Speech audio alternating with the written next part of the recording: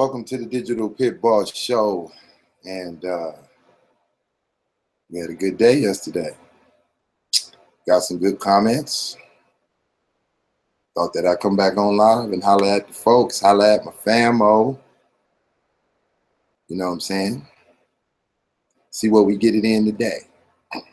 So today, we got a new topic.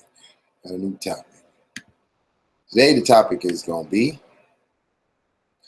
build it or destroy it. Welcome to the room. As the chat starts filling in, I'm gonna get this popping, right? So I hope y'all, I appreciate all of you who seen the video yesterday. I appreciate the comments. It's not often, I was getting that much attention necessarily, and I thought that with the warm welcome and all the new subscribers that I wouldn't wait all day to return back to it. It's a lot of work getting up, handling your business, and still coming and sitting in front of this computer and going hard in the paint for you. So, I'm gonna throw a link out there.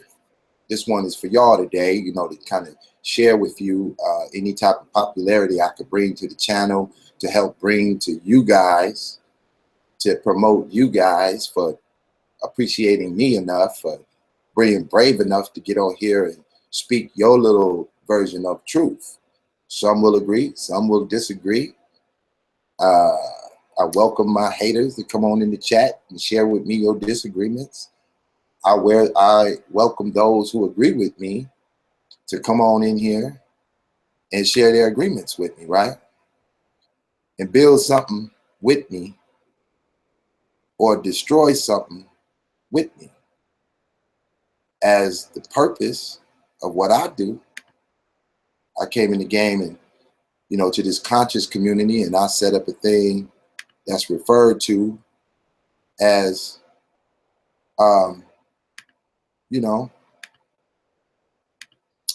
what we call the Fraternal Order of Pan-Africanism. And in that Fraternal Order of Pan-African, what I cared to share with the community was I didn't want to strike at your spiritual paradigm. I wanted to find a commonality in us all that I could build something with you. And, my way of building that with you was to create the history of African Americans in America in my group and share our history and show where we tried to lift ourselves up by the bootstrap, they say, and build a paradigm that could take us from the shackles into the kingdom that we show desire to establish on earth. And with that kingdom, we was going to build ourselves a nation walking away from this slave plantation and doing something for ourselves where we was in control of our destiny after several hundred years of being controlled by another group.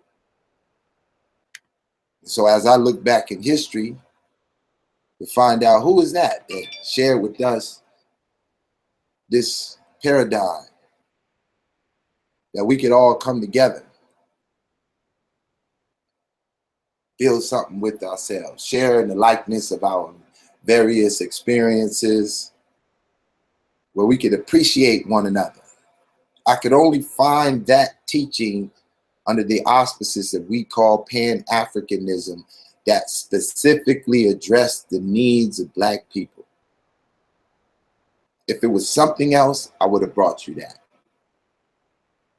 But this came out of slavery, and we landed on Pan-Africanism and a Black nationalist paradigm.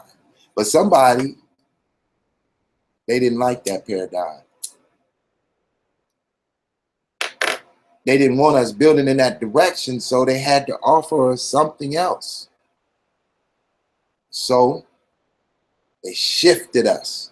They moved us away from doing for self, from knowing about yourself, from learning who the inner you are to creating the inner G to know about the inner G that's in you.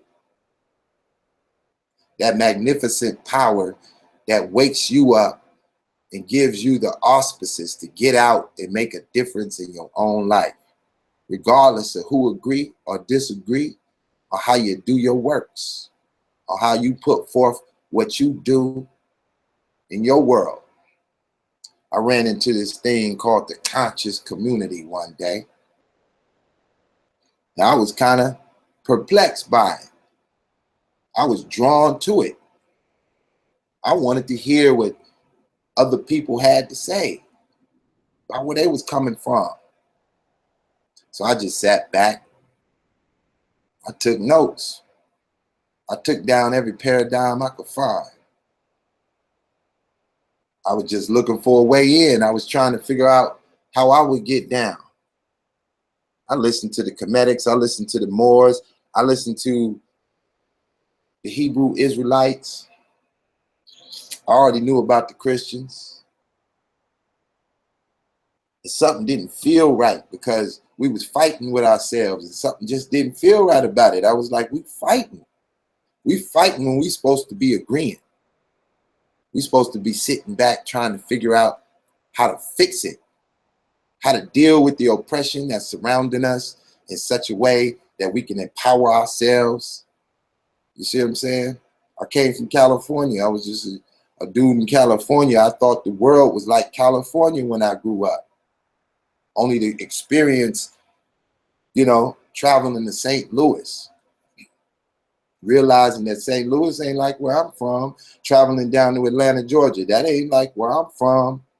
I started to see the black folks get down in different ways, in different places, but yet we all facing the same issues. Even though we don't all get down quite alike, we don't tilt our hat to the left or to the right.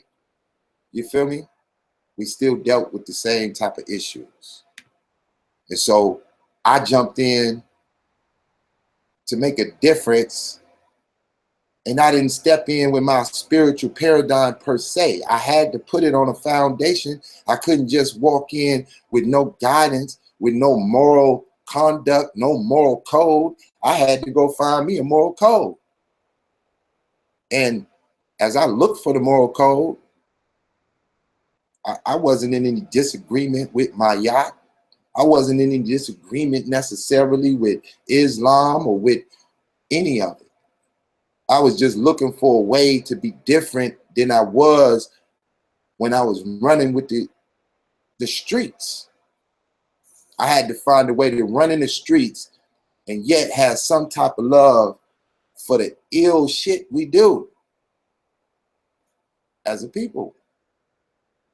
And so, you know, I landed on Pan-Africanism. So I started digging it in because I knew that the Pan-Africanism that I was hearing in the conscious community damn sure wasn't it. I was like, this is not it. Pan-Africanism is not about banging on somebody.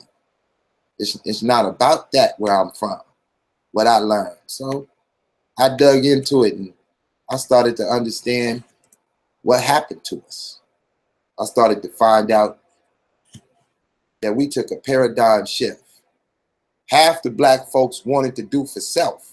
Half the black folks wanted to know about self. They wanted to know about the power that was in them. Another group of black folks wanted to integrate to the society who had enslaved them because they seem to have control of things. And they seem to have all of the things. And so they chose to fight for their civil rights. They chose to create organizations that would move them towards integration. And this was the parallel that we was running on. And so as I sat back studying them two paradigms, I started to say, wait a minute, currently in present day, we don't seem to like integration. People don't seem to enjoy the fact that we integrated, but yet our money ain't integrated. Our money is segregated. Our communities are segregated. Our churches, they're segregated. everything we doing when it comes to the global world, the little small black African Americans, they've been ostracized. Out of the 40 million, 50 million of us in America, how many of us have a passport? Just a few million. So therefore, you have a whole group that don't even have the legitimate ability to lead the country and enjoy the earth. You got another group, they don't have enough money to leave the city and enjoy the town they live in. They don't even get to go to the better restaurants right around the corner from their apartments because somebody done bottle-nosed us into what they call ghettos and black neighborhoods. And so because we struggling so hard against the grain, we look outside, we see a group of black folks that's having things, and we say, yo, I need some of them things. And so we grind hard to get it. We start breaking the rules. We start walking away from the moral code. We start attaching ourselves to anything that look like it's better, doing better than I'm doing. You know, white folks know about us. They know about the greatness that we have done for them. And they wish not that we figure out the greatness that we done for them, that we would do that for ourselves. And so with a master plan, they created a division. They started to say, let's pick a few of them and let's train the few. Give the few of them what we got. Let's give the illusion that the entirety of them could achieve it. But the reality is they'll never achieve it because we ain't gonna give the real ability to go for it and do it on your own, because then they won't need us. And if they don't need us, we gotta respect them as equals. Let's train the few. Give the few of them what we do. All right, if you're jumping in the room, I definitely threw that link out there. And just make sure you drop the your volume so that, you know, we don't get the back feed. I see my man, yeah. So, brother, you know, I know you was D-Cut, but you didn't elevate it to a conscious name, and I want to say it properly. So, you know, please introduce yourself. Yeah, I got your email. I was just doing it by. I just talked Jarrell through it. I was on the phone with him, and you called me right when I literally just got off the phone with him. That's what's up. That's what's up. Is that your other partner, Peter? Is this? Oh, this is Peter. What's up with you, Peter? What's up, Pitt? That's what's happening with you, man. So, you know, as y'all see, got my man DJ Black jumped in. We're gonna bring them all in because, as you see, I just dropped this video. It's Build It or Destroy It, the Real Talk Hour. This ain't pit balls banging on your get down. This ain't pit balls going in on your face now. I'm just dropping it that y'all want to build it, or do y'all want to destroy it? You know, we got the power to do it either way. So I'm gonna let my man D-Cut, you know, drop a little something. You know, y'all, everybody else who on the line, just be patient with people. Let them express themselves completely. Don't cut them off because we got time. And if you cut them off, I'm gonna mute you, and you can unmute yourself after a minute or so and step on in the conversation. So, you know, I'll go ahead and turn it over to D-Cut. You know, let us know what's up with you, man. Drop a little knowledge on us. You can unmute your mic if you're ready. If you're not ready, I'll bring my man Peter on since he was next in the room. Peter, go ahead, man. Share something with us, bro. Tell us how to build it or destroy it. Yeah, man. I was just doing my live stream, just like Jafar told me he was on, and he was like, "Yo, come check you out." And after, you know, what I witnessed yesterday, you know what I'm saying, I wanted to see what was really going on. And I appreciate the topic, build it or destroy it, man, because I understand that people have different roles, and I see your role as someone who's just trying to give the people financial literacy. and help them find a way or get a way to, actually make some money. And for me, that's fine. But I think after the money, because I see a lot of people in the hood, people try to say the hood is poor, but I see a lot of people in the hood, they got money. It's just, either if it's through selling drugs or, what I'm saying, working hard, doing 9 to 5 and doing overtime, like they got money. It's just how they use their money.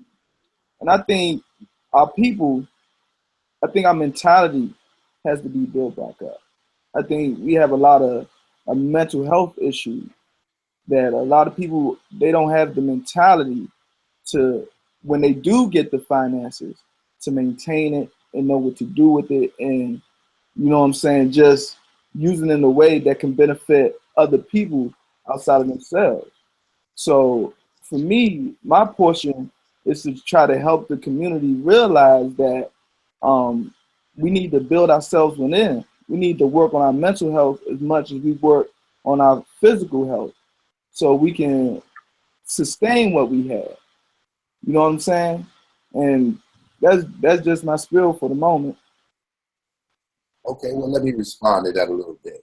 So you broke down the building it in the aspect that we require several ways. One way, some of us need economics. We got the spiritual thing down. Other of us, we need health. We got a good job but bad health. Another portion of us, we got good health and a decent job, but we have no moral value. So we do as we please, we do as we will, right? As the saying goes. So in your expression, you seem to lean more so on the mental aspect and dealing with the fact that some of us don't really have the moral character that we need to express ourselves on these platforms, that we can enhance those who need better moral guidance, right? As you know, I had a partner call, he may come in on the line. He a Muslim brother. I got Kemetic brothers that's gonna come on the line. I'm assuming I got some other faiths out there that I might not know what you share, right? But one thing in common is we all here with the opportunity to build something with one another or destroy what we got. We got the power either way.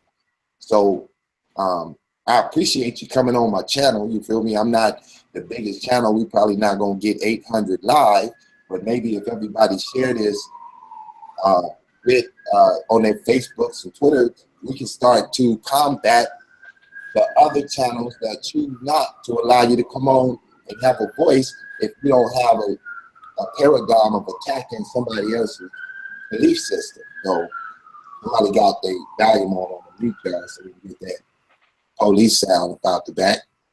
When that go away, you can come back in.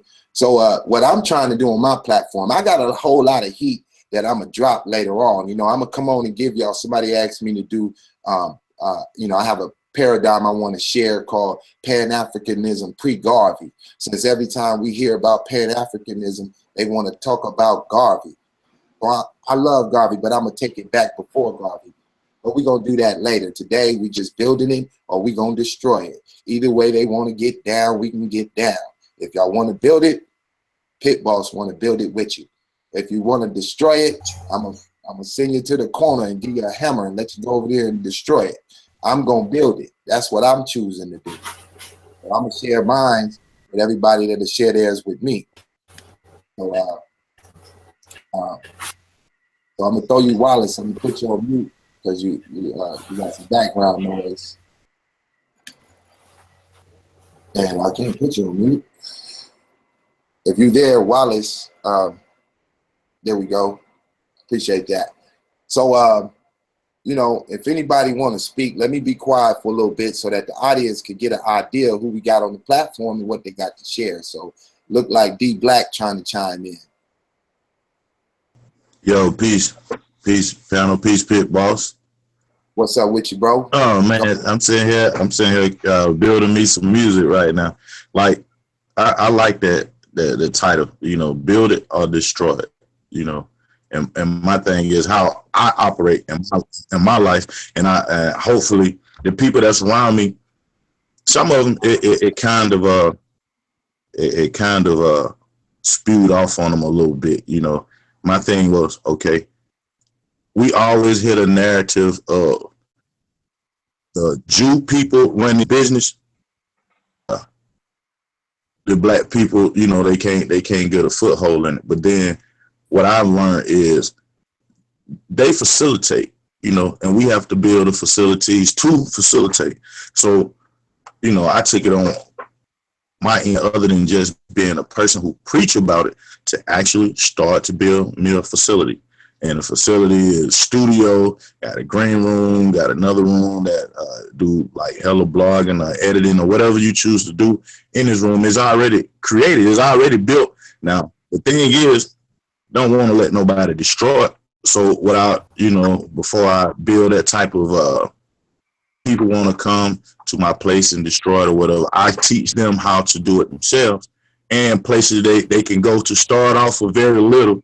You know, like to say, okay, let's talk about business, you know, to even say you in business and you part of the business community. Now, right now we're in a conscious community, but we also have to talk about all the things that's inside of consciousness, and business is one of, we talk about economics and stuff like that. So we have to build our wealth up by having businesses, you know, and America this, America that, whatever, but we got to live over here, you know, and living over here, we have to learn how to have things, and to have things, we got to know the sequence on having things. And one part of the sequence is those business licenses, that tax ID now, and not being afraid to play this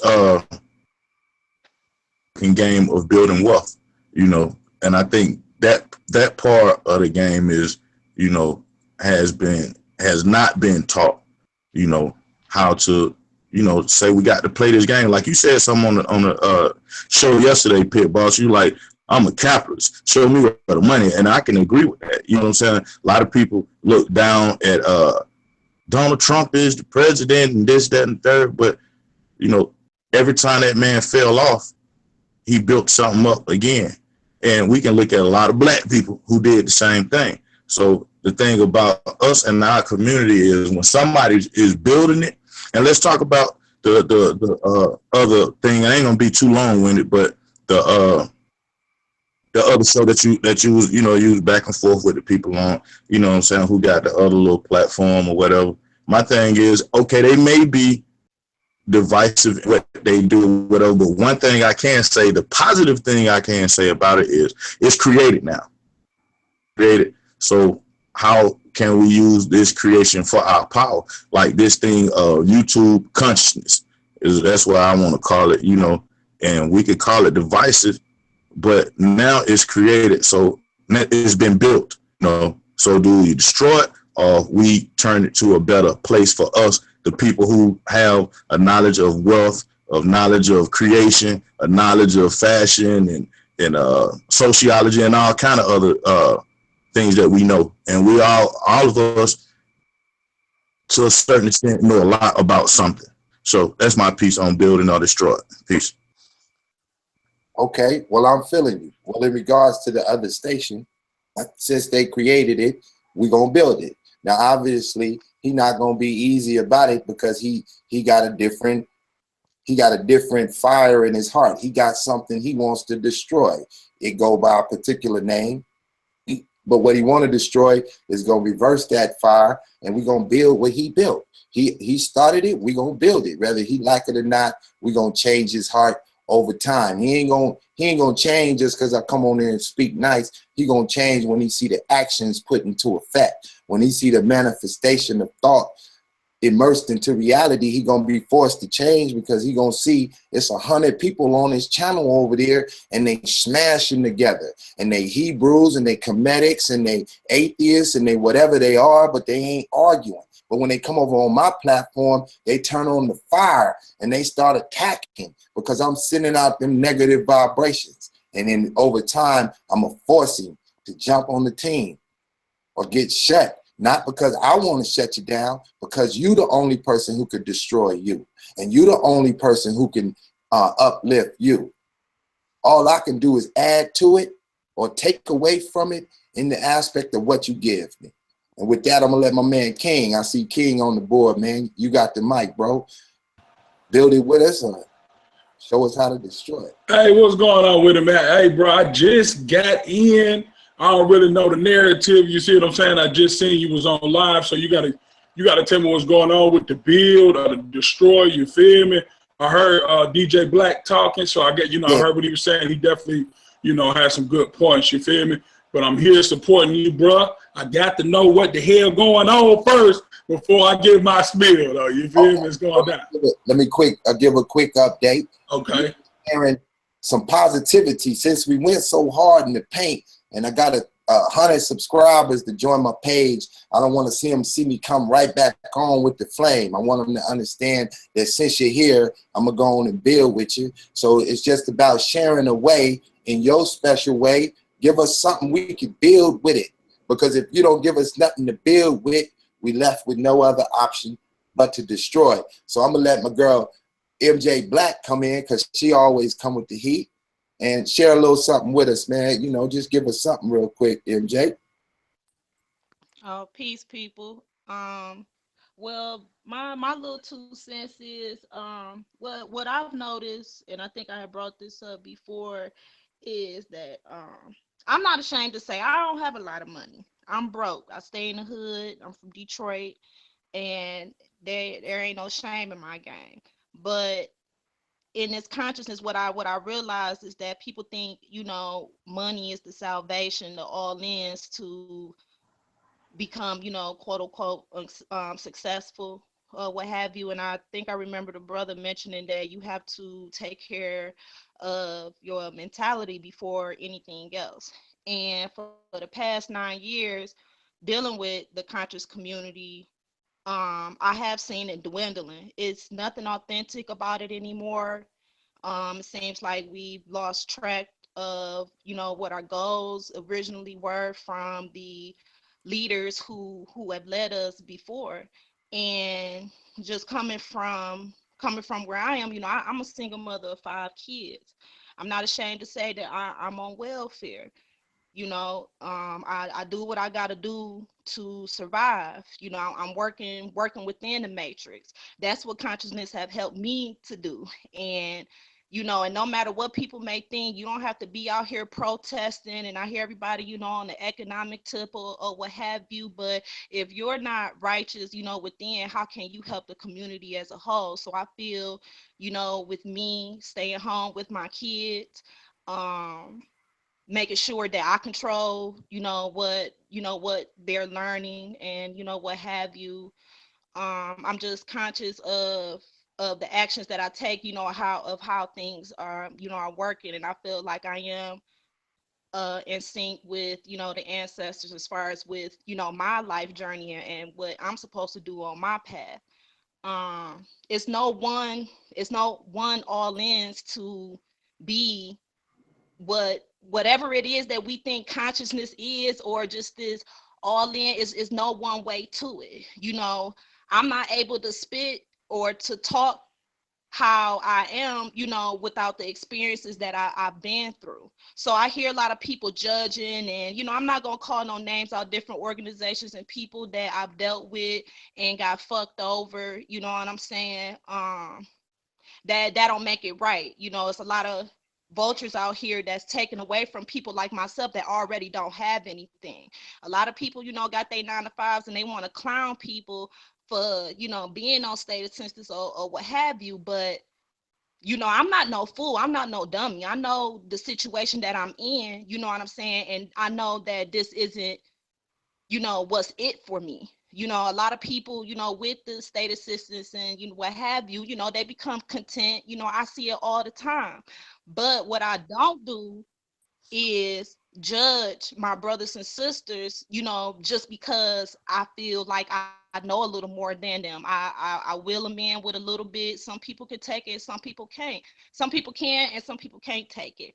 But I feel like I'm doing my part individually, and that's what's going to help the collective. Like, you know, if Tupac said, you know, one of his biggest, I guess, weaknesses is his big mouth. And I see where he coming from, because I'm a Gemini as well. And I feel like I do be putting my business out there, but I feel like if I don't, nobody would really be able to relate.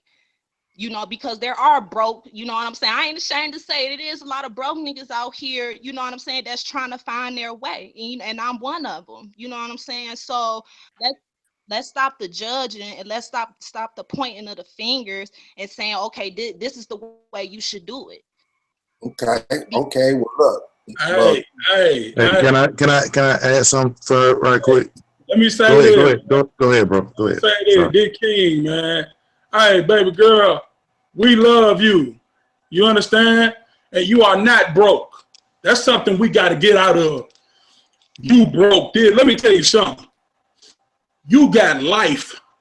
You are a goddess. You are earth. You are our queen, okay? And you got them kids over there, so you are not broke. You are rich. One thing I learned with losing my little brother a couple years ago from sugar diabetes, I could put $1 million on the cemetery and won't nobody get up. You understand me? And hey, listen, Queen Elizabeth's hand ain't no different from your hand.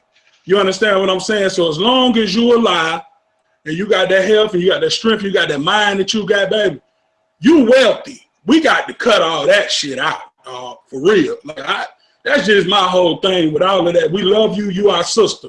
So for me, Pitt, you know how I'm coming. I'm coming on black love, period. Of course, we got to get our economics right. I feel y'all. But guess what? It's Jewish millionaires' wives that are on welfare. Oh, shit, for real? Didn't nobody tell nobody that, though, huh? You got to do your research. A lot of these Jewish millionaires, what they do, they don't got their wives on that paperwork. They got an apartment over here, and they send everything to the apartment address. But the thing I love about what they doing, they playing the game. They not becoming a victim of it. That's my problems with the sisters and the brothers. Y'all got to start taking advantage of the game. That's all I'm saying. You see, because at one point, go ahead, sister. Oh, no, that's what I was going to say. Like, I see why people become content and fall between the cracks. You know what I'm saying? Because I ain't no fool dealing with these, because real talk, if it wasn't for a lot of people, black people predicaments and what they in, they wouldn't even be able to be rolling in the dough that they rolling in. So, you know, I definitely agree with you on that. Yes, I'm using it for all. Pitbull's last live stream, the brother was like, you know, that's free money. That's what I'm looking at it, you know, and I'm using and I'm doing with it what I will. You know, Pitt, you know, gave me the email, you know what I'm saying? I'm getting my stuff together, you know, on this end, so that I can put all of my time and effort into this business that I do. You know what I'm saying? Want to get off the ground. So yeah, ain't no dummies or fools this way. I know the situation that I'm in. I just hate the judging. You know what I'm saying? That a lot of our people are doing. You know, going back with think about using that thing. Hey, look, I'm gonna tell you why though. As I looked at the black community, a lot of people told me it was crack that destroyed the black community in the 80s. That's what everybody told me. So I started doing my research, and I discovered that in the 60s, the war on poverty and the welfare reform that happened then, to me, is what destroyed the black community.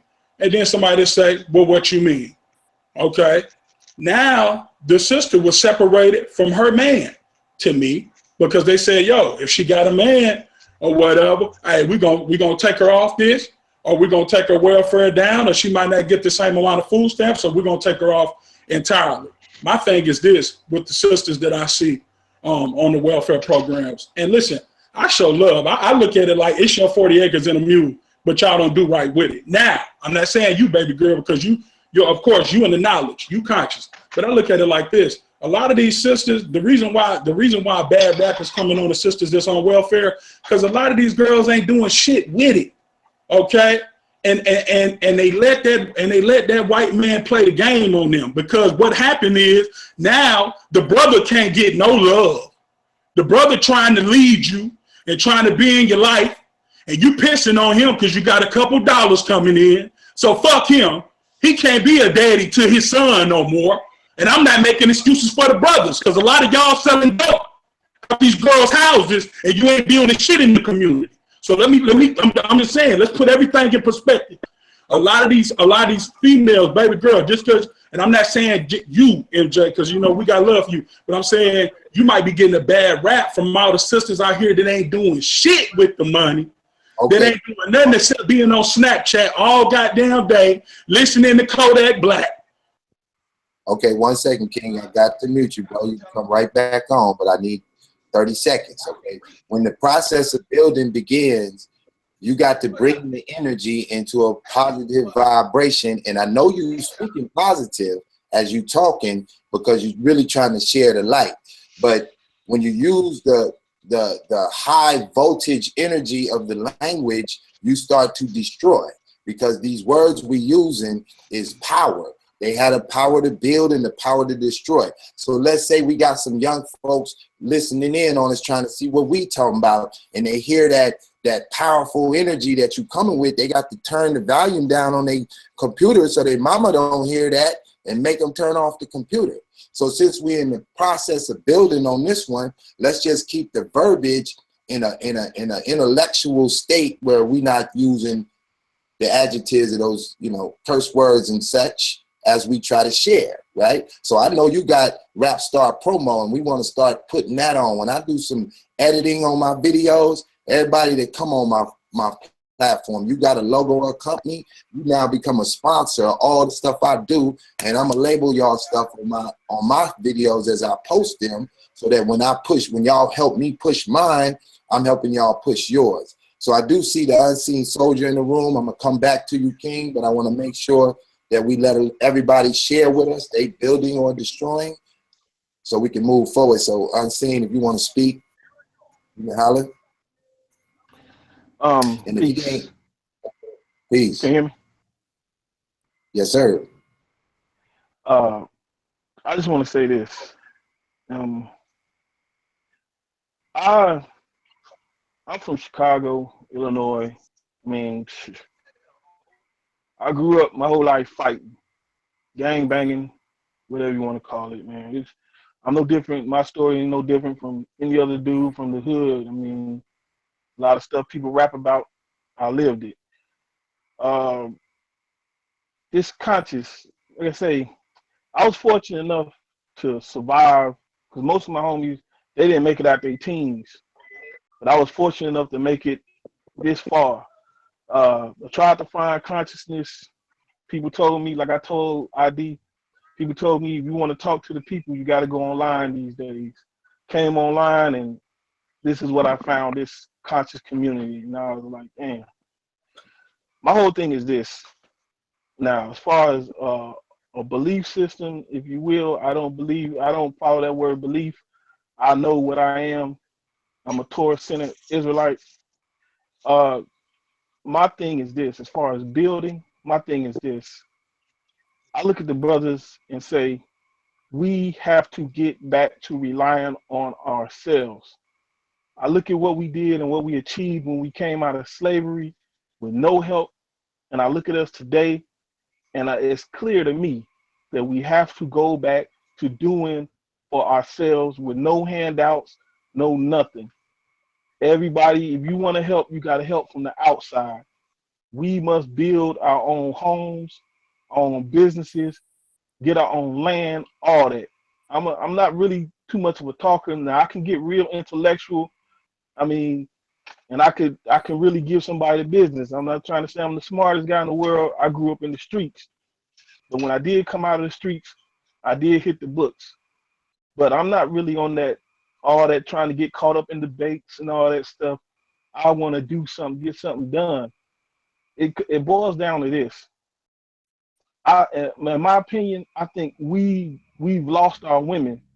Someone else has control over them. Someone else has control over our family. From how I view women in our family, women don't respect anything but power. If you don't have power, if you don't have the simple power to control your own destiny, have your own home, provide for a family if you got it. If you don't have that, a woman's not going to respect you. She's going to go to where she can get that. So as far as us brothers, we need to obtain that. And it's not, see, we get caught up in this Hollywood stuff and this flashy stuff. We need to get back to basics. How did they build Black Wall Street? What did they do? We need to revisit that and do it. Stop. I mean, I hear all these scams about this Bitcoins and all this stuff. Now, if that's your thing, that's you. But as far as me, I go back when I look at what we did that was successful for us in the past. Our forefathers and mothers, they dealt with life insurance policies and real estate, something concrete. Invest in silver and gold, something tangible. Something we got to get back. We can't get too far off into somebody else's paradigm without legs to stand on. So that's basically what I'm on. I want to do something. I don't want to talk. I want to have these debates, lectures where people just get paid and go from state to state making their money. I want to build something. I have an idea of how to build affordable housing, but I can't tell my idea to everybody because I'm trying to find some real people somewhere, and that's what I'm doing, bouncing around trying to find somebody who I can feel is real, so I can say, okay, this is my idea. I got an idea that if a brother or sister save 1 or 2 income tax returns, it's a way to build. There's a way for them to build their own home.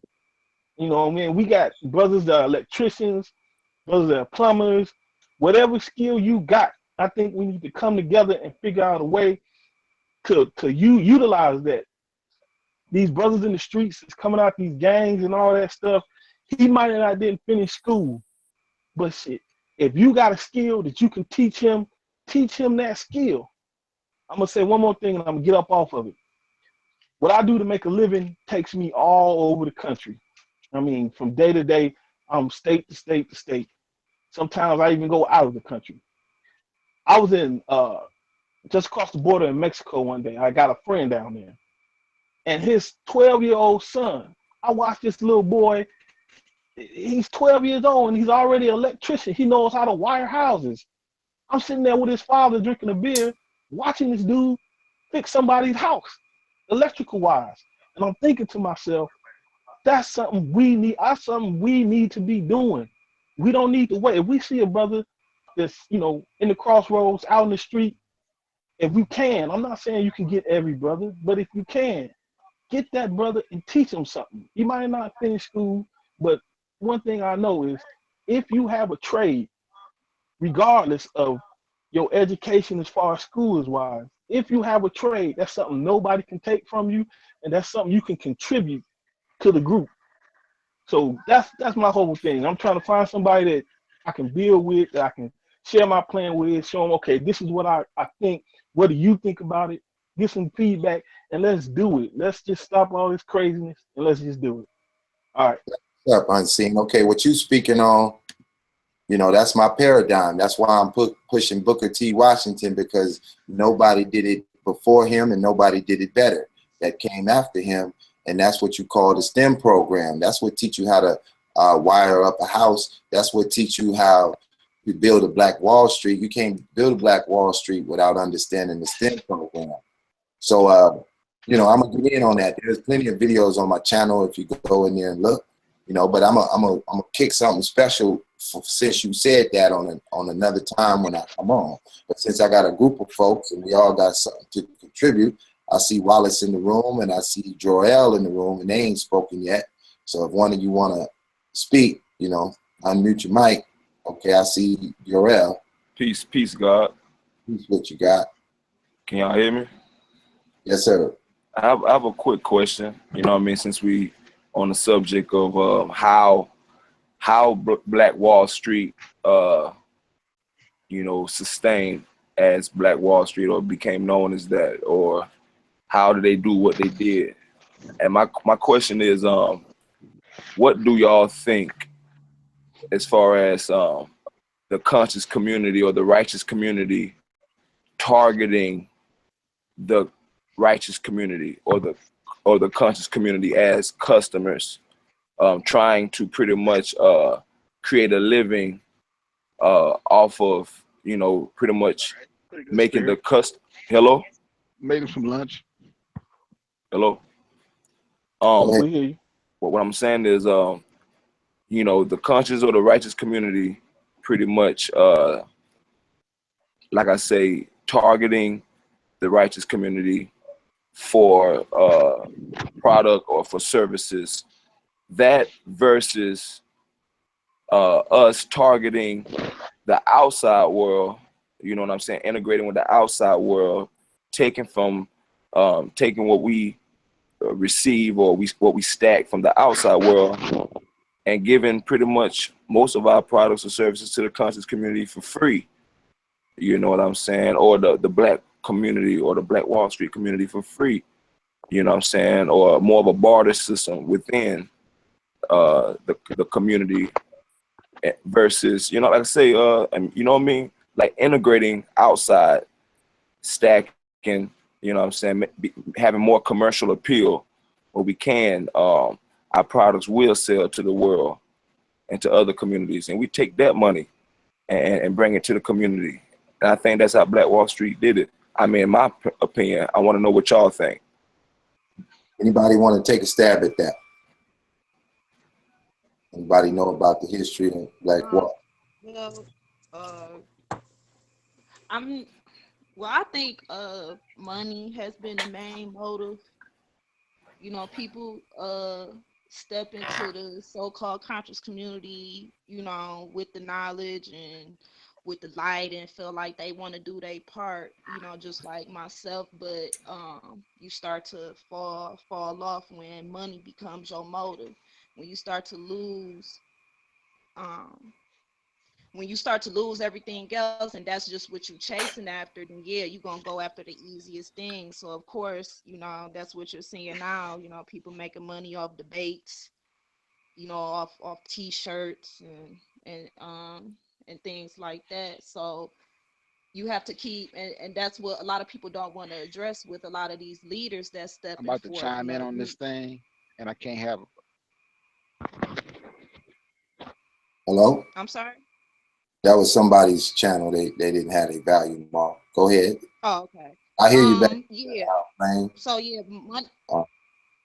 money becomes a factor, and then, you know, then people want to just take the easy way out. So it's easy to go and travel and do the debates and lectures. It's easy to, you know, get on what I guess, you know, people starting to make a little money off of YouTube now, or whatever, however that works. So some people just starting to lose focus. And then, you know, like, just with my experience again, you know, people like myself wanting to, you know, try to chime in and make a change and see where I can, you know. And then one thing though I have noticed is like the women can't really get in where they fit in. You know, I see like it's a certain type of lady or something that, you know, that comes up, like the Thayla who Pitt was talking about. Like, we need women like that. Sorry to get off of, you know, what you were saying, but like with the Black Wall Street, Detroit, I think it is can be a prime stomping ground, because a lot of leaders hit Detroit. You know what I'm saying? With the what's that group? The Republic of New Africa. All of them leaders gathered in Detroit, and I believe it was in 1968 when they created the provisional government of the Republic of New Africa. It's so many neighborhoods that, you know, got a handful of houses, you know what I'm saying? And I've seen brothers and sisters coming from all over the country, you know, investing in the property. But, you know, instead of them coming individually, that's where we need to, you know, have a collective, you know, because everybody know what's going on in Detroit. And if Detroit is able, and they are, you know, with the gentrification, you know, that if they able to make on their goal, then that's going to be the blueprint for the rest of the country to turn a lot of these black neighborhoods over back to these white folks and stuff. So instead of coming in here, just Detroit as an example per se, instead of coming in here individually, that's, you know, where the social media and stuff should come into play. Like, hey, you know, I heard, you know, Detroit got some auctions going on. Woo, woo, woo, let's meet out here or whatever, because that's what I'm on. I want some type of government outside of the rules and laws and stuff that that they got us following and everything. Okay, so let me address the your issue and go back to Jorel. I'm gonna hit both y'all and answer what y'all seem to be, and then I'm gonna let y'all speak again. And I got my brother Blaine who gonna come in. He real wise. I get coached by him all day long. So now let's go back in reverse. I'm gonna start off with Jorel's issue. I wanted to see if the panel wanted to speak on it before I go in. Yeah, I wanted to say something. Go ahead. Get your idea out though. I wanted to say something about it, but finish your idea, bro.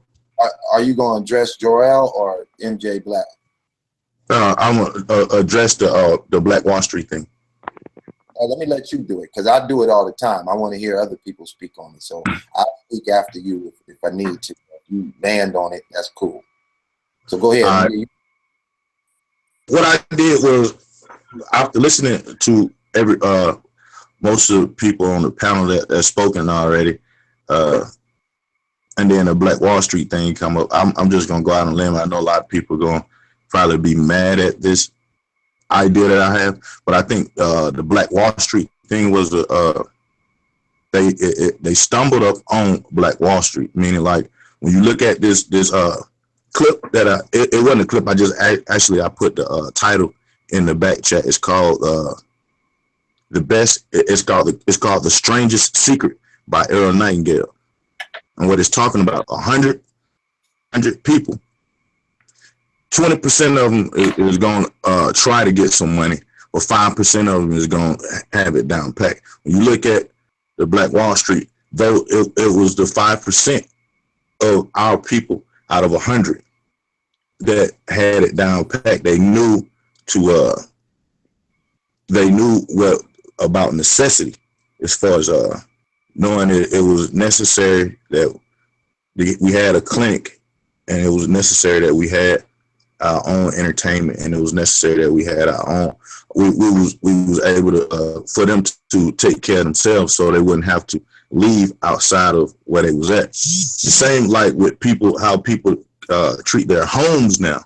The thing about with the Black Wall Street, it wasn't just a person treating his individual home that way, where he wouldn't have to leave his home. He created a community out of that. So the thing about it is being exposed to people who actually understands real estate, and people who actually understand agriculture, and people who understand medicine. The thing about it, what happens is like, if we don't know the knowledge, then we really don't gravitate towards even engaging people on what they know. And see what happened with Black Wall Street with Tulsa, Oklahoma. Those people was engaging each other. And what we don't do today is engage each other on what we know. Something we philosophize, something that's theoretical, like the brother was talking about. He seen a kid putting electric wire in the house or whatever, and then you look at the lady. It was one lady that was on the Amon-Ra squad. Her name was Dr. Maya. Her name is, not was. She is electric engineer. It's like to collectively deal with a person like that, or in how everything that we know today, we don't deal with each other on, and that's what I mean by Black Wall Street was stumbled upon, because those people that back then, they didn't have a choice but to deal with each other, and they dealt with each other on what a person knew. Brother, can I chime in for 1 quick second, if I may? And like you said, if we don't know the knowledge, we don't really, it's going to be impossible for us to grasp this thing. But I don't know, a lot of history when it comes to the Black Wall Street. I know pretty much, what the next conscious brother or righteous brother know. But I did hear some stories that, man, it was a couple of sisters, man, that was so rich that they was taking trips to France and Spain like every damn month.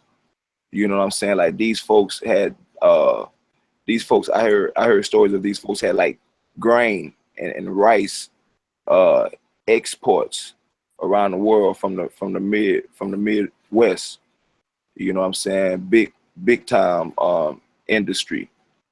I heard that was going on in Black Wall Street. Like, I heard also that Black Wall Street was not just the richest black community, but it was the richest community in the United States at the time.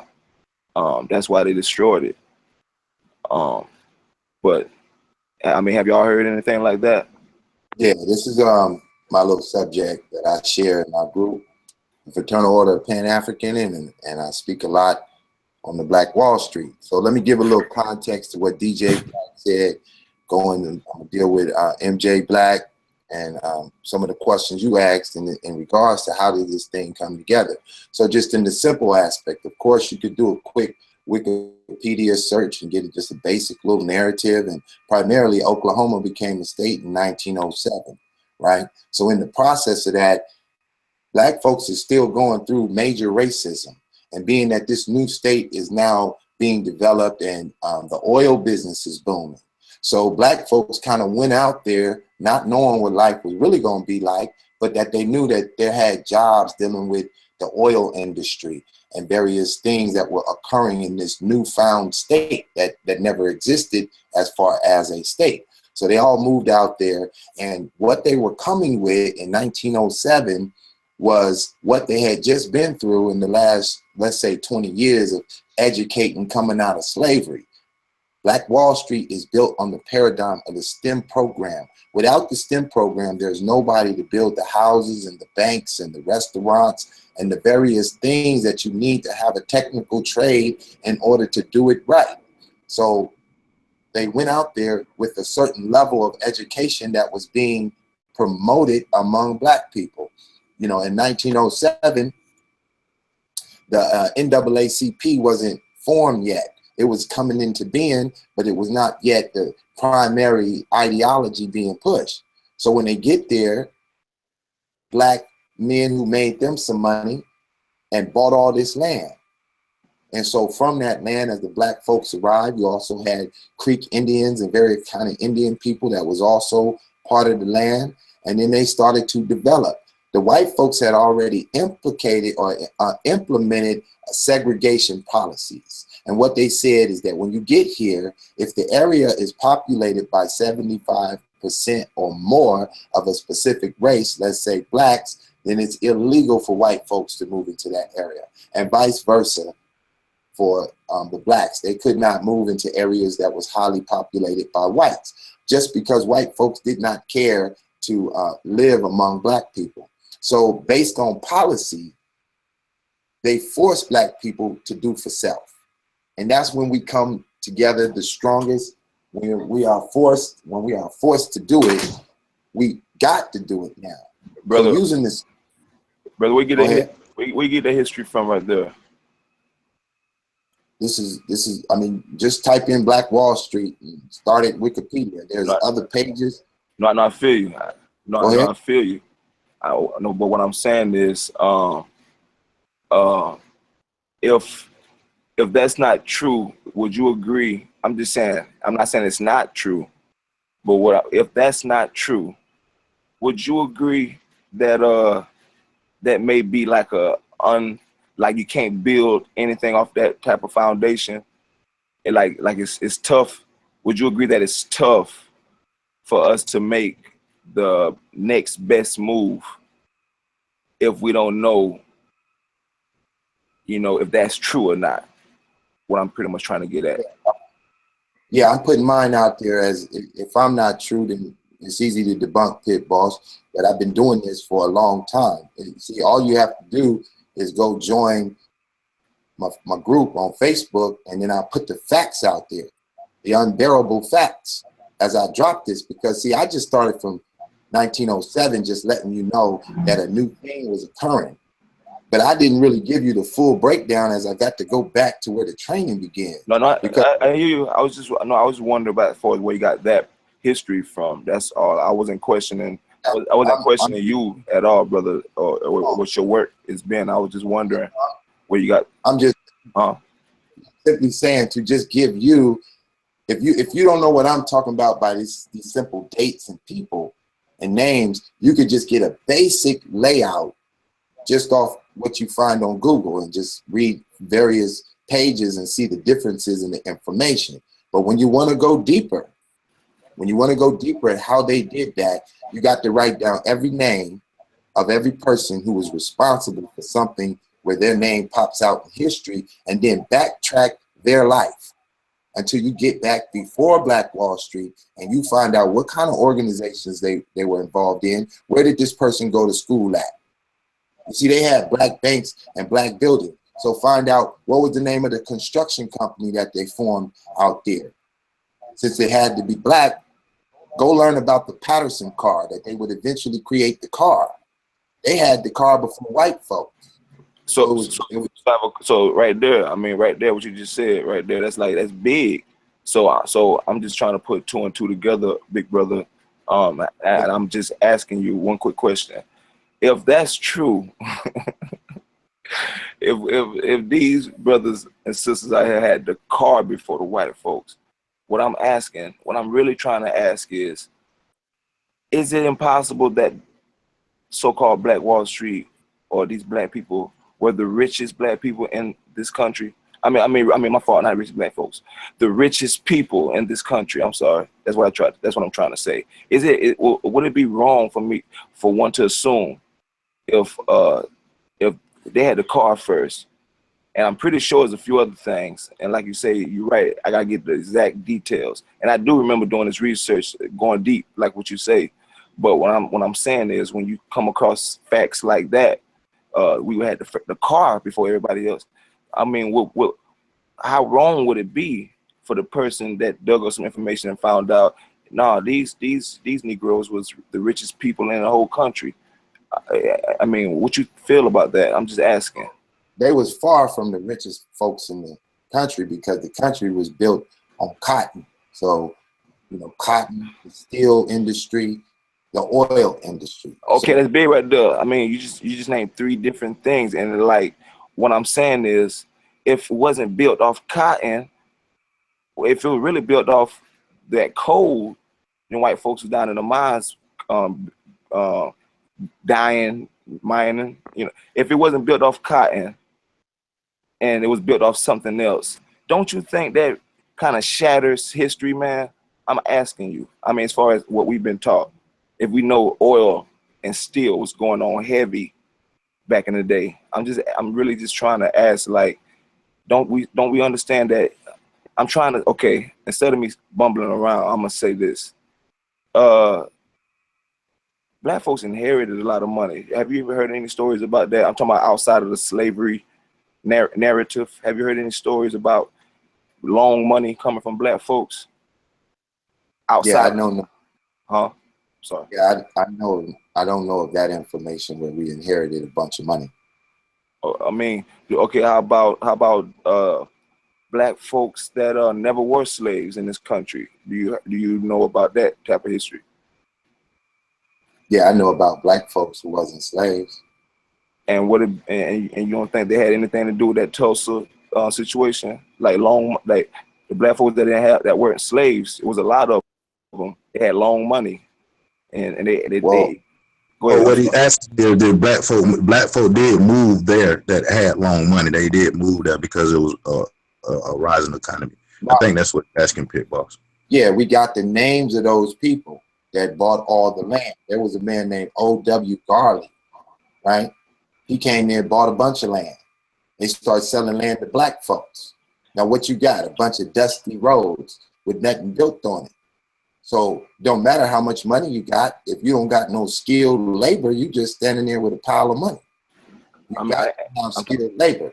So now we need to understand who trained them this way. What paradigm did they learn to be so skilled at this labor? You got to understand that technical ability it takes to build a Black Wall Street. And what I'm saying is, you don't think that we knew those skill sets outside of the slavery paradigm? Nobody came over here and taught the African American nothing. The African American learned what they needed to learn and went and taught the world. Absolutely, absolutely. I'm just trying to build off of that strong fact right there, and pretty much all I'm saying is, if we think that this rich economy, if we think this rich economy out there that we built and we sustain, if we think that it got that way just by dealing with each other, and if we think that, right, and if we're wrong, that's all I'm saying. I'm not saying we are. What I'm saying, if we're wrong, if they were really integrating crops and products with the world, don't you think we would be way off if we didn't know exactly what was going on and how to come out of this rut we're in right now as a people? If we think that just dealing with each other and selling and offering service to each other, that's going to bring us out of the economical warfare or economical prison that we're in right now. If we think that, and what we need to be doing maybe is something else. I'm just saying, I got what you're saying. Go ahead. What you're saying is, see, when I say we were segregated, the white folks did not want to live with us. That's okay. Well, what if we didn't want to live with them? What if we didn't want to live with them and we was doing okay? Doesn't matter if we wanted to or not. They control policy. We can only do what they allow us to do at that time. At that time, it was segregation. So we was forced to make our way in that aspect. So but you make it sound like that's a bad thing. That's the thing about it. Sound like nothing but the fact. So what? So my question is, was there, okay? And I'm not trying to argue. I'm just trying to get you to understand what I'm trying to say. Into this period, and then respond. And so being that we had to go ahead and this the way it's going to go down, we're going to be segregated, we started to build. Eventually, we started to love what we build. We loving this, right? We loving this so much, we start putting plumbing in our houses. They don't even got plumbing in their house. Finish the whole thing. Okay. Now, hold on 1 second. I'm gonna let you in. So they didn't mind buying things from us because everybody need things. So if we had something for sale, they spent money with us. We spent money from them. If they had rice, we bought their rice. We sold them wheat. Whatever we got, we're sharing it in an economic sense. It's just a matter of separation on how we live. And that's what the segregation was about what side of the fence you could live on. But how we did economics, we did economics with anybody that wanted to spend some money with us, as we had products and services to offer. Now, you want to speak on that? Yes, sir. So basically what I'm trying to say is, if we don't, as a people, and this is what this is proving to me, because I've been really just observing the impact of history and true history and what it does on our mind and what it does to us as far as when we're making plans right now today for tomorrow. And if we keep speaking from this slavery paradigm or this poor paradigm, when Black Wall Street is actually evidence of the other, like Black Wall Street is evidence of a rich history, but we keep trying to add this poor narrative to it, or like for instance, like check this out. We know Hollywood has a lot of lies. It's mostly lies, but every now and then, you know what I'm saying, these Jews be throwing little secrets in there. So like 12 Years a Slave, yo, that nigga was a musician and he was a master engineer. And this is in the damn 1800s, early 1800s or whatever, whenever, mid 1800s. Like this is way before early 1900s is what I'm saying. This was during the time of slavery. You know what I'm saying? This damn movie showed you not just him, but several other brothers that was super educated. Super. You know what I'm saying? More educated than country ass white folks. So all I'm saying is sometimes it's beneficial for us mentally when we come from that paradigm, trying to figure out, especially when we're trying to figure out how these niggas did it. You know what I'm saying? How they got to the level they did get. You know what I'm saying? I think that matters. I think that matters a lot, man. If we keep, especially if we keep acting like it wasn't super rich niggas, or it wasn't super educated niggas, or it wasn't niggas that wasn't slaves. It's like if we keep acting like those niggas didn't exist, man, it's having a big effect on our minds right now, as far as when we're planning on what to do next today. Okay. So, you know, who want to speak? So I wanted to say something. I wanted to say something behind what you already answered. What I was about to say about the Black Wall Street part. But what I wanted to say to our brother is it's like I said earlier, it's about exposure. You know, like a lot of us, we aren't exposed to a certain type of engineer. Like my niece is in college right now for intermediate engineering. I didn't know what that was. Now, but I know now what she's in school for. She's in school to learn how to do the roadways and the train tracks and to annex all that stuff in different cities. Like she's about to graduate college and China is already trying to hire her. We should be able to hire her, not another country. But the thing about it is, I wouldn't know what it was until she explained it to me. But she wouldn't know what it was to another teacher expose her to it.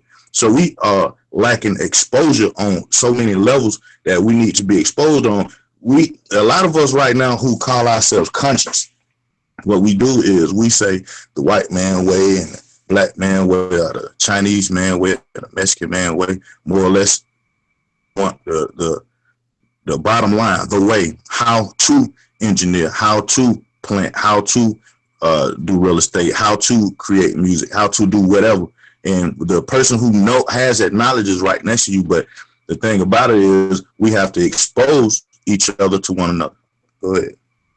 That's true. So let me bring in one of my brothers, Blaine. He's definitely when you listen to him speak, you're going to hear the wisdom in his words.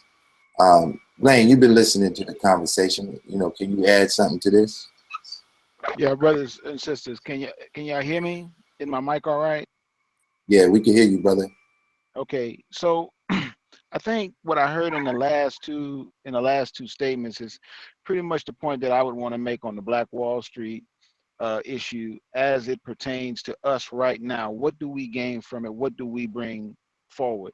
I'm a firm believer that Black Wall Street happened because of what Pit Boss said, that the right group of people got into a situation where white supremacy was asleep at the wheel, so to speak. The part of the job of white supremacy to actually keep you down, they were asleep at the wheel a little bit. And then when they woke up, they said, wow, look what these people have accomplished, you know, and then they snapped back and said, okay, hey, we got to break this down. I also agree with the brother whose profile is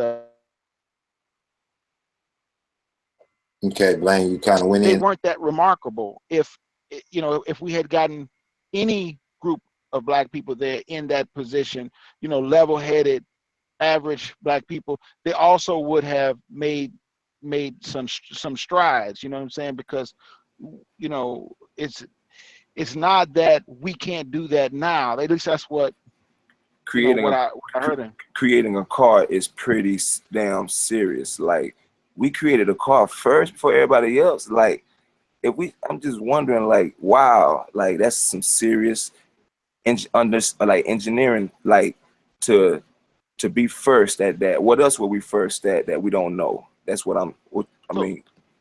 So what I would like to do here, if it's okay with you guys, is to pretend for a moment if we were, you know, in that pioneering spirit, if we were in the middle of nowhere, you know, we were stepping out in Oklahoma, what skills are we bringing to the table? Just us 9 folks. I mean, I can see 9, maybe there's 900, but the 9 folks that I see actively participating in this conversation. Now, me, myself, you know, my main thing is pest control. That's what I do every day for a living. That's how I make my money. But my skill set it's not only that, but I can build and frame to a certain degree. I wouldn't say I'm a professional on it, but Okay. I can farm. Okay. I would say those are my my main skill sets. Who else do we have in terms of skill sets, the STEM skill sets that we have in the room? Well, I facilitate, you know, and I mean, what I mean by facilitate is this right here. Well, I always try to teach people around me how to create an economic from nothing. Meaning, I ask a person next to me, what do you do? That person may say, I'm into cleaning. And I say, well, you know what? I got people who need stuff to be clean. So now I just got these people stuff clean, and I got these people some money for doing their job, and that also made me some money at the same time. So that's what I do. That's what I've learned to do, you know, and create a wealth doing it. Okay, so I got a brother named Wallace. I see something that you kind of wrote on the side. So it seems that you kind of working with the higher self aspect. You want to speak on the mic a little bit?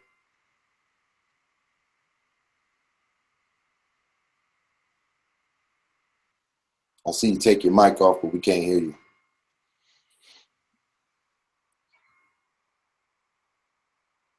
Okay, we can't hear the brother. So when you get your mic right, you can come back in the room. And yeah, so Blaine, if you want to continue, or Black, or whoever want to add on to what was being said. Okay, so we need some more people to come in. What your skill set is, not just the main thing you do, but also if you have some other skills that you can do. We're talking about nation building type skills, the STEM type skills, you know, the basic functions of the society, as well as, you know, anything. To me, what it do, family? Go ahead. I want to go ahead and pick up on this. It's been some good building. I've just been listening for a while. I just want to pick right up where he came in, because he's trying to get it to the point where we get it concentrated and start imagining getting some productivity even out of these type of builds. So it's like, let's look at reality. So he mentioned a couple of skills. He broke up a little bit when you was talking, Blaine, but I didn't hear much. You said something about farming. You said you know a little bit about farming. What else was you saying you do?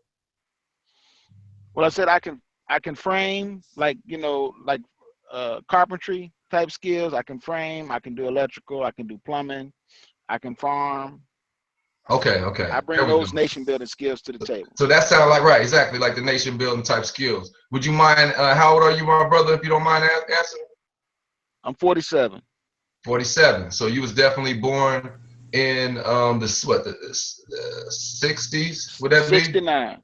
All day. So you was the last end of that paradigm. You know what I'm saying? Y'all generation was the, you know, closer to the last end of that paradigm. So anybody come in and start getting younger and younger, 80s, 90s, you're gonna see a drastic drop off from that STEM, from that STEAM. It's like we've been bamboozled, we've been had, so to speak. If you go down this list, you see, as soon as we jump to somebody else, it jumped to facilitating, which is you know, the beloved brother was trying not, you know, to keep it all the way trill at the same time. Like he said, that's what he was taught. That's what you got to keep it trill. It's no disrespect, because it ain't nothing disrespectful to him. He just showed you the economics. But the bottom line is he's saying he ain't got no STEM. Me neither. I can tell you how I'm a writer, an author, a speaker, a rap artist, a videographer, a video editor, an English major, you know, and all this. It ain't no STEM. It's not STEM. We're talking about STEM, like all those nation building skills. We ain't got none. That's why I came in to say. I'll just say a couple other things. Hold on. Let me correct that right quick. Now, in high school. Hold on, Black. He wasn't finished. I'm gonna finish up real quick and then go right to him. One thing we need to do, no matter what, is that's why I like when he said these 9 people right here. Because the one thing I want to say about these 9 people right here is we need to build this conscious community news platform, this news media that is authentic. like the sister was saying, is going sideways. Well, we need to get it right. We need to build it. We need to start with what we working with right now. We need to utilize each other. The ones right here. I want to say that. I want to say it's all this stuff we've been talking about sound like psychology. It's all is one, all is mind. This is a lot of psychology. We done had some major psychology done on us to get us away from the STEM or even thinking about STEM or anything close to it. As far as the separation stuff, we need a fresh start, blase this, blase that. To me, what I call the primes, the primordial Black Africans, the primordial essence is not ready for separation. They're too damn attached thing that they did. They too attached to this shit. They can't let it go. If you look at a meme, that's the last thing I'm gonna say. If you look at a meme that's going on right now, it's exposing this little thing where if you Google sexy white moms, you get all these images of these beautiful, white girls with their babies and all this stuff, and you Google sexy Black moms, and it come up nothing but porno shit. Psychology, they ruining us, they ripping us apart psychologically. We stay too philosophical in our builds. We just so philosophied out. We got so much philosophy we could build for 14 more centuries. If we want to actually get some dense material, build some matter, some manifestation, then we're gonna have to work together. Start with that question that he asked: what can we do? What can we utilize each other's skills and build? And build. Don't judge each other on them, like MJ saying. Don't judge each other on the limitations of them and this, that, and the other. We got to start somewhere. It's going to have to look like, to impress our people, some of it going to have to be brick and mortar. The densest material. You ain't going to be in, that ain't the highly enlightened. We talking about dense brick and mortar material. It impresses our people and they'll think that we actually growing somewhere in some type of direction. But yeah, family. Brothers and sisters, can you hear me? This is Brother Wallace. Hey, go ahead, Brother Wallace. All right, I had to get on my phone from the iPhone. I guess the computer wasn't working. Y'all were hearing me talk earlier. I want to say first, blessings and peace to all the brothers and sisters on the line.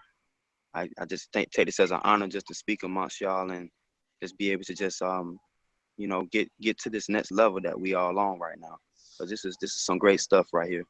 And just to add on what Brother Siggy was saying, we don't have that. We do not have that stem. We don't have that root or that base right now. This is why we're all talking right now, why we even coming to this stage and this point.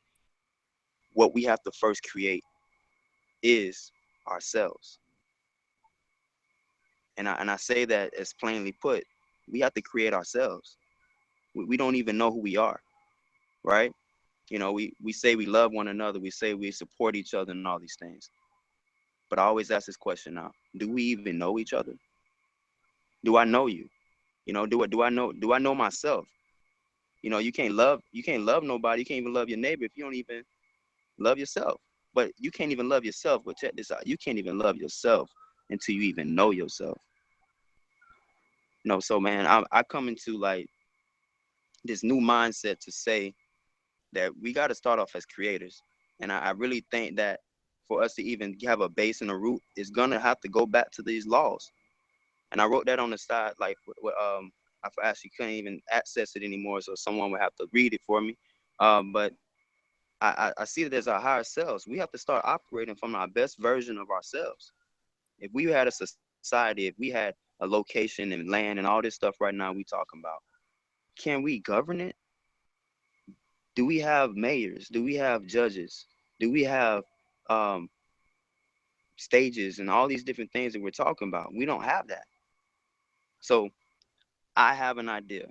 I have a solution to all this what we don't have. Instead of talking about what we don't have, what do we have? We sometimes think about all this stuff we don't have, but we have. What skills do we have? What talents do we have? I have the talent of electronic service and repair.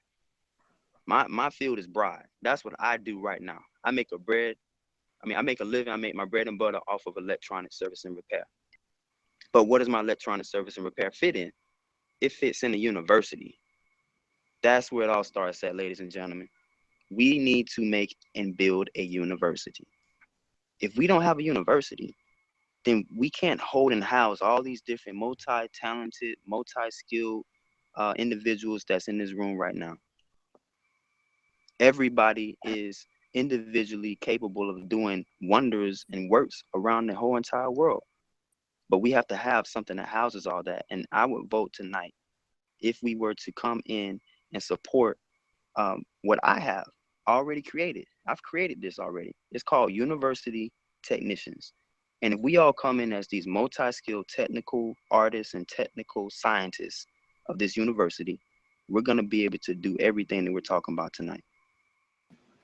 So that's us. I'll leave out the stage on that right there. Is it okay if I chime in after that, Brother Wallace? I wanted to correct something right quick too. When you get done. Real quick, since Jarrell spoke first, let him roll. Okay. So it's like Sister MJ earlier said, she ended off was talking about, you know, how can we be under our own laws and out from under all this BS that they got us up under. And then after she spoke those words, I've heard a couple of brothers, Brother Pitt and Brother Black, I heard y'all use terms like nation building. And is when we say the word nation building, I mean, like, what do we mean? I mean, are we just saying organization building or a community of houses building, or are we really talking about like a nation that's, you know, recognized by nations, or a nation that's standing on its own independently, that's like Brother Wallace just said, housing these businesses and these skills, because that's what these skills need to turn into, businesses. But I'm not trying to philosophize. I'm trying to speak like specific as ever. If 10 of us say we're gonna get together right now and get and build 10 houses, and we're gonna help each other, but we want to do skills. We want to put our skills to work. I'm speaking directly when I say this. Are we just going to build economically amongst the 10 people in this community, or are we going to make it a strategy and accepted objective for us to go out and integrate amongst those outside of the 10 houses, right? Look, we got to go outside this little 10 house neighborhood, and we offer those skills and services as a business to the outside world, okay, and bring those funds and everything back to these 10 to this community that we just built. What I'm saying is I'm not philosophizing. I'm speaking directly, like I'm asking, you know what I'm saying? And something to like Wallace said, to house it. I'm not disagreeing with Brother Wallace saying. I agree. We need to house it in a business. All of us, though. You know what I'm saying? Can I add one more thing in to defend also as well as what I speak of? What I speak of is that tonight, right now, I ain't talking about tomorrow. I ain't talking about next week. We got to get a meeting. We got to meet up and do all these things before it happens. I'm talking about right now. I guarantee you, after we get off this call, somebody's going to take $1, $10, $20 and going to spend it outside of these 9, 10 people on this phone right now or in this group. That's what I'm talking about. How can we become that, what we've been building up, this energy, building up this manifestation of this conscious idea of Black Wall Street? How did they do it? I guarantee you they spent every single dollar amongst themselves. That's the first step. So we got to stop spending money with Habib, going to the convenience store. We got to stop going to Walmart. We got to stop going to McDonald's. We got to stop going to all these corporations that we so-called are saying that we want to be outside of first. Then we can talk about all this, what we're saying. And that's this is what I meant by this is exactly what you're talking about, Wallace. This is what I meant by facilitate. Not that I don't know how to clean or build or do these things myself, but I know in order for things to be done self-sufficient and in a timely manner, a team has to be put together. I guarantee you, anytime I move around, I can put together me a team of 15, 20 men. Anytime I move around solo dolo because I want to, but if I wanted to put together a team, you know, for whatever the cause is, then I can put together a team. But I asked you to, And I think that's a skill set that has to be taught to be a fisher of men. The Bible speaks that tells us, and I'm not going to be religious, none of this, but it tells us to be a fisher of men. In my life, that's a skill that I've learned how to do, how to put men together without their neighborhood beefs, put that to the side, you know, with their ideologies, you know what I'm saying? Keep it dear in your heart, but, you know, for this mission we're on, you know, keep that to the side as well. Keep it in your heart, keep it, you know. But the thing is how to facilitate it, how to be fisher of men. We could talk about having this and having that, you know, and this one person and that one person. There's 10 men on this line right now. And each 10 men know they got at least one person they influence. So now that one person, that these 10 turn into 20 and so on. And you take out of these 20 people or whatever, their thing, and then you start adding on to those people. But that's the thing we got to do. We have to add on to each other. Anything that any one of y'all sit on the line, guarantee you I'll be able to not knock it down, but I'm going to add on to it. I'm going to make it powerful. That's what I learned how to do. brother, can I ask this last question? And I want to pass the mic on from what I'm trying to make a main point tonight. If we don't get no point of all points, please get this point. I want to be able to buy all that what you just said, brother. You just mentioned about cleaning and stuff like that. I want to buy the mop from somebody in this group. I want to buy the gas to put in the vehicle to drive to the locations and clean that from somebody in this group. I want to buy the van from the guy who owns the car lot from somebody in this group. Do y'all feel me? That's what I'm saying. We got to get out of taking that dollar outside of ourselves. That's what it all starts at. And I'm gonna stop right there. And I want y'all to, you know, think about that. Think about that, and go to universitytechnicians.com. Go to universitytechnicians.com and see what I'm talking about. That is the facilitating factor of all things. We need a university. We need a what if you want to call it a school, call it a school. That's fine. But a university is what, by definition, is a multiple schools in one site location. That's all it is. We all teachers right now. All of us have a school, technically. But I mean, I'll let y'all continue on, and I say peace and blessings to all. Okay. Anybody? I think something that ain't been brought up. Can you hear me? Go ahead. I think something that ain't been brought up is we need to somehow implement a process of weeding out people who could, you know what I'm saying, who could help build with this idea. And we got to think, when we talk about building universities or whatever, economics, we got to go back to that. Can people who want to participate afford to participate? Are we going to, I think, you know, some of this is going to have to be for free. Some of this is going to have to be, you know, nothing involved to get it started. So these are the, I guess, logistical, if I can use that word, aspects of it. Now, like, say for instance, with me and what I do, I could be anywhere in the country and within 3 to 4 days. I mean, I move freight, and that's what I do. So, I mean, if anybody can build off that, if anybody can add to that, then cool. You know what I'm saying? But my thing is, when I came in, I was trying to get little brothers out of the streets and like, man, look, I made it doing this.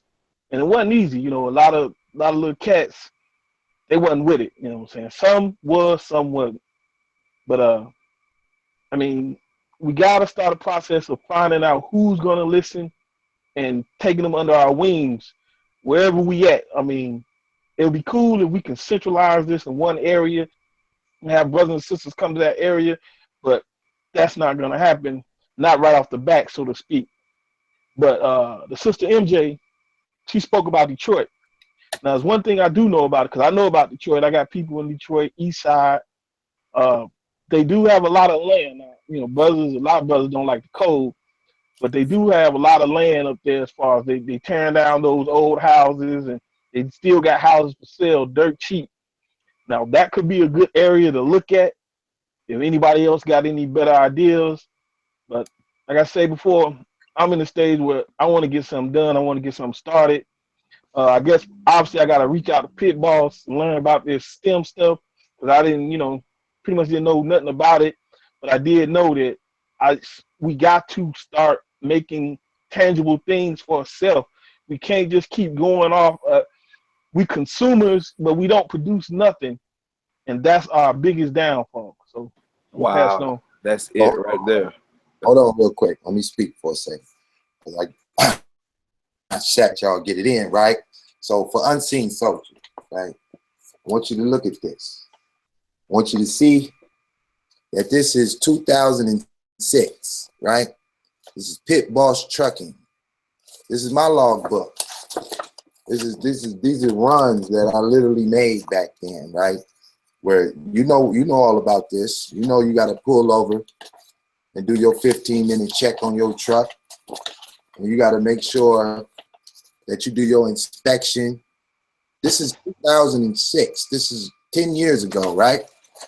You really ain't gonna meet nobody in the trucking business where their company is on their logbook. Mine ain't just on the front. Mine just ain't on the front, right? It's also inside, right? That's Pit Boss Trucking. This Pit Boss concept ain't no new nothing for me, right? My brother Blaine, he's doing a few things that he ain't mentioned, as he's in the trucking business as well, probably not as far along as you are. You're actively in the trucking business, which is a great business. You know, if you go check my video about Whack 100, who make $10,000 a week in the trucking business, and he's still in it, and he's the manager for Game and all that other stuff, right? He's heavy with the trucking. Then we got the brother over here with the technical university. We need that. We got MJ Black, who is a struggling mother in Detroit who would like to get some business going, and she needs guidance from the entirety of our panel. We also got MJ Black, who is making beats over there, creating all kinds of industry. When you make beats, you're making a product. That's the STEM program, right? I got my brother Soji, who I call D-Cut, but he said he not STEM, but editing video is a STEM education. This is a STEM program. Anything technical is STEM. So I would consider you STEM, right? We got others in the room. So the brother said we need to do something tonight that we don't have to wait on, that we can get it popping right now before we go to sleep, and those that can join his website. If you put that in the comment section, I'll add that link into my comment section so people who watch the video could just press right on that link and go straight there, right? So now what we need to do is collectivize to build our current day Black Wall Street. So you said, are we nation building? Nation building is the final result. But when you build a business, you always start with a priority list, right? So you don't do anything before you do the first priority. Whatever you wrote on that list as the most important thing to accomplish first, that's what you accomplish first. So when we want to build a nation, when I talk about nation building, I'm talking about the final result. But now we got to start from where we're at. And where are we? Let's take MJ Black's position, right? At this point, she like, look, I got kids, I'm struggling, I'm doing it by myself. I need to make a buck today, right? So I'm a technical guy. We got musical people. Maybe the music person needs somebody to promote on the internet, create the Twitter page and just promote all day. And any little bit of help she can add to that, maybe he can throw a $20, $30, $40, $50 to add, right? Okay, I do designs. I threw up my little logo at the beginning of this. I just was playing with y'all, letting you see what it looked like when I break them down and build them up, right? So I'll go ahead and start building logos for everybody on the page, designing t-shirts. If I got a web builder among us, get with me, build up the website. I'll let everybody on this panel give me an idea. I'll turn it into a t-shirt. Those of you who got to get in a truck and drive all day to keep the wheels rolling so the money earning, you just fund a commercial, and then you'll get your cut as we start to promote. And we'll make the money happen, as my brother said, tonight, tomorrow, next week. Because, you know, the reason I'm able to sit on this computer is because I'm at work. All I got to do is switch over to my program and start working. Switch back over to YouTube and start broadcasting. This is what I do. I'm fully technical over here. So with that said, we can all get involved, but you got to react. Like, you know, I sent MJ Black my email a week ago. And, you know, when she get comfortable and she ready to contact me, hit me on that email. I'm going to flood your email with all types of options for someone that don't got no money to how they can get started. You choose what you're interested in, and then when you do that, we'll go deeper in that aspect. Anybody on this panel that feel like they got something to add, just send me the information so I could place that information on these videos so that I could promote it, that somebody in the audience who busy right now, but they listening, but they ain't got time to chime in, would love to contact one of us so that they can get moving. It don't take all of us to get started. What it takes is the person's moving together for us to witness what they doing and want to get involved.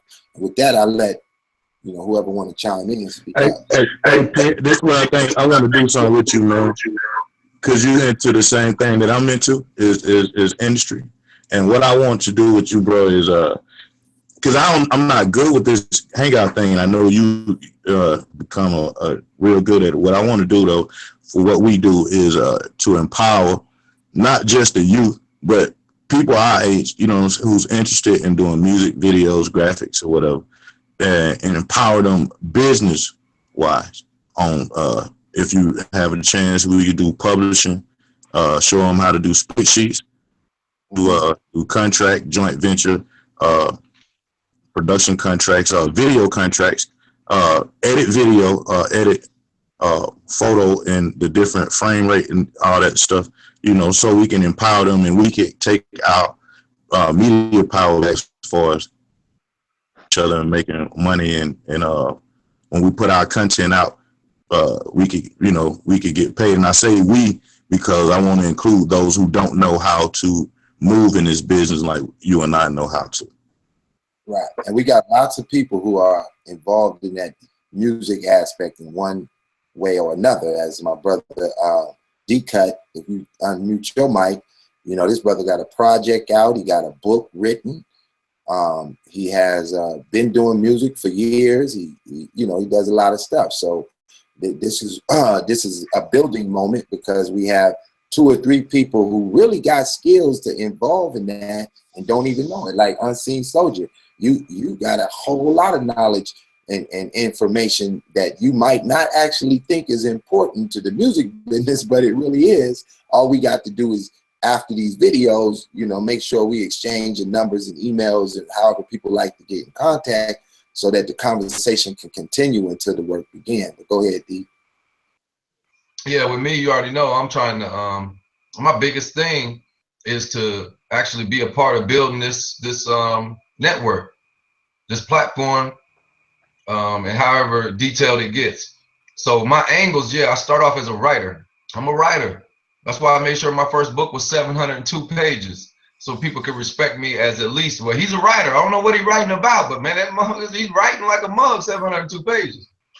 So my book is out. It's called The Dummy Boy Saga.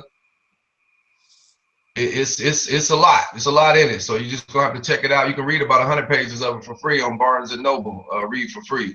It's available everywhere, you know, through the online databases or whatnot. Barnes & Noble, Books A Million, et cetera, et cetera. The new album I put out, I'm a rapper. I've been rapping for over 10 years, 15 years. So I ain't letting it go. It don't matter to me about the economic part. It's not, I'm still working on that basically, like, because I can't let it go. I'm an artist, it's in me. So it's all the same to me. Now, I got a lot of passion for photography / really videography, because I like to film things and edit them, especially like sports highlights and stuff. I love filming sports, youth sports, and edit it and making highlight reels for the youngins. They love them. They love them. Parents love them. So I got a lot of passion for stuff like that. But I feel like I'm more over into this arts. If it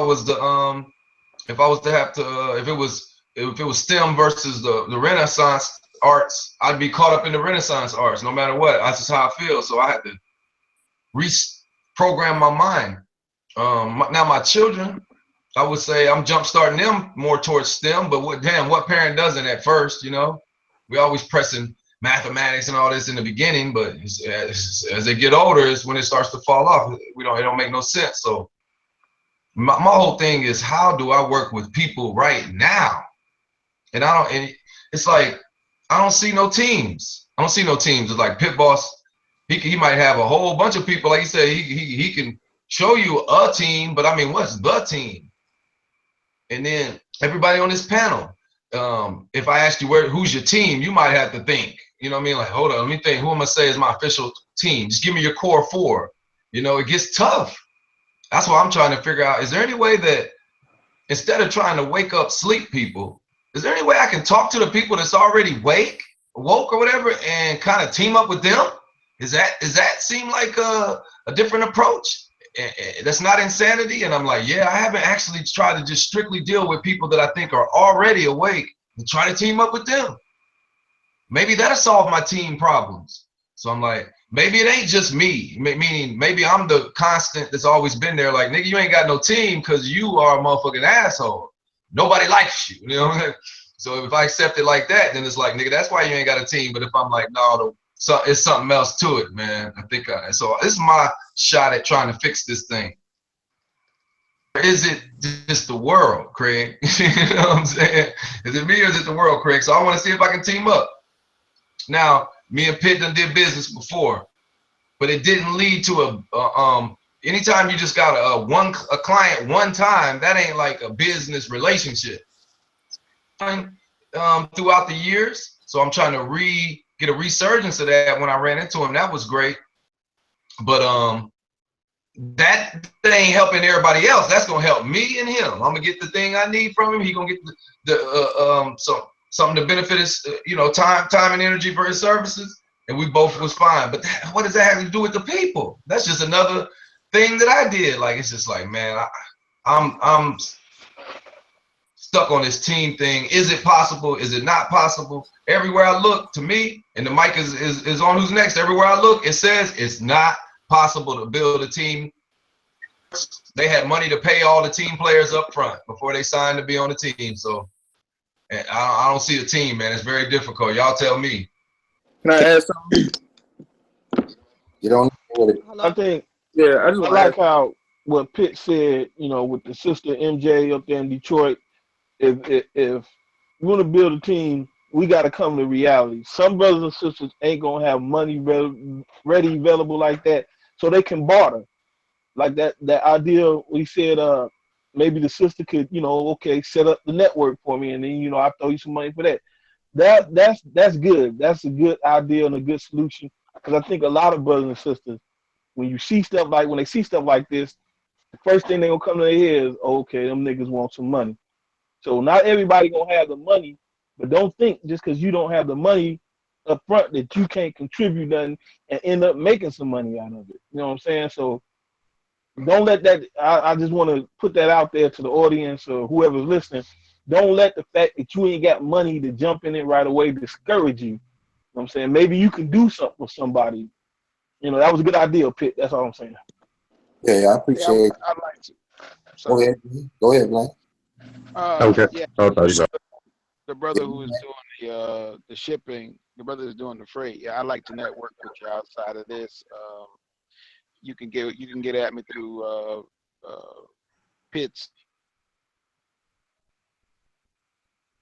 Find me on there real easy. But my overall point earlier was that if you don't have skill sets, you need to start acquiring the skill. You need to start acquiring more skill sets and bringing that together within your community. You know what I'm saying? I mean, if you look at Booker T. Washington and what he set up and what he tried to push forward was this idea of how do you build a community within the communities that already exist. know what I mean? So we can have a virtual nation right here, and we're touching on that. You know what I mean? We can have a virtual nation right here by using goods and services amongst one another. But first and foremost, are we really bringing our skills to bear here? Are we really letting everybody know what our skill sets are so that we can use, one another in that way? Can I add in real quick for us once again? Hey, brother, can I say something real quick before you jump in?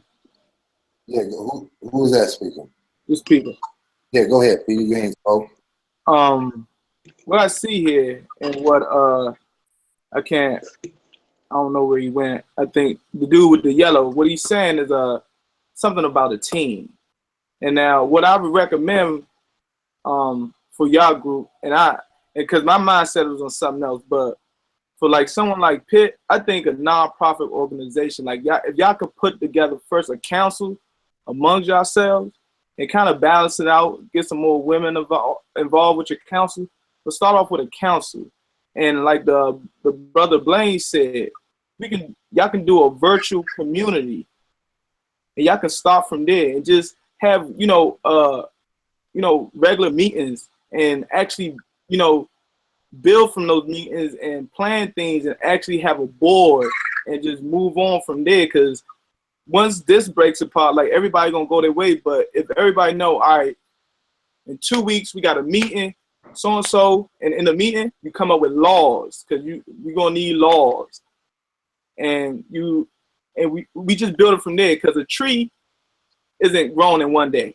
You got to plant the seed, you got to water it continuously, and I think that's what needs to be done. Build a council among you people, add more people, and really go from there and really get some things popping. Because where it comes from, I see a collective of individuals who actually want to make something happen and want it to manifest and materialize it. But I think it needs some structure, and I think it needs like a board, and go from there. Once y'all have y'all collective, y'all have regular meetings, y'all come up with laws, y'all come up with your do's and don'ts, and take it from there. Can I add in right after you about the root, right? The foundation, the solid ground. The solid ground has been said many times. I've heard it. It's the word team. Now, from what I just heard the brother talking, and with all due respect, there's no offense to anybody here, who is in and who is out? Because it's like a y'all, or it's like, oh, you gonna do this, or we got somebody individually grouping up with somebody they like what they got, but they about to get up with them secretly after the line, after the group meeting and all this stuff. Who is here for the team? Who is not here for the team? Are we going to group up tonight? Are we going to build this team today? Like, I know that when you're picking teams, like let's use the basketball example again. When they recruited and they paid for that recruit, they were on the team right then and there. They started right then and there. It didn't take a week. It didn't take a seed to be planted and all this stuff. No, we already fully in a tree right now. All we're doing is putting all this stuff together right now. We don't have to wait and let something grow and then individually do our little things on the side while we're trying to do this. It's really tonight, like all we're trying to do at this point is really start something rather than talk, because we can't have another session of us talking like this. We have to literally be having something moving and doing, like the Black Wall Street. This is what this whole thing topped off of, the Black Wall Street. And the Black Wall Street was just a simple code word for multiple thriving communities around the United States. It wasn't on one place. It was a lot of places, Black Wall Street, thriving. We don't got to be all in one spot in the same room. No, like brother said, virtual community. We're here right now to make it happen, and we do not have time. And I just wanted to say that, just to kind of keep us fired up to realize how important this is in our youth. If anything, the most we need to be more concerned about the youth. That's why we got to start tonight. Okay, so I want you to understand, brother, when you're speaking to everybody on this panel, everybody in the chat rooms, and those who are going to listen weeks and weeks and months from now, who are going to go in the catalog and find this video. So we putting out the vibration that we would draw to us those that need us, right? So I see people in the chat room. This person named I think I've seen it, Merciel, say they make websites. That's very important to everybody's skill on the panel, because if you have a place online that we could find you, like you have the university, we could find you. So I can go there, hit you in your inbox because I heard you on Pitball's show and I'm the one you was talking to. But I watched the video 3 days from now. So just put the information out that is necessary for someone who need it. And when it hit them, they're going to come in and holler at you. And that's how we're going to build this. It may not come to you necessarily with someone on this panel, but it's going to come by the way that you put it out into the universe. And so somebody's going to receive it, right? So that's how I speak. You know what I mean? If somebody know what I do and need me, holler at me. I throw my email out all the time. And then when people email me, I get in the email, I give you my phone number, I give you whatever you want. I get on the phone, I talk to you with 2-3 hours for free. Then I go online and do it again for free, right? I'm not on here begging nobody to donate me money. I do put links in there that anybody who appreciate the knowledge I'm putting forth and want to support the channel, it helps. So I can do this a little more comfortably, but I'm able to get up and make $1 to where I ain't got to beg for it, right? So I just do it all together. But the most important thing of why I did this build or destroy, because I know people really want to build, right? We destroy out of anger. We destroy because we're upset at something. Somebody have offended our words, right? So what I have for everybody that wants a good word from me, if you hit me in my inbox, I'll send you the 4 agreements. It's a audio that I got, and you know, just listen to it. It's powerful. It'll change the way you think, and if you change the way you think, you're gonna change the way you act. And when you change the way you act, you're gonna change what you receive. And that's what it's about. It gives you 4 basic principles, and it teaches you how to bring this mentality to draw yourself where you want to be. And so I'm happy that y'all chiming in. I'm happy that people are watching the show. I'm happy that they're sharing the link. I'm happy that y'all not going crazy, you know, in the inbox. My last video, I turned up. I brought out all kind of energy. I had to check. I just had to check them. Video do 1,000. Now, will they push this to 1,000? Maybe, maybe not. I only did this for those who need this. That's who it's for. So if I see it only get 40 videos, I say to myself, 40 people got what they needed, because they was the ones who tapped on that video, that title, and said, that's the information I want. I don't want it up. You know what I'm saying? So I do different things so that I can draw to it. Every day I'm looking for one of y'all to hit me up and be like, okay, I see what you're doing. I'm trying to get with you. And then we start building. And appreciate the way you flow, Wallace. I appreciate DJ Black for coming in, dropping it. Joel for bringing up and I do agree with the Black Wall Street. They were dotted all over the country. And he's so absolutely correct that was just a code word for go out there and set yourself up, right? So we can sit and analyze how they did it and what they did it and all of that. And I'm going to bring that out on another show. We're going to get details so the brother can see where these facts is coming from that I'm speaking about in regards to this nation building. Nation building, for me, is the best example of how we did it. And it's just that I realize when I talk to people, they don't know this information. I give y'all a tidbit about Booker T. Washington, right? Booker T. Washington went to California speaking somewhere around 1909. Warm welcome. He inspired people so much with this idea of nation building that 40,000 Black people went down below San Diego to a place that they nicknamed Little Liberia. And they got busy.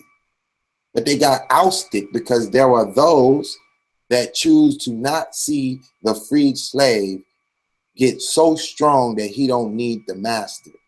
They're afraid of that. So you think we're going to stay here integrated for 1,000 years? History says that every empire falls. So therefore, America is no different. When it falls, what will you do? You will do what the other empires did. You'll crack in half, and those who have the same like mind are going to move forward into the future, and they ain't under nobody anymore. And they're going to battle up, and they're going to see if they can control, you know, the narrative at that time. So in the process of waiting for this empire to fall, we're going to build, destroy, and we're going to build it back. See, the reason why Black Wall Street ended, before I give you the answer to why Black Wall Street ended, I want anybody to chime in and tell me why they think Black Wall Street came to an end. Can I go first? I'll chime in on that real quick. Go ahead. Hey, this is real quick. Basically, the way I know it is, they got a name for it when they send somebody in with that lie to perpetuate that lie, and then they come in and use that as an excuse to do the domestic terrorism. So basically, they saying, what was it, a so-called white woman that claimed rape or something like that, and then they come in with all that nonsense. Is that what it was? No, but that's the narrative that did occur, what you're saying, but that's not the reason why it came to an end. I'll let anybody else want to chime in on it. Yeah, I want to say this. During those times, the Black Wall Street times, and this is a personal thing for me, is that when the city started to open up in the 50s and 60s, people started to move out of those places that had they had land and all that stuff, and they started to sell their land and move towards the city. Go ahead. Is that? Hold on, man. Okay, go ahead, Black. Go ahead, Black. Oh, he fell out. Okay. Anybody else want to take a stab at the Black Wall Street? Why it ended? I think. Go ahead, sister. Well, I think it ended because the white folks, I think, got jealous of because black people became more dependent, didn't really need them anymore. And so they wanted to shut it down. I mean, I look at here in Detroit, Black Bottom and Paradise Valley was prominent black neighborhoods here in Detroit, and they built I-75 right through it. The news clippings that I seen back then, what I read, they said that it was because a lot of businesses weren't up to code on the, you know, like the buildings weren't safe and things of that nature, but they built I-75 right through both of those neighborhoods. So I think, I mean, it was a jealousy factor to keep the black people dependent on them. That's getting a little closer. That's getting a little closer. I think what ended Black Wall Street was after what took place there with the bombings and the raids that went on. From what I see, instead of rebuilding for self, I think they decided to integrate, and that's what I think was their demise. They didn't redo what they did in the first place. That's the okay. Now, so since you brought it out, it is the fact that they integrated, but it's not because of the will that they just said, I want to integrate. What it was the judges and the lawmakers realized that the reason why the black people were so successful was because of these segregation laws that forced them to do for self. They had no other option. So they did the best they could and built the greatest city in the area, so forth and so forth. So what the white folks did is after they burnt down the buildings and dropped bombs on them, they had planes fly over with fire bombs, dropping it everywhere, and they came in with the guns, shooting, it was over. The lawmakers changed the laws, and that's what brought it to an end. As the brother said, they got rid of segregation in this area, and they created integration. Once they created integration, the black folks no longer were forced to do for self. They still could, but they were not forced to, and therefore white folks started coming in the neighborhood, buying up the community, offering better jobs over where they were at, and eventually they lost it. And then that happened all over the rest of the world. They burned them down and created integration programs on certain levels, not not the full integration that would come in the 60s, but enough to end that situation there at that time. Right. And then and then just another little tidbit to add on to that. And when it really did hit the fan in the 60s, I was just watching a lecture by this brother named Brett Carr.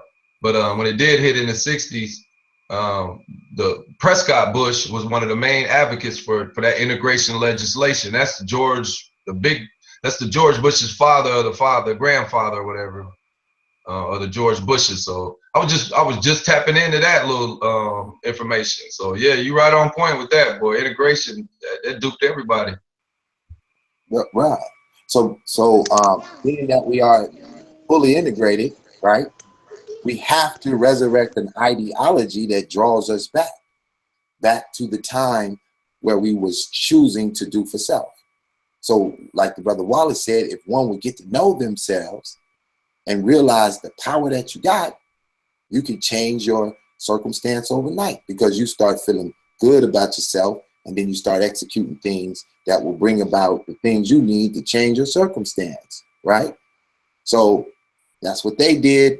So here we are. We're constantly instituting the idea of nation building to make sure that you don't go to sleep in integration. If integration is working for you and you're making a lot of money and you moved over to a mansion, right, and you straight, right, then feed the money back to those in the struggle and tell them to build the nation, so that you can continue to make the millions with the integrated program and silently fund.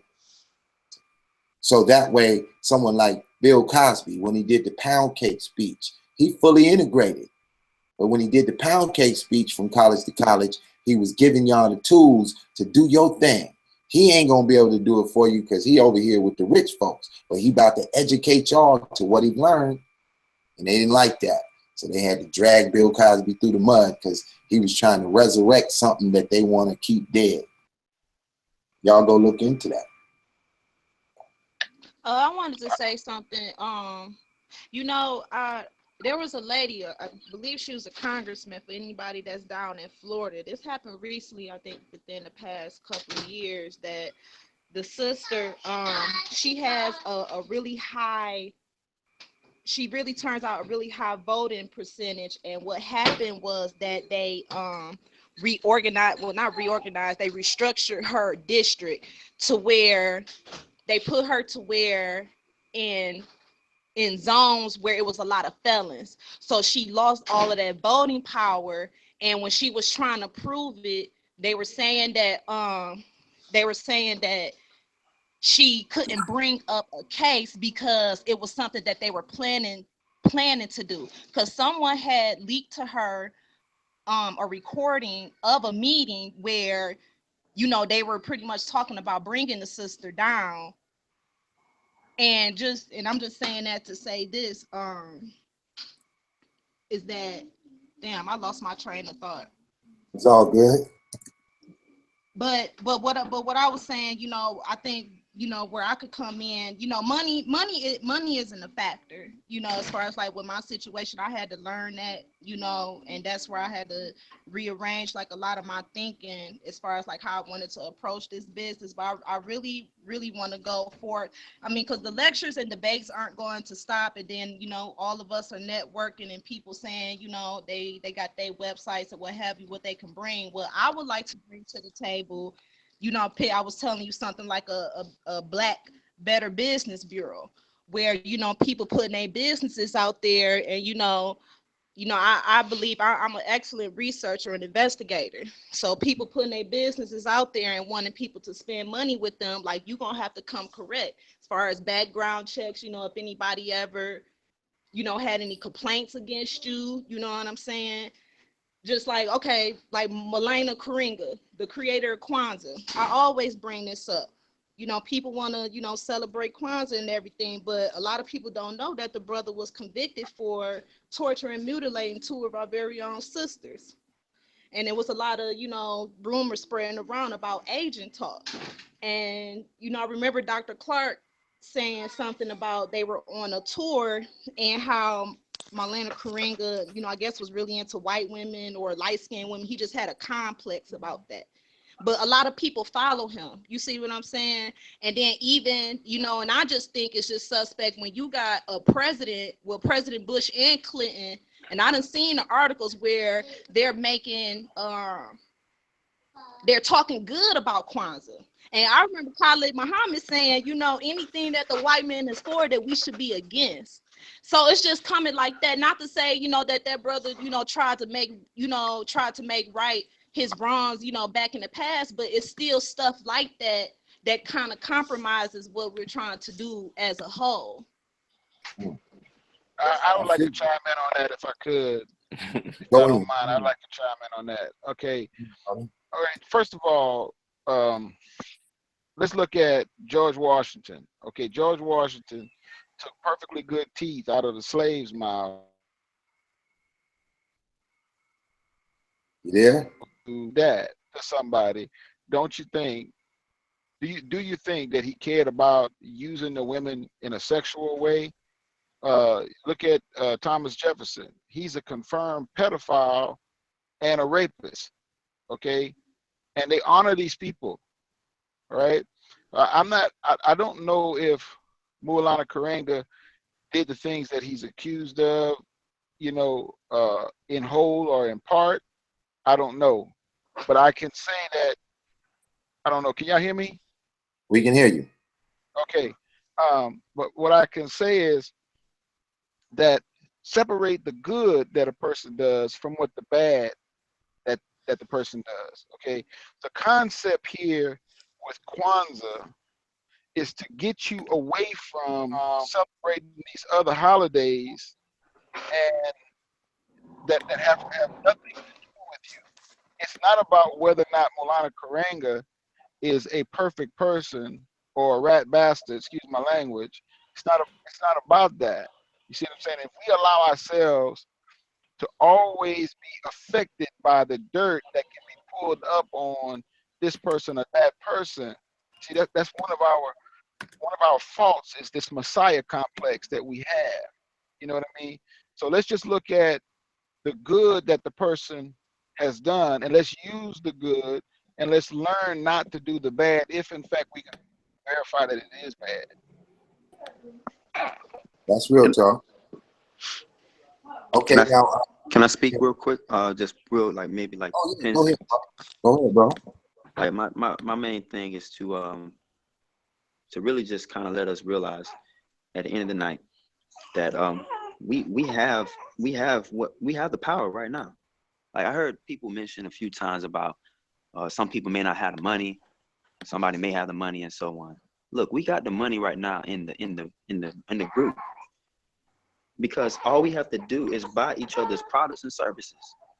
Like right now, I just mentioned that I do electronic service and repair for universitytechnicians.com. That's my website that I operate from. That's the website that processes the orders. If I went on each and every one of y'all websites tonight and bought your product or your service, then we will benefit with the money. There is no problem with money. We're the value. When you go to work, do you know that when you go to work and you get that $8, that $10, that $15, whatever dollars that you get every hour, do you realize that they are valuing you more than you're valuing that job?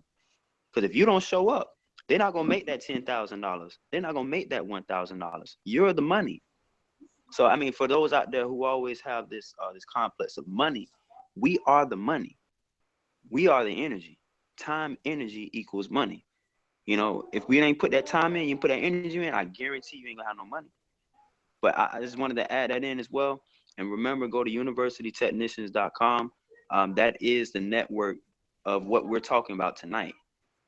That's right. Okay, so we're gonna definitely keep continuing to push your website so that people can get to know you and get to operate with that. And since I got another guest in, I definitely know he gonna come in and he gonna drop about resources, acquisitions, and cooperative economics.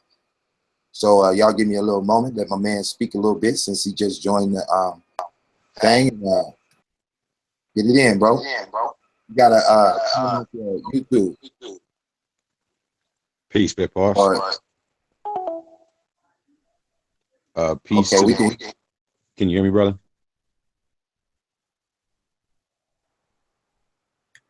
We can hear you. Are y'all Yeah, able to hear me? Yeah. we can hear you. Okay, very good. Very good. Peace, Pit Boss. Peace to the panel. Peace to the listening audience. I appreciate the link, Brother Pit Boss. It's always a pleasure to come on your line, your channel. Anybody that hasn't subscribed already, definitely subscribe. The brother is bringing the heat. One of my favorites with regards to what we're talking about right now is one of your more recent ones, Brother Pit Boss, is the one with WAC 100. I thought that was flames. I thought that was a breath of fresh air with regards to the content being generated in the community. So keep up the good work, brother. I just got on. I haven't been listening from the beginning. I'm not too sure, brother, how long y'all been on already, but I do have a couple things that I'd like to say about, cooperative economics or group economics. I think that, especially in our community, I think it would most benefit our people if we put race first. And there's a pun intended there. If you can see my my avatar, you can see what I mean when I say race first. Acquisition and cooperative economics. With regards to this idea of, the artificial political construct called race, let's dead that, right? Not of any value. Making a white man get on his knees in front of you and ask for forgiveness is of no consequence, period. So that kind of racial thing, that's obsolete, right? It's something from the past. It's something that woke us up, I think, when we needed to be woken up with regards to the different people and how we come to be in this position that we're in today. However, if we tone down the rhetoric and get to the meat of the issue, I believe that, again, race, resource acquisition, and cooperative economics is going to be the bottom line. So yeah, I'll just open it up with that, Brother Pit Boss. Again, I appreciate the invite. I hope we get to go a little further. Maybe I'll be able to kind of get into some other things too. And we'll just see where the combo goes. Yeah, the basic topic of the conversation tonight is build it or destroy it, the real talk hour. So we just here, to take a little bit of the negative energy that floats through the conscious community, right? Where we come in smashing on each other's paradigm all day.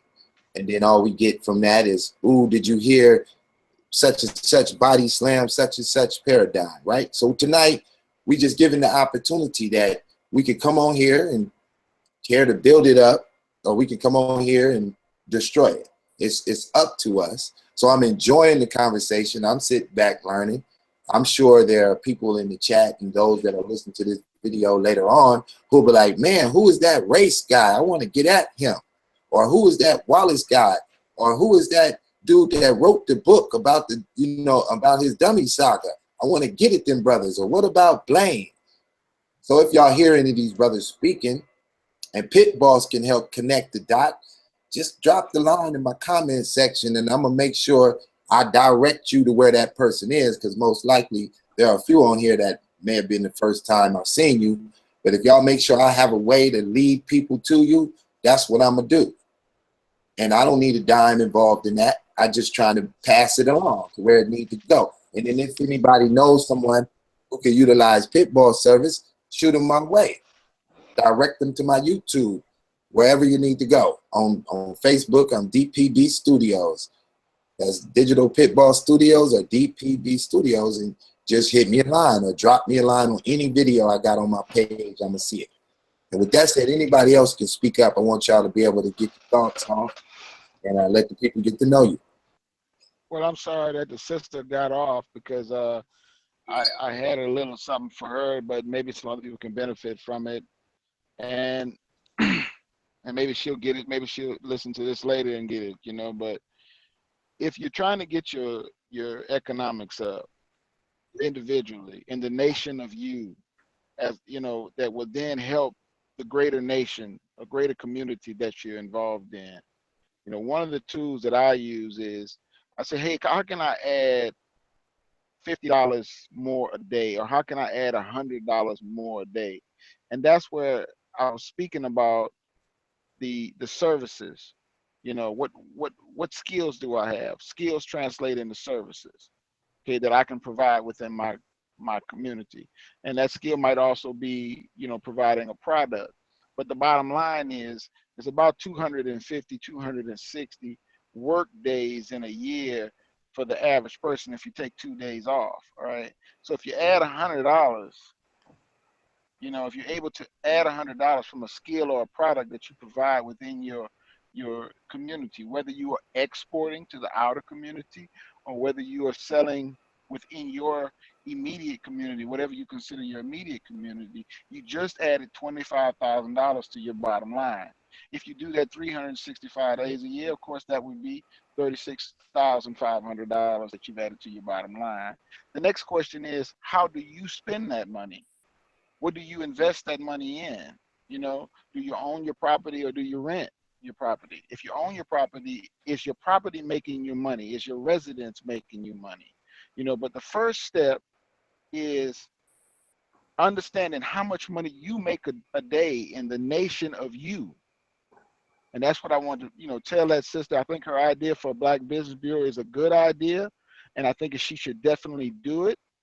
The other thing is, though, if she needs money today, she needs to add a good or a service that she can sell to fund that greater enterprise that she's talking about. You know what I mean? And I think we'll all be, you know, saying, hey, wow, we know that sister. You know what I mean? We have works with that sister. So respect. That's a good build. That's a good build. Anybody else want to chime in? I just want to say this last thing. And this is for the brothers. I think one thing we can all agree is we have been robbed of manhood in this United States. Most of us brothers growing up single parent homes where the woman is the head of the household. The men coming out, well, the boys coming out ain't growing to be men. And I think we all came up with some ideas and some things here tonight. But what we need to do is make sure we promote manhood amongst ourselves. A man is going to provide. That's what he's going to do. And once we get the fundamentals, if we was robbed of knowledge of self, then we have to go back and get knowledge of self. And we have to learn what it is to be a man.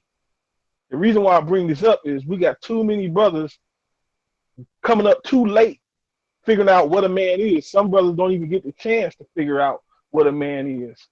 So with that in mind, brothers, just, you know, stay strong. I'm gonna get in contact with you, Pit Boss. Matter of fact, can you do me a favor and give me your email right quick? It's 99 light years, LIGHTYEARS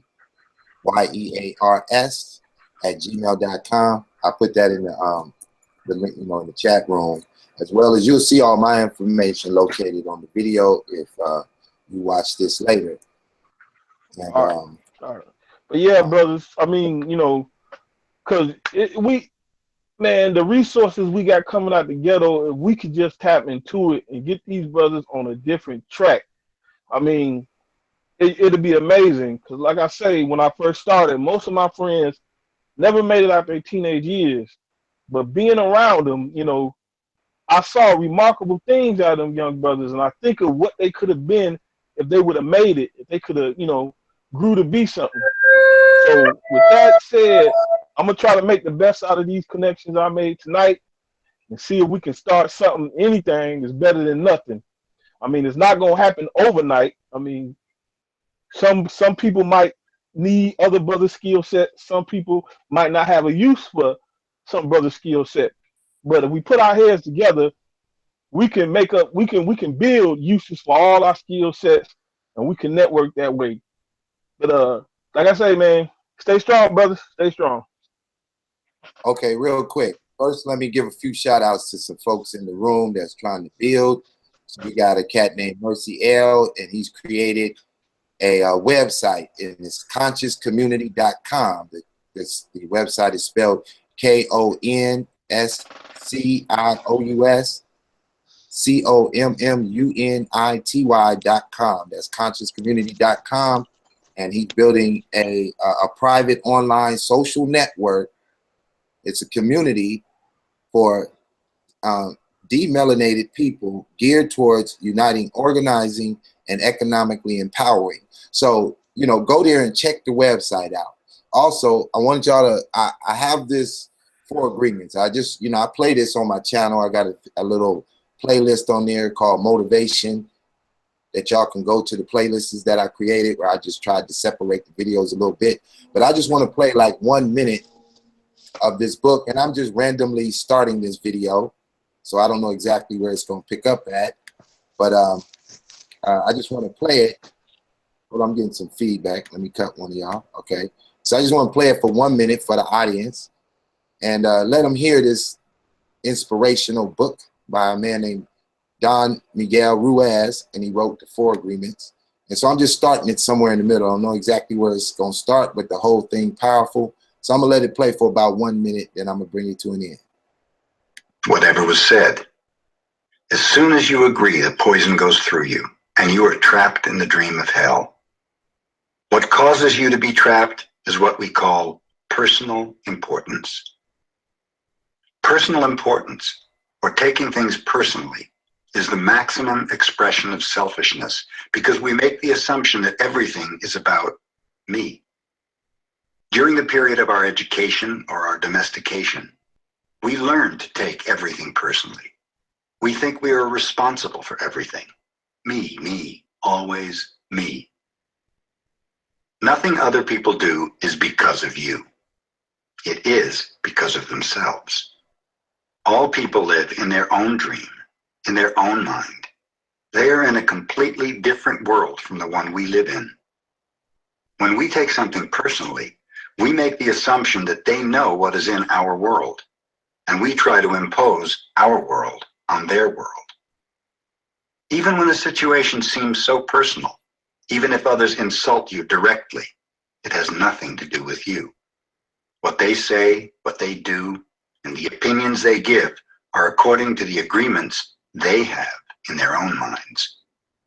Their point of view comes from all the programming they received during domestication. If someone gives you an opinion and says, "Hey, you look so fat," don't take it personally, because the truth is that this person is dealing with his or her own feelings, beliefs, and opinions. That person tried to send poison to you. And if you take it personally, then you take that poison and it becomes yours. Taking things personally makes you easy prey for these predators, the black magicians. They can hook you easily with one little opinion and feed you whatever poison they want. And because you take it personally, you eat it up. You eat all their emotional garbage, and now it becomes your garbage. But if you do not take things personally, you are immune in the middle of hell. Immunity to poison in the middle of hell is the gift of this agreement. When you take things personally, you feel offended, and your reaction is to defend your beliefs and create conflicts. You make something big out of something so little because you have the need to be right and make everybody else wrong. You also try hard to be right by giving them your own opinions. In the same way, whatever you feel and do is just a projection of your own personal dream, a reflection of your own agreements. What you say, what you do, what you think or feel, and the opinions you have are according to the agreements you have made. And these opinions have nothing to do with me. Boom. I'm gonna stop that right there. That's the audio I have, you know, that I could share. And what I say to y'all is these words is powerful. That's what it causes us to build or destroy. So we could either choose to share information that vibrates with your spirit or your soul, that lifts you up and make you get up and get it done. You got to get up, get out, and get something. Don't let the days of your life pass by. You got to get up, get out, and get something, because you and I got to do for you and I. You know who that is right there, right? Goody Mob, going in hard. And that's what it's about. So somebody asked me about the brother that was speaking earlier that was going in. His name is King. and he got a business called Rap Star Promo. So what he does, DJ Black and my man D Cut, is he takes your information and he puts it out there on a broadcast where he gets your rap game popping. I'm sure with his technology and his understanding, if you don't actually do rap, he still could take what you do and push that out there and help people know what you do, right? So we also have my man with the race, resources, acquisitions, and cooperative economics. One of the things that I've been knowing him since the Amin Ra Squad days 3 years ago is sitting there listening to him break down and trying to force in the understanding of dealing with Bitcoins. You feel me? And I know a lot of people like, what's up with the Bitcoin? Some people like it, some people don't. It really don't matter as the brother is bringing it in, and just go do it. Just take $10. The brother told me that $10 will get you going of understanding whether you like it or dislike it, right? So just go do it. Don't even worry about it if it'll work. Just do it. $10 out your pocket, get you a computer wallet on your phone, and buy you $10 worth of Bitcoins, and figure out if you could utilize that to move your game. One of the things I know about Bitcoin is, let's say you was traveling overseas. You decided, I'm going back to Africa. I'm down with that Marcus Garvey shit, right? So you buy yourself some Bitcoins. You call up D Miller and you say, bro, let's do this thing. And you get you the Bitcoins and you put $300 or whatever you traveling with that you want to hold in Bitcoins, right? Then you get over to Ghana or wherever you're going and you decide, I need some money. Well, because it's an encrypted currency, a digital currency that you put on your phone, guess what you don't need to do? You don't need to deal with nobody but your Bitcoin.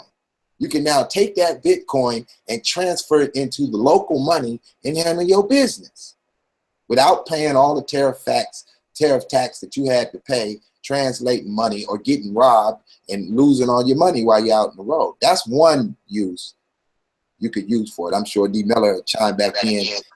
Yes, sir. Yes, sir. Wow. You know what I'm saying? You said so much right there. And I first just want to even deal with what you said immediately. Remittances. You know, this is kind of absent for most of our people. They probably never even heard the word. Most people, especially if you don't live in an international city. So let me break it down. Immigrants. They're all over the planet. They leave from their homeland and they go somewhere else and they work. Right? And they bring the money back. Some people, they have to do it. Like resources are very low or there's no work where they live. So they have to commute. They have to maybe leave, you know, hours or days worth of travel to get work. And what they do is they send the money home. That's remittances. Now, this is $1 billion business. This must be understood. So now immigrants be, you know, melanated people. So this industry is on our backs, if you will. You know what I'm saying? This billions and billions of dollars that are basically the fees that are charged to move money around legitimately. I was just mentioning, there are laws, there are taxes, there are, you know, all kinds of fees for the transmission of the finance of the money. So again, one of the, I think is going to be in time, one of the biggest use cases for this technology. You know, let me back up again. Like you say, I got the race piece there. So, you know, not for nothing, it's a movement. You can learn more about it. This is for the listening audience, the brothers on the panel that aren't familiar with me. Go to online, that is The Blexit. That's spelled THE, The Blexit, BLEXIT.com. You know what it is exactly that we're talking about doing. And, you know, brother, like you said, this idea of everything that I think y'all have been talking about this whole time is something that I've considered very, very deeply. And, you know, being a part of this community, I think that we all kind of have similar intentions, which is, you know, each one teach one, uplift fallen humanity. You know, this is essentially I think what even attracted us to this information, maybe we were in a desolate place in our lives, or maybe just, you know, in search of knowledge itself. Maybe things were fine. Maybe you were fine economically, maybe socially, you know, you have friends in all walks of life, but you were still in search. So anyway, we all find ourselves here. And with that being said, you know, I think once we find ourselves here, you know, with knowledge of self, some kind of awareness of, you know, as being one, I think we all try to formulate something from that position to offer and contribute to the family, to the world. You know, you put on something that I think was very key, Pit Boss. You know, the man was talking about people's opinions. You know, I'm one of those ones that, you know, I feel exactly what he's saying. And one of the reasons is because I'm talking about something that most people have not heard. So it immediately brings out the skepticism, you know. And, you know, it comes with the territory. It's not something that I'm crying about.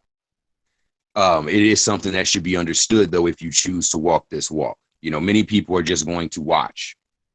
They're not going to, you know, take up a post on the field and, you know what I'm saying, fight the good fight. Some people are just going to watch, right? But those that want to fight that good fight, there's certain basics you got to understand, and people's opinions and ideas about you and what it is that you want to do.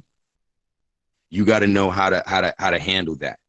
You know what I mean? You cannot allow for someone's skepticism or doubt to move you. You can't, your work cannot be based upon necessarily the people's, you know, response. You know what I'm saying? I'm just talking about looking for immediate gratification. A lot of people look for immediate gratification in their work, right? In their work, they seek to be elevated. You know what I'm saying? They want to be elevated in everyone's mind. And I think that that's one of the biggest errors, you know, in this walk.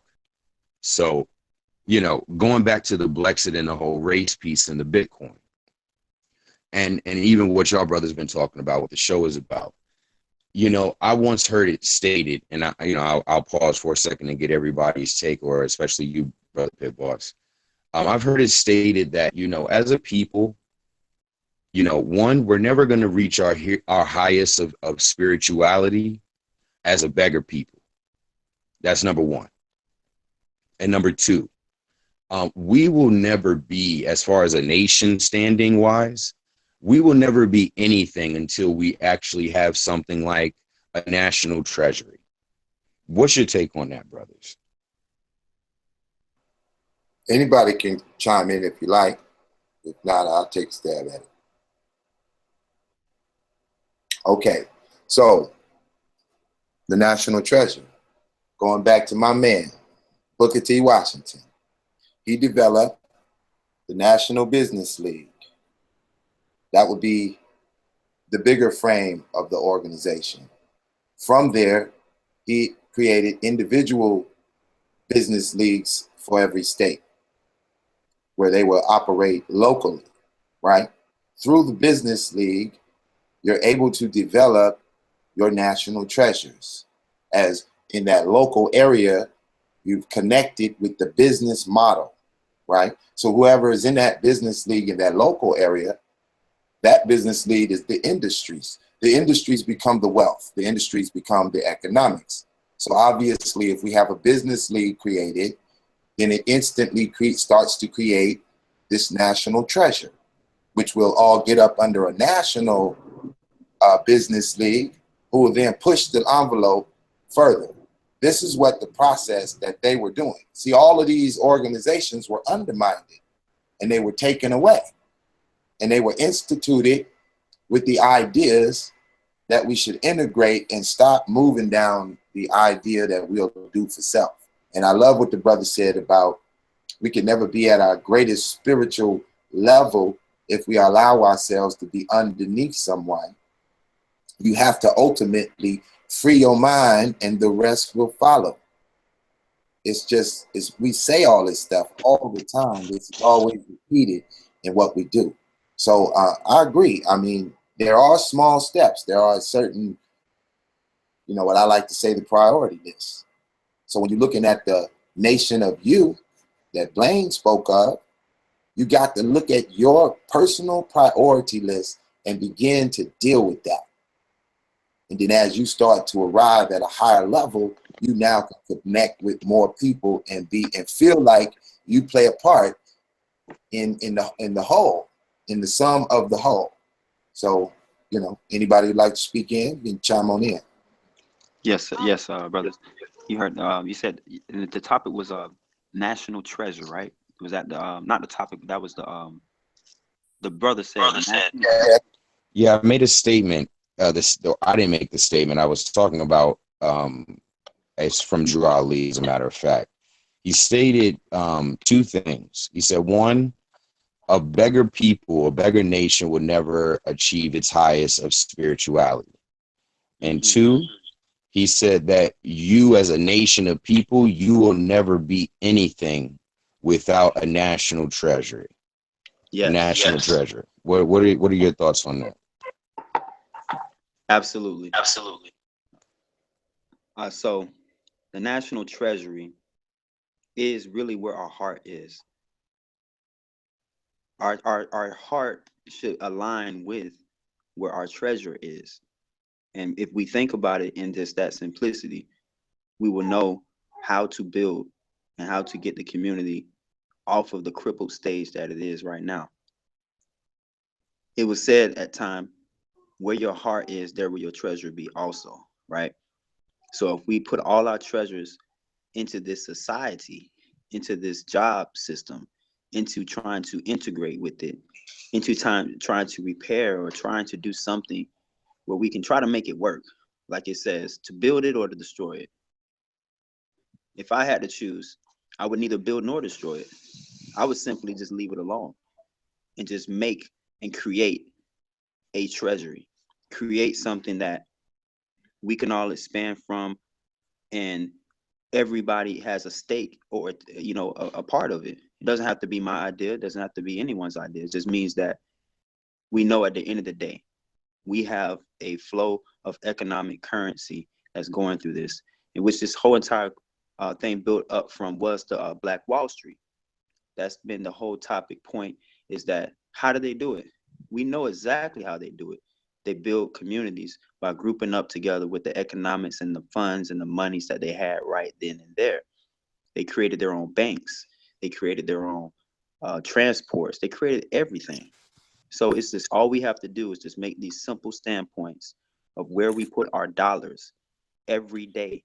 And we use those dollars amongst each other in this panel and amongst our families and amongst people we know. And that's it. And that's going to make us grow into what we're talking about. And that's what I have to say about it. One thing I want to say, I see Israel Doctrine just came in, so I know he's going to want to speak. I'm going to let, this is going to be short. One thing I want to say is I like the real-time aspect of things.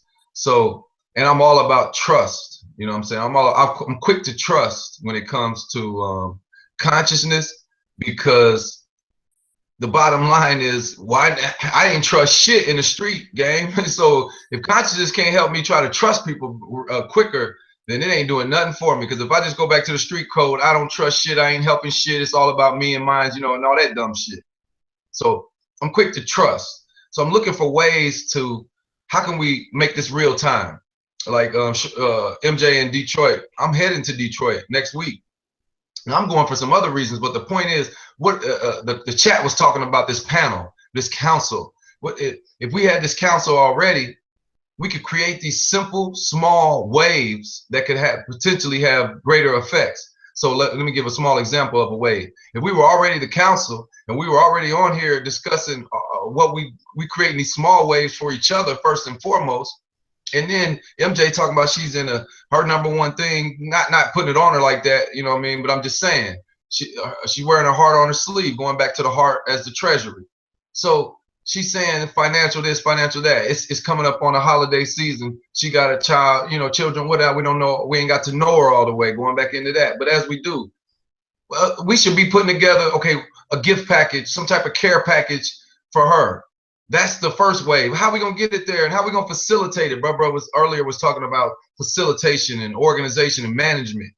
And then imagine how she would feel knowing she's in a real-time panel like that. They actually cared without even having to know her all the way, or we just threw our heart out there, threw our treasury out there, threw our trust out there. Let's say brother Wallace was talking about university technicians. Let's say we all was immediately on there subscribing university tech, just this panel, just a small wave. We create these waves, meaning not force, but that's not a good word, but convince each other to be a part of the wave, to join the wave and do that. When they come by, here it comes, you got to do this if you want to be a part of. And it did that in the one NFL game I ever went to. That wave came by and I participated in it. It was pretty amazing watching it go all the way around. I see what they was doing, playing a little magic. But my point, man, is we can make some of this stuff go in real time right now. What if somebody's like, well, I ain't got no money to donate to her care package, to her gift package. Okay, somebody else will supplement the fact that you didn't have that. Well, we're going to supplement it. You didn't have 5 to throw in, somebody else got to throw in 10. But that don't mean you wasn't going to come with the other reciprocity and be like, oh, but I can do this for that brother who threw the extra 5 up on my behalf. Well, let me throw you this. I mean, we got to really start trying to find a way to work this in real time. Whether if we Bitcoin, this is the last example, Bitcoin. Damn it, if it's only $10, let's do a $100 council panel right now. Everybody put up 10 and let's do a Bitcoin account starting from scratch right now. You know, that's just a small example of what I mean, of how we could do this more in real time. You know what I mean? Even if it's just next week when we meet, we done got some of this going already. You know what I mean? It can be that real type of slower real time as well. But hey, it all works, man. That's what I want to be involved in. For real. Otherwise, I might have to link up with MJ and just go over there and get her a care package for my goddamn stuff. You know what I'm saying? But that's what I'm already doing. I want to say something. Word up. Go ahead, MJ. Hello? Go ahead, MJ. Okay. No offense to the brothers, you know, whatever. When I put my situation out there, I just want to give an example. You know,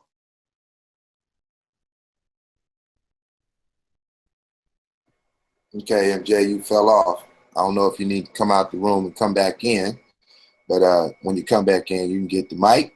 So we got Israel Doctrine. What's happening? Chop it up with us. Peace, what up, what up? I see y'all over here building on a topic, what is it, build and destroy?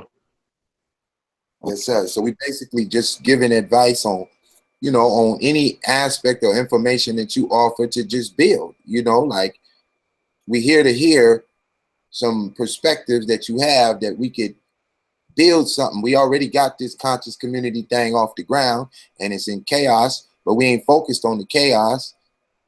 The people over here listening is tuning in because we on a positive tip talking about building it, because we can either build it or destroy it. So go ahead and shout out to Mercy L in the chat room. He on that consciouscommunity.com, conscious with a K, community with a C.com site. It's an independent you know, social network site where me and him been building, talking about things we could do to help the community like that. He made me the ambassador for Chicago, dealing with the politics and stuff over that area and everything. That's gonna come to fruition in a little while. While I go up there and start doing some things. The brother Sutek, which is in Atlanta right now, he's the president of it, and Mercy L is the ambassador of the conscious community with a K. I've been talking with that brother. That'll be a good site, as you say, shouting out sites to go to and build. He looking for people for different states and stuff that's willing to be ambassadors for that. So just shout out to that. I see trying to post it up in the chat room. Outside of that, I'm a firm believer of churchonomics. The churches out here not doing what they supposed to do with the economics. They trying to build, you know, mega churches and do things of that nature. But those buildings and stuff are not being used for what they should be used for, the community. You know, you should have job programs there where they helped you with resumes and stuff. They helped you with child care. They helped you with, you know, bills and stuff.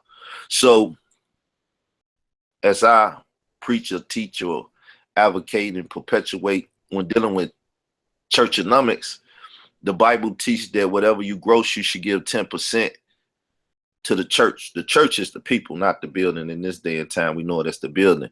So if everybody do that, that's group economics. Now with that money, you can buy a building, or you can help people in their households and stuff with their bills and stuff.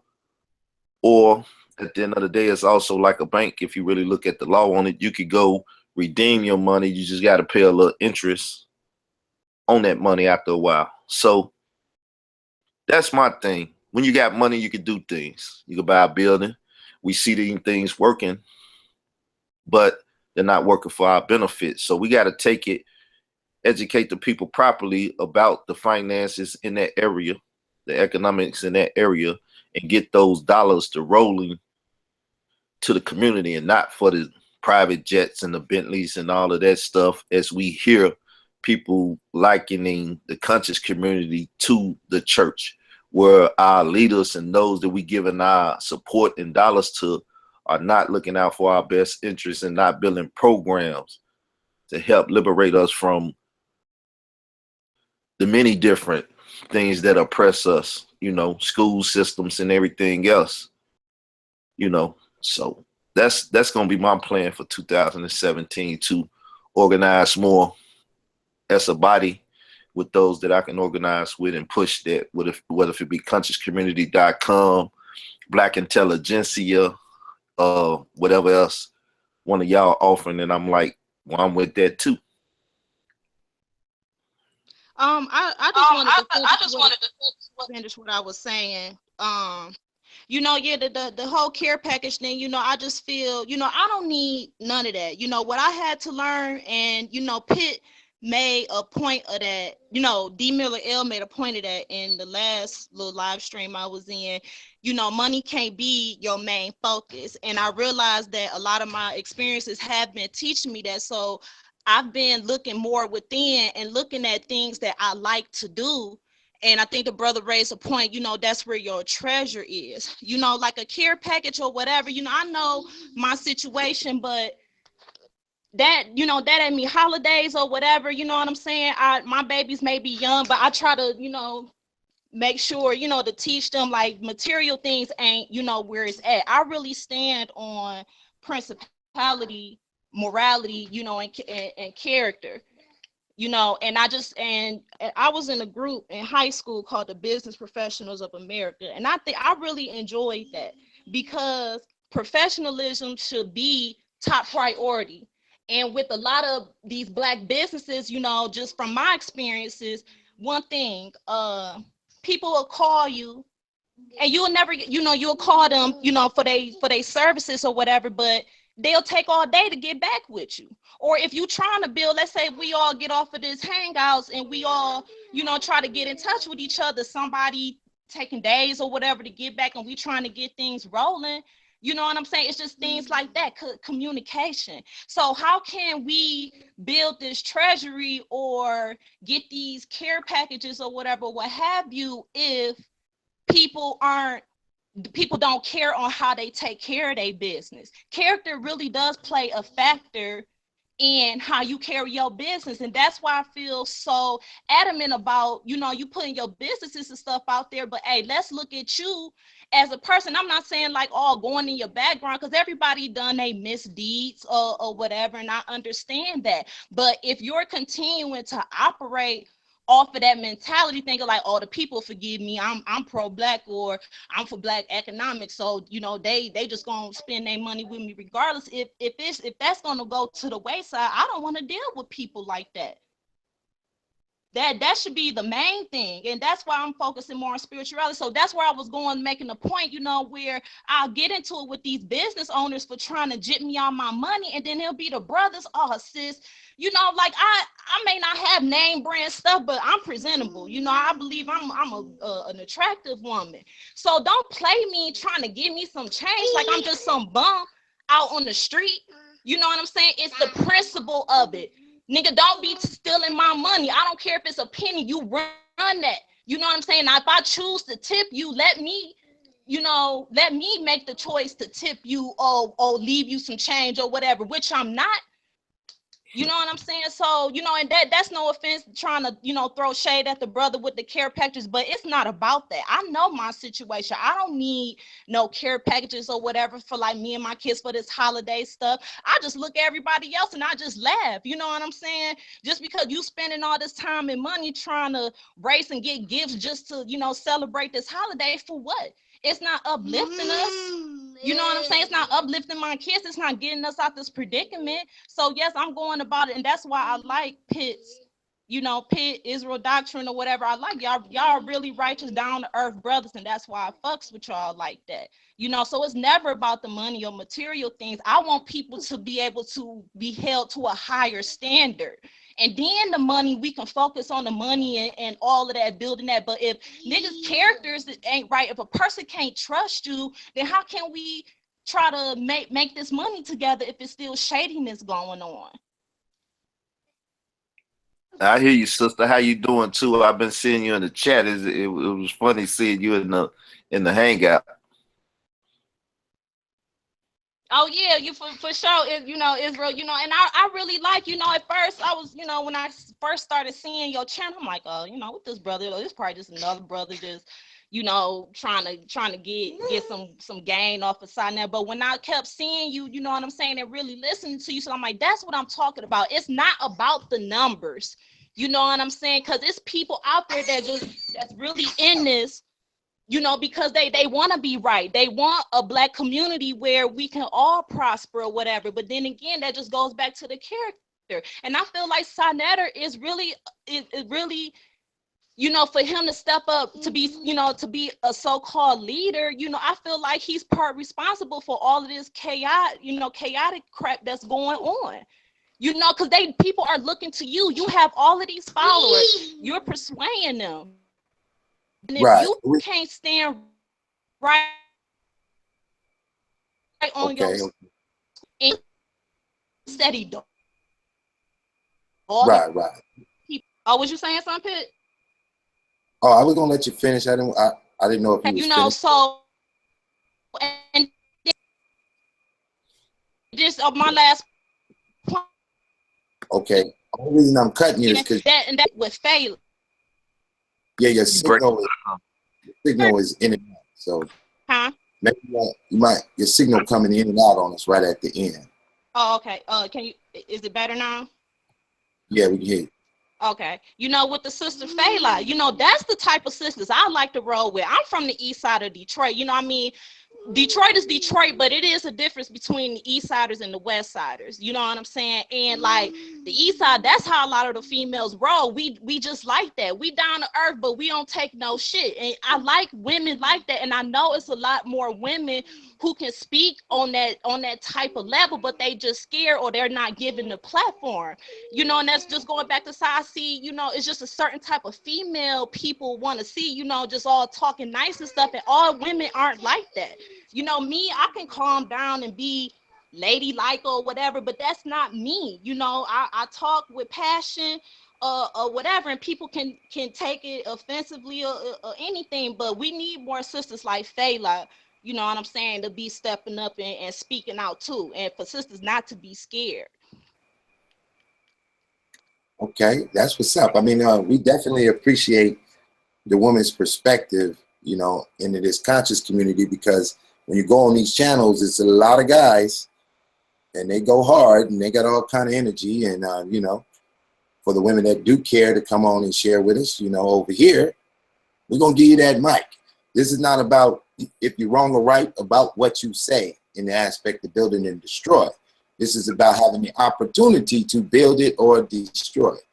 So hopefully as I speak, I continue to share something, because my aim and objective today is to build it. So I'm gonna show you a book that I paid $3 for at a used bookstore. Every so often I just be out and about, I fall up in something and I take my little Bitcoins and I buy something, right? So this book is on accounting. This is an advanced accounting. This is an actual book you would get in college, you know, if you were going to be a CPA. Book is full of all of the basics and the advanced understandings of accounting, right? So for $3, you could just use that book along with the Blueprint of Black Power or whatever you out there reading, and just every day say, I'm gonna cover 2 or 3 pages. And by the time you get to the end of that book, man, you're an accountant. You're an accountant with the real knowledge, right?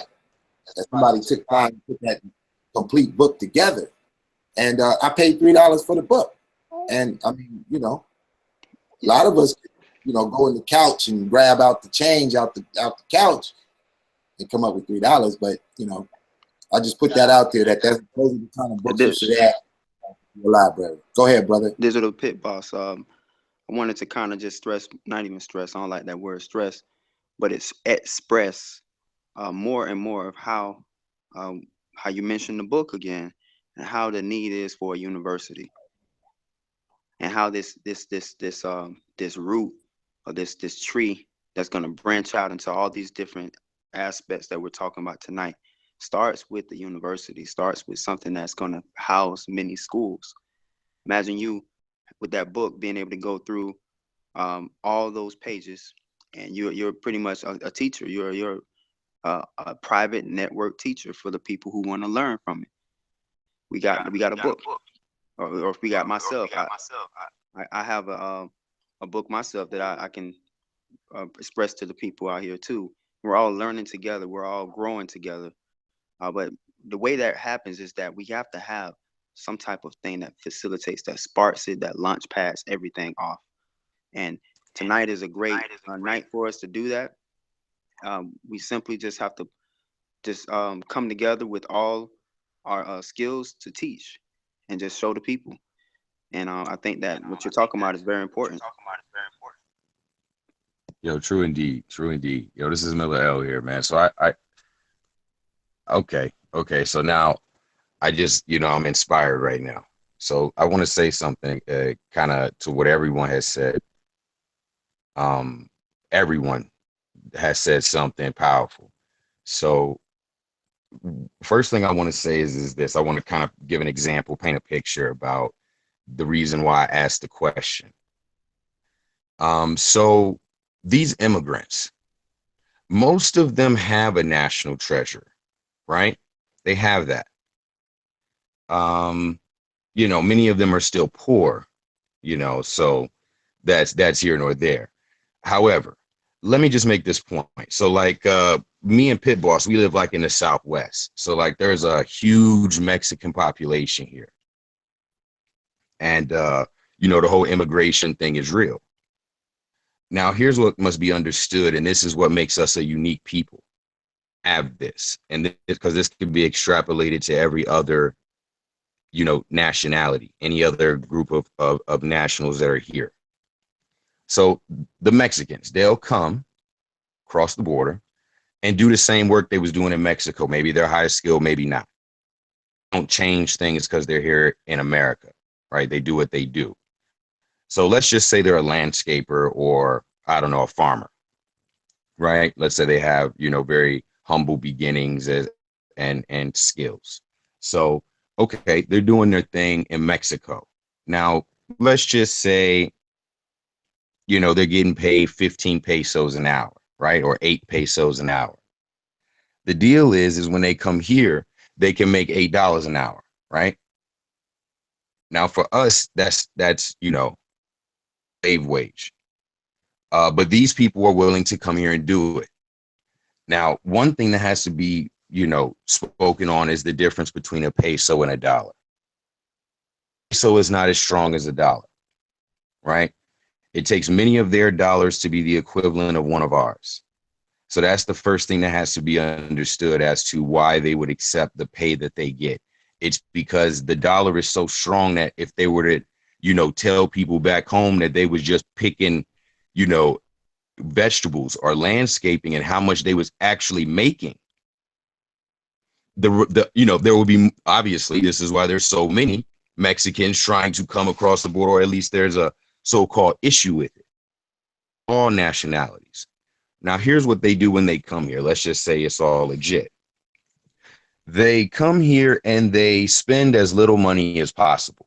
You see them pooling their resources. Many of us confuse it with poverty, right? Or some kind of, I don't know, it's like the person who's not wearing designer gear or something. You know, you might look lowly, was saying. This is just some people.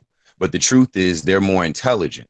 They're all piled up in the apartment. They're all piled up in the car and pooling their resources. They spend as little money as possible while they're here, and they send the rest back home.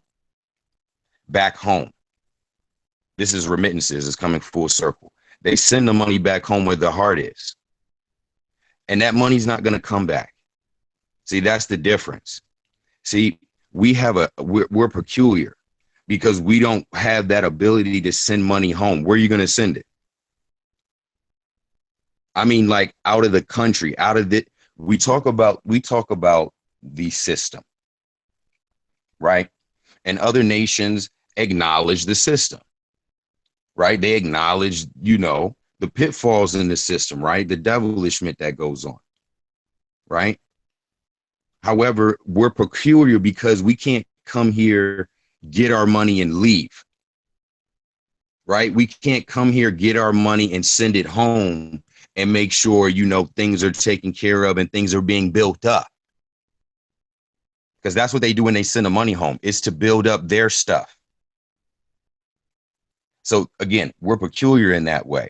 So bottom line, you know, after some thought, those conclusions, and I realized that a tool in which we could use is Bitcoin as the store value, as a way to take the money out of the system, to send it home, right? This about this is I know a lot of people think National Treasury, they think of a central thing, like maybe a big bank. You know, I know that you brothers mentioned some awesome things with regards to business and the networks and things of that nature. And this is an aspect of the Treasury, no question, a resource nonetheless. I'm really you going about. You going in, and interrupt. Meaning, I feel like we're gonna get this type of dialogue because you giving it the most professional. You making me think about all the traditional systems that worked and the ones that still working because they based off that type of concept. That's like a master teacher concept. Ubuntu economics or whatever. There's so many different names they got for when that stuff works like that. We are not mentally healthy enough as a whole, as the masses, so to speak, the walking dead, the zombies, to trust enough for that central banking, that central concept, that epicenter, that treasury that we trust is gonna, that's what we're making the sacrifice for. We'll go without now because we know it's greater later, baby, and so on and so forth. Like, it's just we need a new paradigm, and it's gotta be, to me, the only thing that's actually gonna be actualistic, and you can get the mic back, the only thing gonna be actualistic is small pockets of this type of stuff, like you're talking about, small pockets that can build to more, but they got to start small pockets. They got to start so small for us to trust it enough, and then we can convince others to add on and come in on this if they just trust it enough. Because man, it's just like Shorty that was just on there. I had the most magnificent intention with what I was talking about, the theme of it, the spirit of it, not the dense exact of it. Like I was really about to show up at her door with an envelope or something. Like, no, Shorty, just hear the spirit of it. We was talking about the heart being the treasury. I was feeding off of that energy. You got to understand, that was the most fantastic intention. And she let it be known she wasn't taking it like that. She was very respectful with her response, and she's do that. I wasn't offended either by her thinking that or taking it the wrong way, so to speak, anything like that. It's just we got to accept each other, embrace each other fully, and start these things in small pockets. Otherwise, as a whole or as this giant conglomerate at the beginning, no. The people just ain't they ain't gonna trust it. They'll hear it. It sounds great. But so do all the other traditional systems that they deliver to us that sound magnificent. Why ain't nobody doing it now? Going back into my team thing. As brilliant as you are, answer this one as you segue back into you having the mic. Answer this one, Brother Race. How big is your team right now? Awesome. I can't number the extremities, if you will, the extras. But my team is very small. It's me and my partner.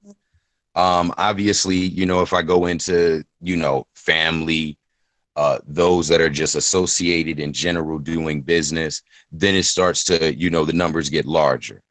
Then there's an aspect of it that I can't count. And that's really the true segue here. So you're right. And I brought up this idea of a big bank for a reason. That idea like, okay, first off, it's basically obsolete. I'm gonna keep it real simple. I'm gonna keep it basic.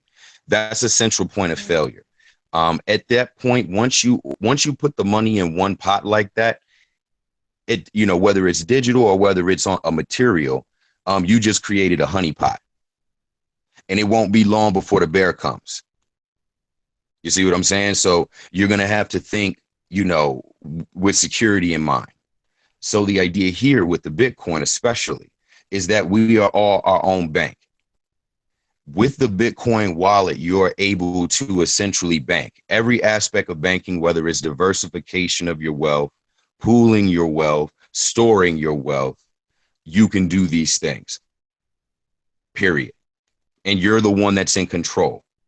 So the uniqueness about this concept, the Blexit, is that they're at only when we come forth with these ideas, and this gets into, like, you know, where the rubber meets the road. Let's get real.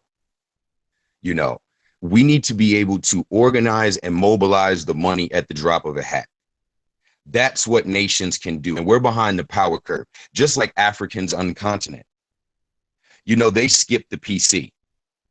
They just have cell phones that are connected to the internet. You know what I'm saying? They never got PCs, laptops, none of that. They just jumped. Like they were once not having the internet, not having any kind of technology of that nature, to cell phone. Right? So it's going to be similar for us with regards to our future. I don't believe we're going to go through these little baby steps and, you know, kind of even duplicating the traditional systems that are there. We're just going to jump into cell phone. This is what I mean. What I'm saying? That old concept. So now here's the deal. Here's the deal. The idea here is, if we all, first and foremost, send the money home, that means, you know, having your stored value, whatever you got in the bank, you'd get better stored value if you held it in Bitcoin as opposed to your dollars in the bank. And I was about to start. That's what I'm telling you. See, yeah, that's all. That's what I got to do. I got to do that. At this point, to me, what's going to be real time, the closest to real time out of this whole entire build today, what's left of it, I'm looking at the faces on this thing. I know Pit Boss is in there, you in there. You are sounding like I don't have your face, so it's like you just sound like some lecturer I would be listening to, and very motivational. I don't even care nothing about Bitcoin. You know what I'm saying? I'm a street nigga. I ain't done Bitcoin, but it sound like it's ignorant to be talking like that. You know what I mean? Which is, you know, what we associate with the streets. So if you get into my concept, the Dummy Boy, or one of the concepts that I tried to find a name for naming this nonsense, I don't want to call it my concept. It is what it is. The Dummy Boy saga is he or she who consistently makes conscious decisions that demonstrate reckless and wrongful behavior. It just basically means doing dumb shit on purpose. So we love being ignorant in the streets. We do that shit on purpose. So I don't want to do that here. That Bitcoin sound like something that I probably should already been known about, but let me go ahead and get that from this now, because I've heard it on other Pit Boss shows, and I'm just getting started with them. So let me say this. It's the same frequency. It's the same spirit that I was on with Shorty as the example. Just the example idea. You know, wherever she wanted that energy channeled, that's what I would have been. That's what I'm about in the, you know, in the beginning and the end. But anyways, same here with you. You keep talking about this Bitcoin. So I got a good question for you. Yes, sir. You have personal Bitcoin accounts. Yeah, for 3 years plus. All right. Do you have partnership Bitcoin accounts?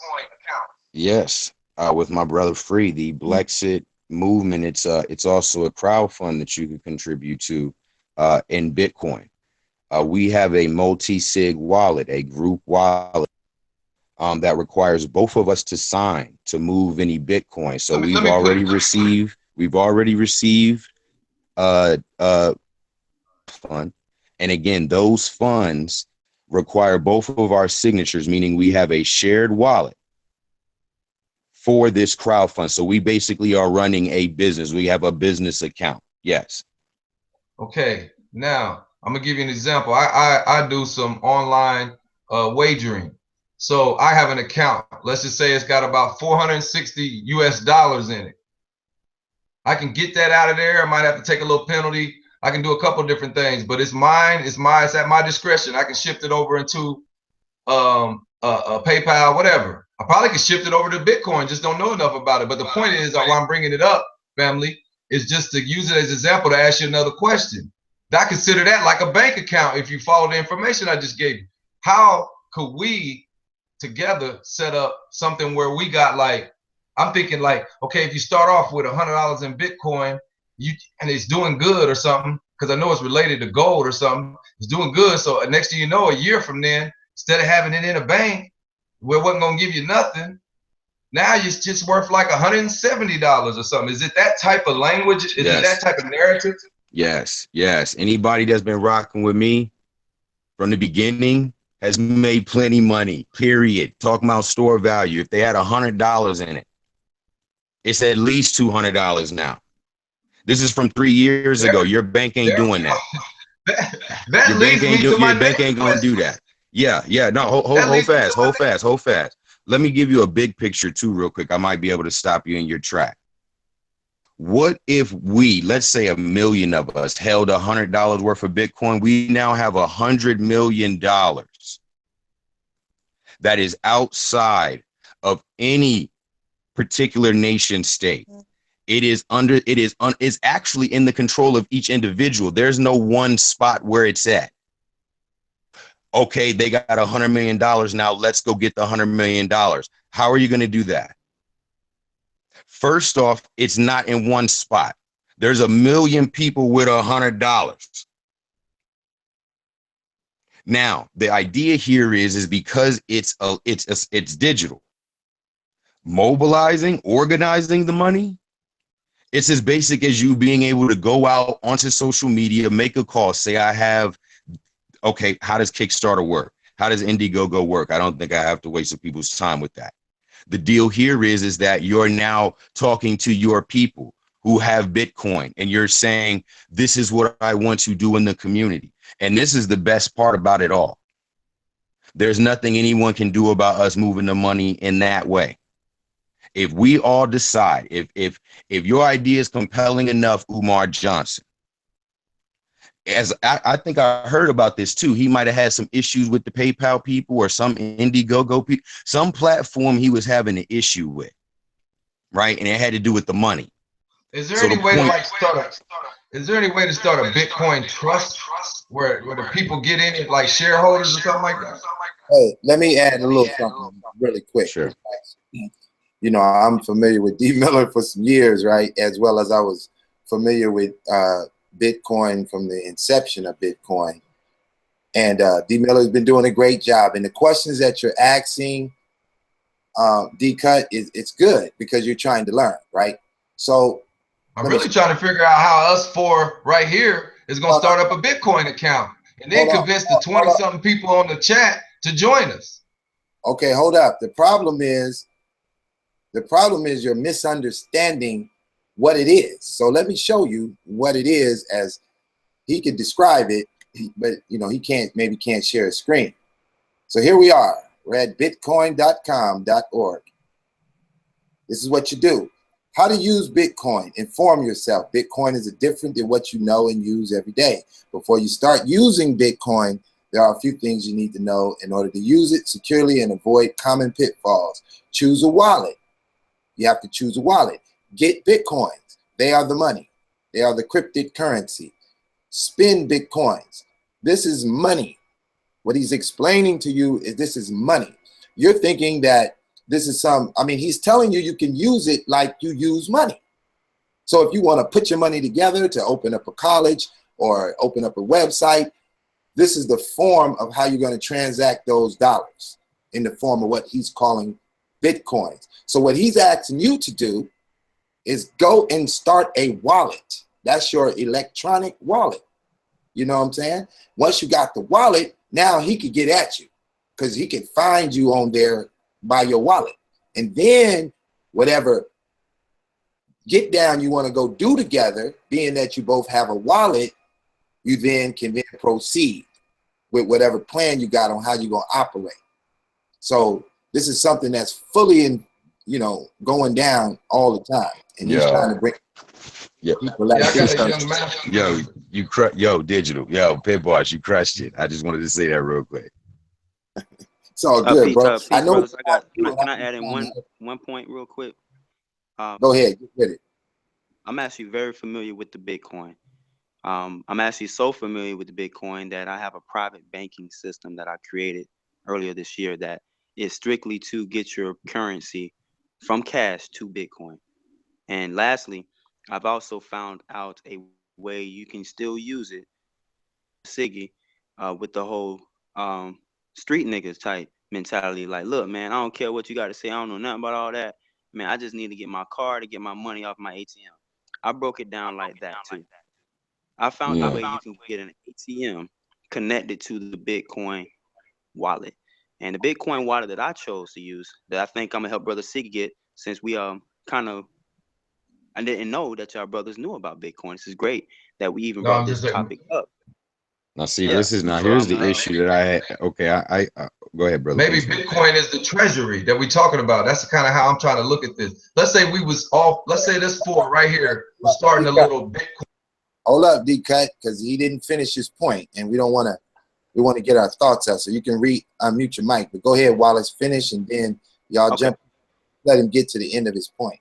Yeah, the main point is that for the street, what we call street nigga, who just don't really care about all this stuff, he just trying to get his cash, get his money.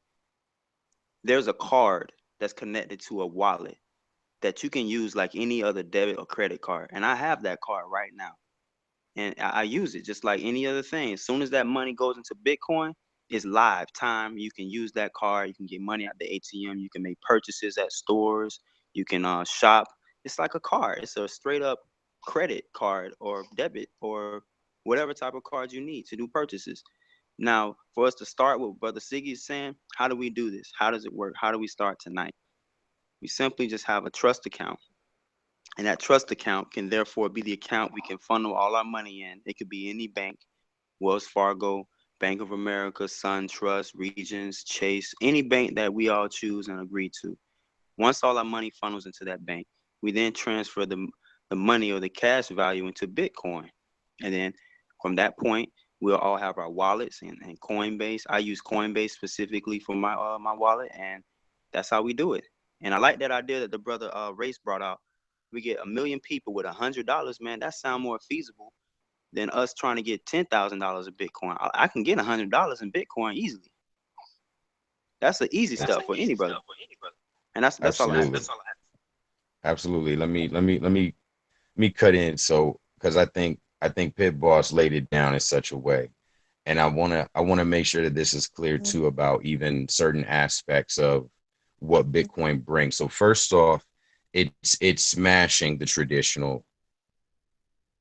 It's like a email to the mailman, right? It's like the Mustang, the horses, you feel me? The stallions, the Arabians, you know what I'm saying? These various horses. There's something that's coming that's absolutely going to kill all of that. You know what I'm saying? It's disrupting it. They're dealing with it like from a research and development position, like, yo, what can we do? Maybe can we use this? I mean, it's all out there in the open at this point. You know, it's documented for years at this point. So let me back up and say this.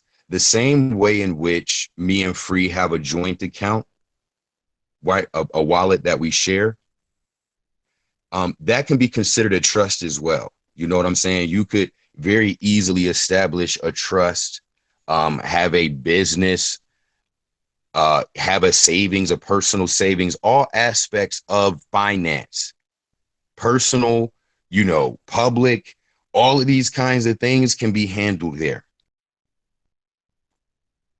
So yes, very simply, like you said, maybe you need to do a little bit more, you know, research, and I definitely recommend you do your due diligence, right? And understand what it is. Because, you know, brother, like I said, it's more like the email.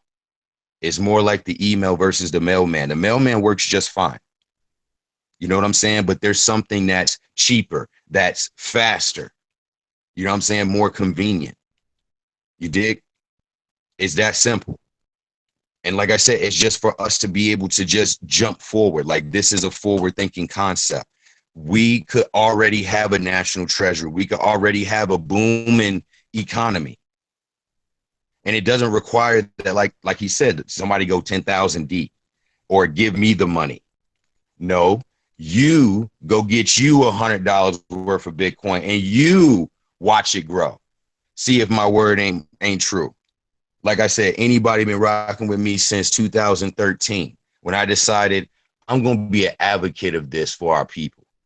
I think there's liberation in this. I think that there's empowerment and unity, plainly.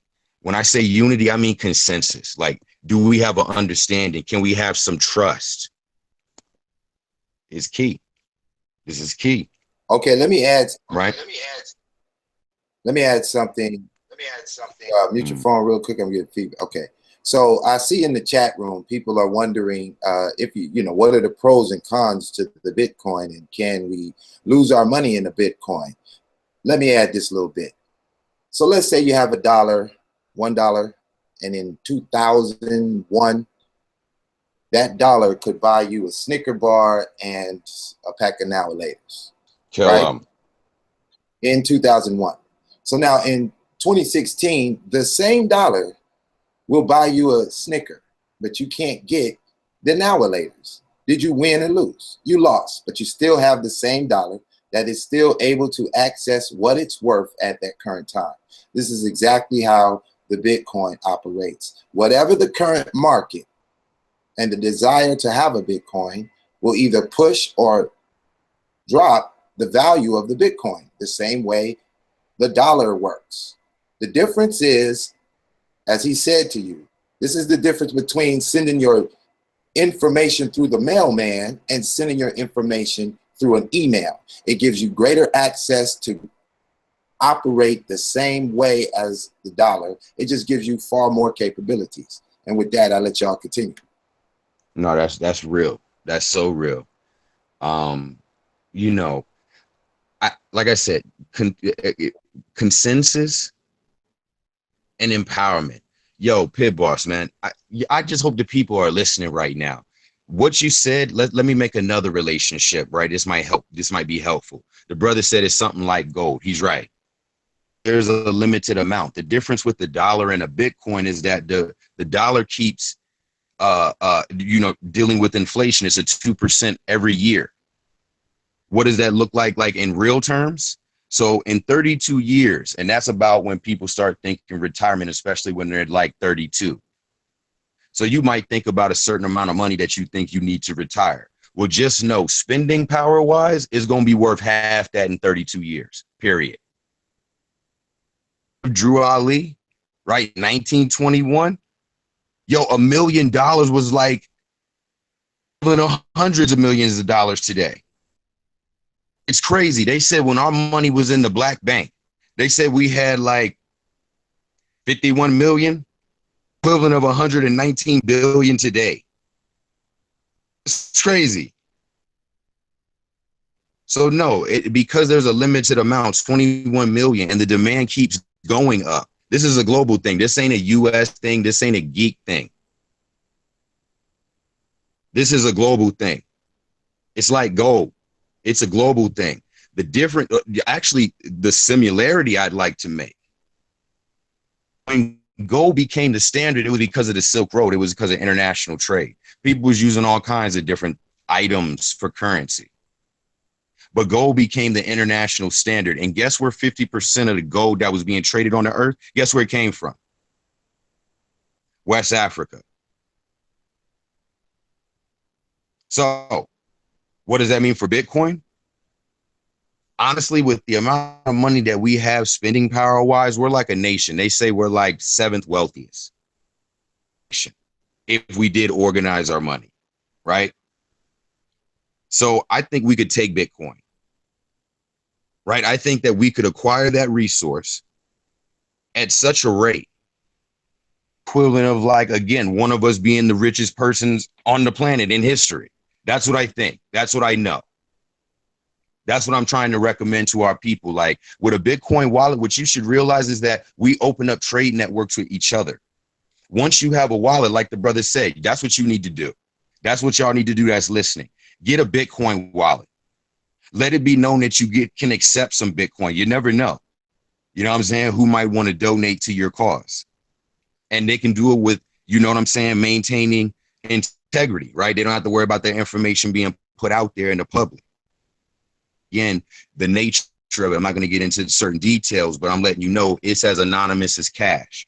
You know, only when somebody's talking about an IOU or a check, right, some credit, that's when you need to know everything about them. You know, where do you live? What's your background? You know, you mess around and give them a loan, you might ask them where his mama live. You don't come with my money. I need to see somebody about my money. You dig? Bitcoin is much more like gold. It's like even the bartering system. When we was trading, you know, meat for salt or whatever, the currency was the valuable thing of value. The Bitcoin is the thing of value. This is not a different, you know, credit scheme or system in which we're doing IOUs and credits and playing along with that concept. No. Back to, again, that Mansa Musa's time, in which maybe the global power was different. I mean, I think we all know it was. Don't we? Don't we know before Columbus comes over here what he's looking for? Do those Africans to get anything in Asia? So what is he looking for? A route to Asia, right? To India. But again, the gold that's being traded, the universal currency, 50% of it's coming from West Africa. You wonder how he's the richest man in history.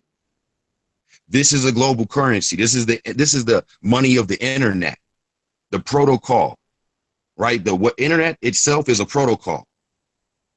This is a protocol. That's what you should know. It's a protocol. That's a technical jargon. It's an algorithm, a protocol. Again, a way in which people are able to trade. And it's like doing cash. It ain't like I got to get to know you or I need to know everything about you before I do the deal. Like you said, this trust thing. No, if they got the Bitcoin, all is well. You know what I'm saying? If they got the money, you know what I'm saying? All is well. On ahead and do what I need to do. But if you start talking this IOU or some credit, you know, we start dealing with these other issues. And like I said, we're 7th, 8th richest on the planet. Bitcoin's worth in total 13 billion. I think we could own that. I think we could have that. They talking about the Chinese, right? They talking about how the Chinese are buying it. They talking about right now how in India they're buying it.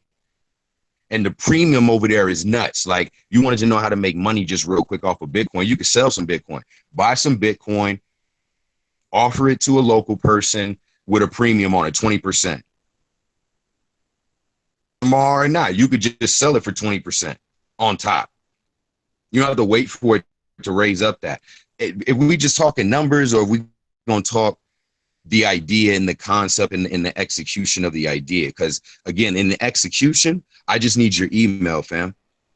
Let me help I'll you out. send you. Listen, I'll send you the Bitcoin. right? You have to worry about it. Like, you can still bullshit around to figure it out, right? This is what I do for everyone. This is what I do with the family. You have to have that amount of compassion, in the sense that everyone's not going to move at the same time. However, that is the move. The move is get you a Bitcoin wallet. Start treating it like a bank, right? Your savings account. I promise you, it'll do better than your regular bank. Now, you're going to see it fluctuate, but again, for it to do better than your bank, it has to fluctuate. Let me help build on that. Yes, sir. Okay, so for everybody listening that is skeptical about the Bitcoin, right? Go get a wallet. It takes a few minutes. It's not a long process. It's quicker than opening up an email account. Get the Bitcoin. Take $100. Contact D Miller and whatever. Find out what he got going on, and just spend the $100 doing something. That's it. Just it's still in your hands. Yeah, don't worry about it. Get the wallet, put $100 in it, and go spend it. That's it. No, I don't even recommend that. I don't even recommend that, Pit Boss. I'm gonna tell you. Pardon me. I'm on fire right now. I'm feeling lit right now. No, you don't want. It's a savings. No. Much of a savings. What I want them to feel is, I want you to use it. I want you to see how you can order a pizza and it comes to your house with a Bitcoin. Let me cut in just for a second.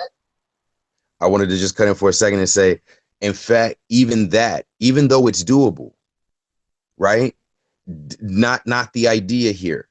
The idea is to send the money home for it not to come back. If you spend in the Bitcoin, it's with some black people. Meaning they got a crowdfund going on, or they even have a business, right? If it's a black-owned business, cop the pizza for Bitcoin. Definitely. You know what I'm saying? And black businesses accept Bitcoin immediately.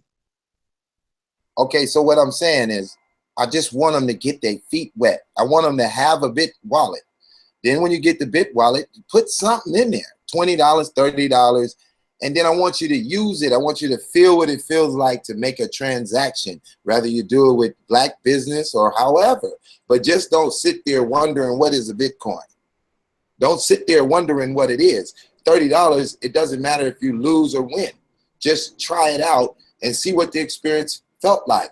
And then after you get the experience, then you can call D Miller or the other brother on here, whoever, and you can start to learn how to be more advanced with using the Bitcoin. But don't just sit there and wait all day to open up a Facebook page, or wait all day to set up a YouTube account. Just do it, try it out, see if you had a good experience or bad experience, and then you either continue or move on. Can I say one thing? For the brothers, what I learned tonight is a lot. I've never learned as much as I've learned in a long time, and that's why I know that this is a great build and a great movement that we are talking about right now. What I'm thinking about with the since this Bitcoin topic has become very, very strong in the last 15-20 minutes of the lecture, or the session, or the Grouponomics, that session that we had. But at the end of the day, what we have to realize is today, now is now, tomorrow is tomorrow. We don't know what's gonna happen tomorrow. I would hope that everybody would never again spend their dollar outside of the Grouponomics. But I know that that's not true. I know that somebody's gonna go and they're gonna still, buy things outside of ourselves, when simply all we have to do tonight is build this network of who we know, who we have right now, put it all together. If they don't have a Bitcoin way of accepting payments and processes, we help them get that. If they don't have a bank account, we help them get that bank account to convert it to Bitcoin. If they don't have a business, we help them get that too. So on and so on. The main thing, as I see tonight, is what we have to build is a foundation, a team, a root to do all these things. This sounds great, and I'm not knocking anything that anybody's saying, but at the end of the day, we need that root, we need that foundation, we need that confidence. Some people have no idea where their dollar gonna come from tomorrow, but we got to build that confidence up to say, look, brother, look, sister, you have a skill, you have a service. I want to buy your service. I want to buy what you have to offer. I don't want to go to Sears. I don't want to go to Walmart. I don't want to go to Kentucky Fried Chicken. I don't want to go to no corporation. I want to buy from my people in my network. That's what I'm ready to do today. And I hope that everyone else is the same. And that's how you build trust. That's the whole answer to all the trust answer from earlier. We talked about how do you build trust? Where's your treasures go? How do you make a treasury? Treasury and trust are hand in hand. I can't build trust with you if I don't know you. I can't build trust with you if you're not putting $1 in my hand and I'm holding that real time money in my hand and I look at it like, oh man, I need to get something now too. And then I go ahead and I do the same thing. I give it to another brother or give it to another sister, the same person. That's my main point tonight. And I hope that we do this tonight.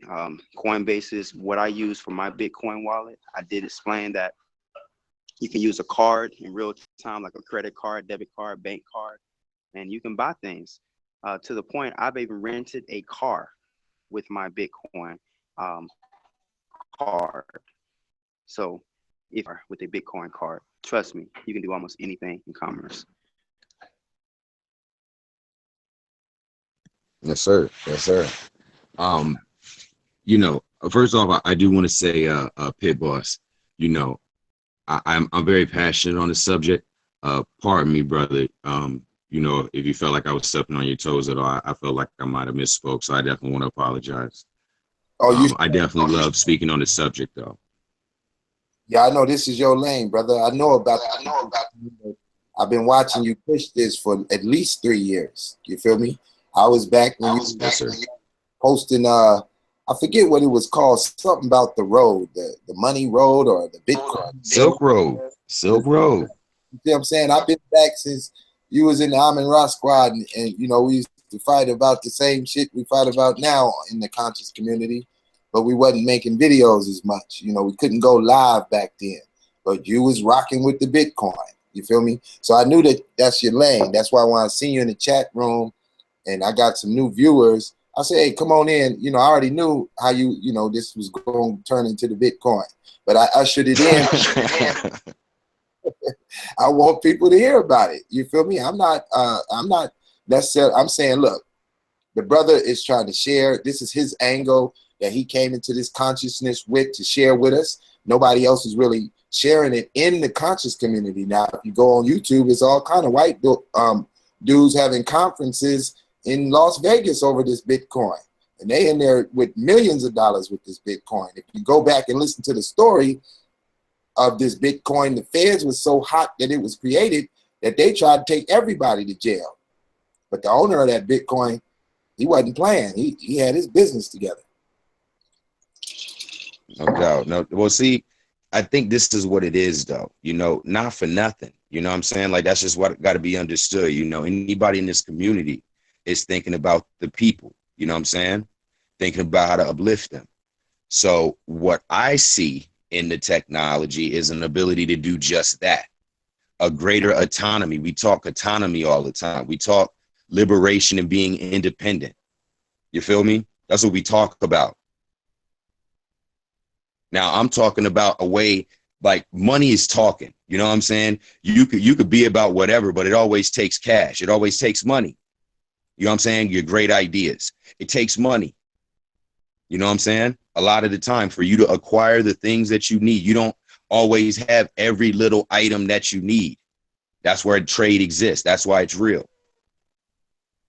So for me, you know, I'm looking at the Bitcoin. I say to myself, okay, well, you know, we need to have self-determination. I just noticed it's always like somebody above us that can tell us no or to knock it off. You know what I'm saying? Or that's not going to happen. You know what I mean? Like plainly, that's not going to happen. You know, we're always in that position. We don't got no leverage. So the idea here is we need to reclaim the leverage. That's why we was selling our own people in West Africa. That's what that is. When they didn't have to come through us no more for the trade, they had all this annexed land over here. They just needed bodies. They just needed bodies. You have no leverage. You lost the leverage. That's what's happening. We don't have no leverage still. That's why you're on your knees. That's why anytime you're having a conversation with a white man, If the brothers or the sisters find out about it, they're going to think that, you know, you was up to some kind of devilishment, like they put something in your butt. You feel me? That's because it's from slavery. We know these things. After we lost leverage and we go into slavery, we know it's only 4 ways to get free. Protect the white man, his property, right? Give him your invention. And if there's any talk of rebellion, tell me, let me know. I'm gonna set you free. That's the money. That's why anybody with money, we immediately think that they're selling out. Because we've seen it too much. We already know that's the merit system in this world. What do they call it? Meritus manumission. That's the nature of the merit system. You got to do X, Y, and Z. That's when they say that you're a good guy, right? That's when they say you're a good dude. If you don't try to do those things, then you're not a good dude in the history. Right? Yes. So bottom line, we need to have leverage. We need to have something of value that, again, allows us to actually have leverage on a global stage. And as long as somebody can tell us to knock it off, right? Don't do that, or that's not going to happen. Then, you know what I'm saying? We got issues. And you know, the first person I think about, here's a user case so that all of y'all can think about something. And I found out the other day, you know, all of our people don't know who this person is. So let me just speak on it for a second. Julian Assange, right? A European of some sort. I think he's actually an Australian, but he's, you know, European. This is the guy who founded the WikiLeaks, right? It's like a foundation of some sort. It's an organization. Anyway, they're like a whistleblower organization. Like they make it safe for people to do that, right? They'll go on ahead and blast that. They'll take the heat for that, right? So now he's been putting out information about governments the world over, right? And powerful people the world over. And, you know, obviously you'd imagine in the world that we live in, they would say, knock it off, right? We're not going to have any more of that, right? Or that's not going to happen. What did they do? They froze all of his money. There's not a bank on the planet Earth in which he can receive money at. He's not bankable, right? It's worse than being African, right? They just don't got no banks, right? That's why they don't necessarily have a bank account, because there ain't no bank near the house, right? It's way, you know, tens of miles away, maybe hundreds of miles away. So they don't have no bank account. But now Julian Assange can't have a bank account because he's, you know, exposing governments, right? A real threat. I hear about a lot of revolutionaries talking about how they're a threat or how they're banging on the beast. You know what I'm saying? Like, I would really like to see, you know, if people are really about their word. But anyway, this character since 2011 has been existing, has raised more than $2 million. He can't have a PayPal, family. That you can't donate to Julian Assange through the PayPal. Right, I hear certain revolutionaries talk about donate to my PayPal. Listen, if you was a revolution, it'd be like that Randy Bundy dude. Do you remember the white man that was out there in the West that had the cattle and he was ranching on the land and the government came and then they moved away from him and everybody thought, oh, he was a sovereign citizen and it worked for him. No. They due to knowledge, they froze that man's PayPal. All the money that he was getting, all that support he was getting to actually stand up against the government, they froze that shit. You understand me?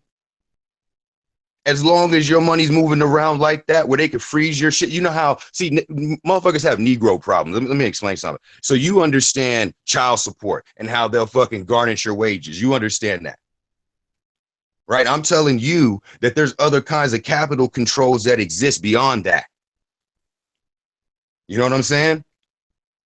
And as long as they can control the capital, then we don't have any way of standing up or having any kind of leverage. They'll tell you to knock it off. They'll freeze your money. You won't be going nowhere doing nothing. That's really all this boils down to. Greater autonomy and unity, consensus. Like I said, who has what? We can agree upon this. You know what I'm saying? We may not be able to agree upon everything else, but we need to have some kind of unity. We need to have a way in which we can, like you said, have this trust where I put my hand in your hand and all is well. We need that, you know? And here's the piece right here. It's a peer-to-peer network. Do you know what that means? Do you know what that translates into? Community. Community. Bitcoin is a peer-to-peer network.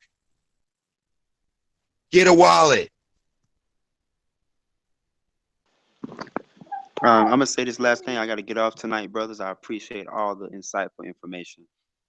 It's a blessing to be amongst you all, and to be amongst minds that are so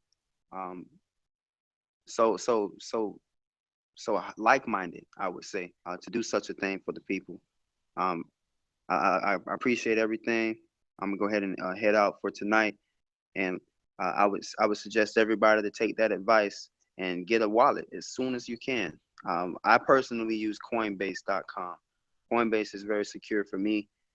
You can do anything and everything what he said tonight with that, and others as well. So I say peace to everyone tonight. Have a good night, and I'll be looking forward to next week or the next session. If you said Coin Banks, that's the Coins Bank. That's the one I just signed up for a while. Coinbase.com. That's the best one. I believe. I think that's the best one that's out right now. Okay. It's very secure. That's what it do. Nobody can get into your Coinbase. They give you verification, send text messages to your phone. I've been using Bitcoin. Actually, I've been operating with Bitcoin for over 6 months, and I'm telling you, people, what he is saying is true. Your money will grow better than any bank can ever grow your money. I can guarantee you that. I can. Matter of fact, let me testify to it right now. I actually had 50 cents in my Bitcoin earlier this week or last week sometime. Now looking at my Bitcoin account, I have 76 cents in my account right now. Now see, family. That's what I just said. I said I had 50 cents. Family. Now, our people aren't good at math. Please break it down, brother, before you leave. How much money is that? First, throw out the percentage for the business-minded or those that want to talk percentages, right? And compare it to a bank or any kind of mutual fund, some money market account they have, IRA, Roth account, whatever it is that they got. They can look at the numbers. But you tell me again, what is that? What is the percentage on that? It's about 50%. 50, yeah. So think about it. I had 50 cents in the account, right? Oh, okay. And then my account is now saying, as I log into my Coinbase account tonight at 8:24 p.m. Eastern Standard Time, says 76 cents total balance. So I rose up 26 cents by just having 50 cents inside Bitcoin. And that's it. Everyone should know. There's no max, or excuse me, there's not really a minimal amount. You can buy quantities at, depending on how you get your Bitcoin, as little as $1, I guess, whatever somebody's willing to sell to you. Coinbase, you can $5, $3, I guess, $10. You could buy you some little Bitcoin. I got the amount that was in there is because I was using it. Like the brother was saying, making sure that it works. I was using it in commerce, like he was saying. Ordering stuff. Facts. Using it like a debit card, a credit card. But facts. A lot of people want to know, is it a currency? Can it be spent like money? That's what a lot of people's curiosity is, and they have to prove that to themselves first. Like, I want to buy something. I bought something with some Bitcoin too. I'm not trying to say I haven't spent any Bitcoin. I've made more than $1,000 worth of purchases on just consumer items. Not to mention, the actual, enterprise that I'm engaged in, right? The business that I'm engaged in. Like I said, I do business. I got a crowdfund that's in Bitcoin. You know what I'm saying? Like, I don't, like they say, I'm not only the client, I'm the president. I don't just advocate the use, like I'm using it. I'm demonstrating its use. This is a business. You know what I mean? It literally plays itself out in that fashion. So I think that as long as in general, a person comes, with honesty and just trying to be genuine, I think that they'll find it a whole lot like email. Like I said, it's like having a Gmail. You get you a little email address. First thing you learn how to do is send and receive emails. And if you got a Gmail, oh, it might be extra tight because they got this extra stuff on it like YouTube and Google Hangouts. You know what I'm saying? They got Google Drive. Like there's all of these fantastic features that come with the email. So it is the same with Bitcoin. Like, again, on a basic level, learn how to send and receive email. And don't be so foolish. You know what I'm saying? Like everybody, you know, first and foremost, if somebody were to say, yo, I tried out Bitcoin, it ain't all that. It's like somebody saying, yo, I got an email, it ain't all that. Right? Like the first thing you want to know is like, well, what you mean? Because, you know, unless you don't know how to send an email, right? Or unless you're not using like the other aspects, because again, you can't have a Facebook without an email, right? So your first initial experiences with the internet is all dealing and centered around this email. For you to say like, you know, it ain't all that is like, just like you saying email ain't all that. Like, bruh, you know what I'm saying? Like you might, again, that's like somebody basically forwarding emails to themselves, wondering why they ain't getting no responses and saying like, you know, it's not really that cool because I haven't figured it out. Like, but again, it's like email, except for the information is value. Okay. Right. You know how we all talk about, I'm sorry, I'm about to wrap it up. A lot of people talk about how they have valuable information to give to the people. Right. I think that if we really consider what people were giving to the people, and if the information was of value, I think that when we talk Bitcoin as opposed to, you know, some kind of, you know, doctrine or whatever the case may be, scholarship of some sort, I think that it becomes obvious. You know what I'm saying? It becomes immediate and urgent, just like some of the problems of our people. It'd be money issues. Where am I going to get $1? How am I going to eat, pay my rent? It's urgent like that. You know what I'm saying? This is value like that. It's something that a person should think about and consider, you know what I'm saying? For real, for real. Appreciate it, Pip. Okay. Yes, sir. Okay, D Miller. Well, I'm gonna bring you back on the show. We're gonna have a Bitcoin night where we get intricate with them, and we're gonna show them some stuff. You know, share the screen and make some Bitcoin moves. We're gonna create a wallet and all of that type of stuff. Again, you know, whenever you decide, you know, you want to come over here and do it, you know, I'm with it. Okay. So, yeah. So really quick, I see my man Blaine came back in. That's good. Okay, so I'm gonna just break up the monotony a little bit, and I'm gonna go back to my little 4 agreements, and I just randomly clicking on it somewhere. I'm gonna let it play for another minute or two. Y'all listen to it, and then when I stop it, you know, chime in. Let's get this conversation still in the direction as we move it. So Hey, let me let this.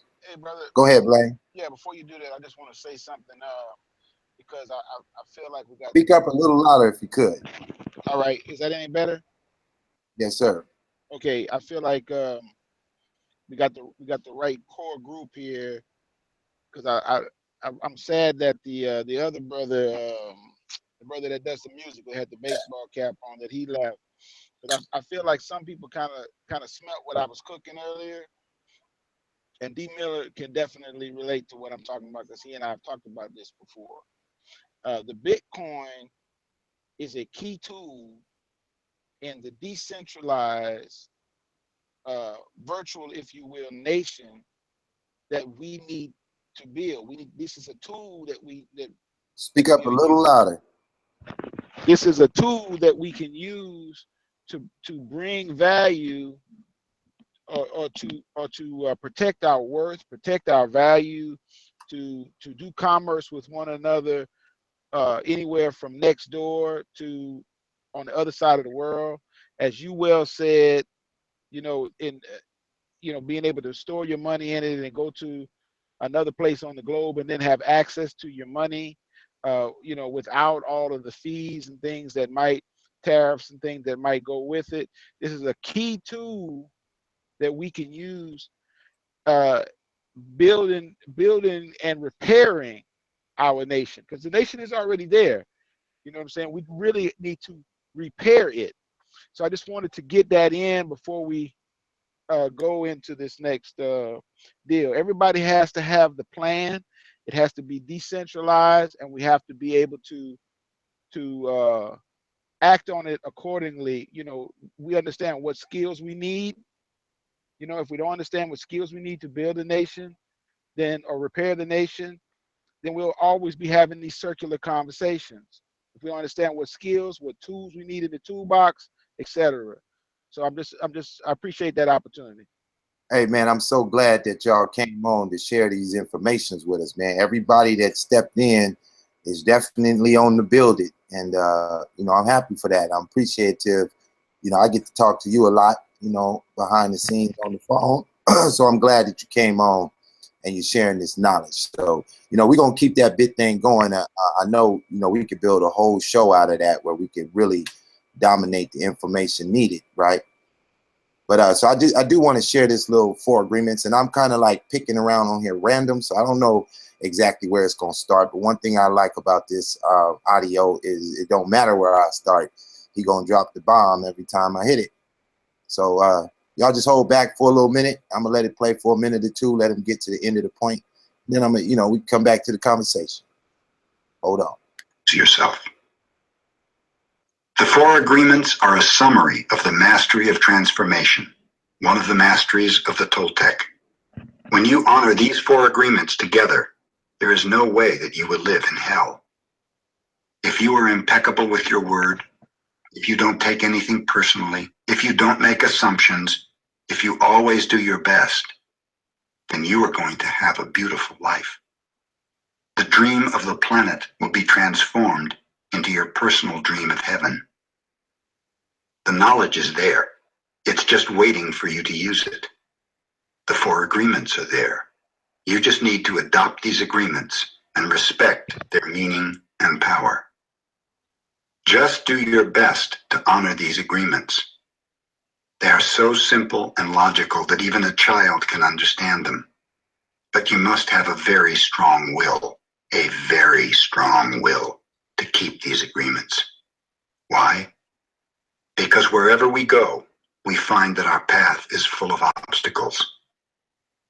Everyone tries to sabotage our commitment to these new agreements, and everything around us is a setup for us to break them.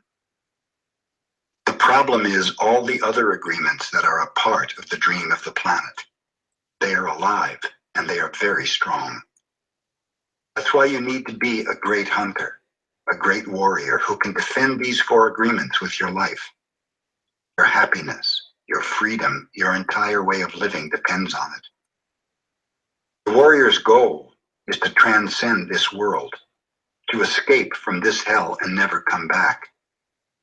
As the Toltecs teach us, the reward is to transcend the human experience of suffering, to become the embodiment of God.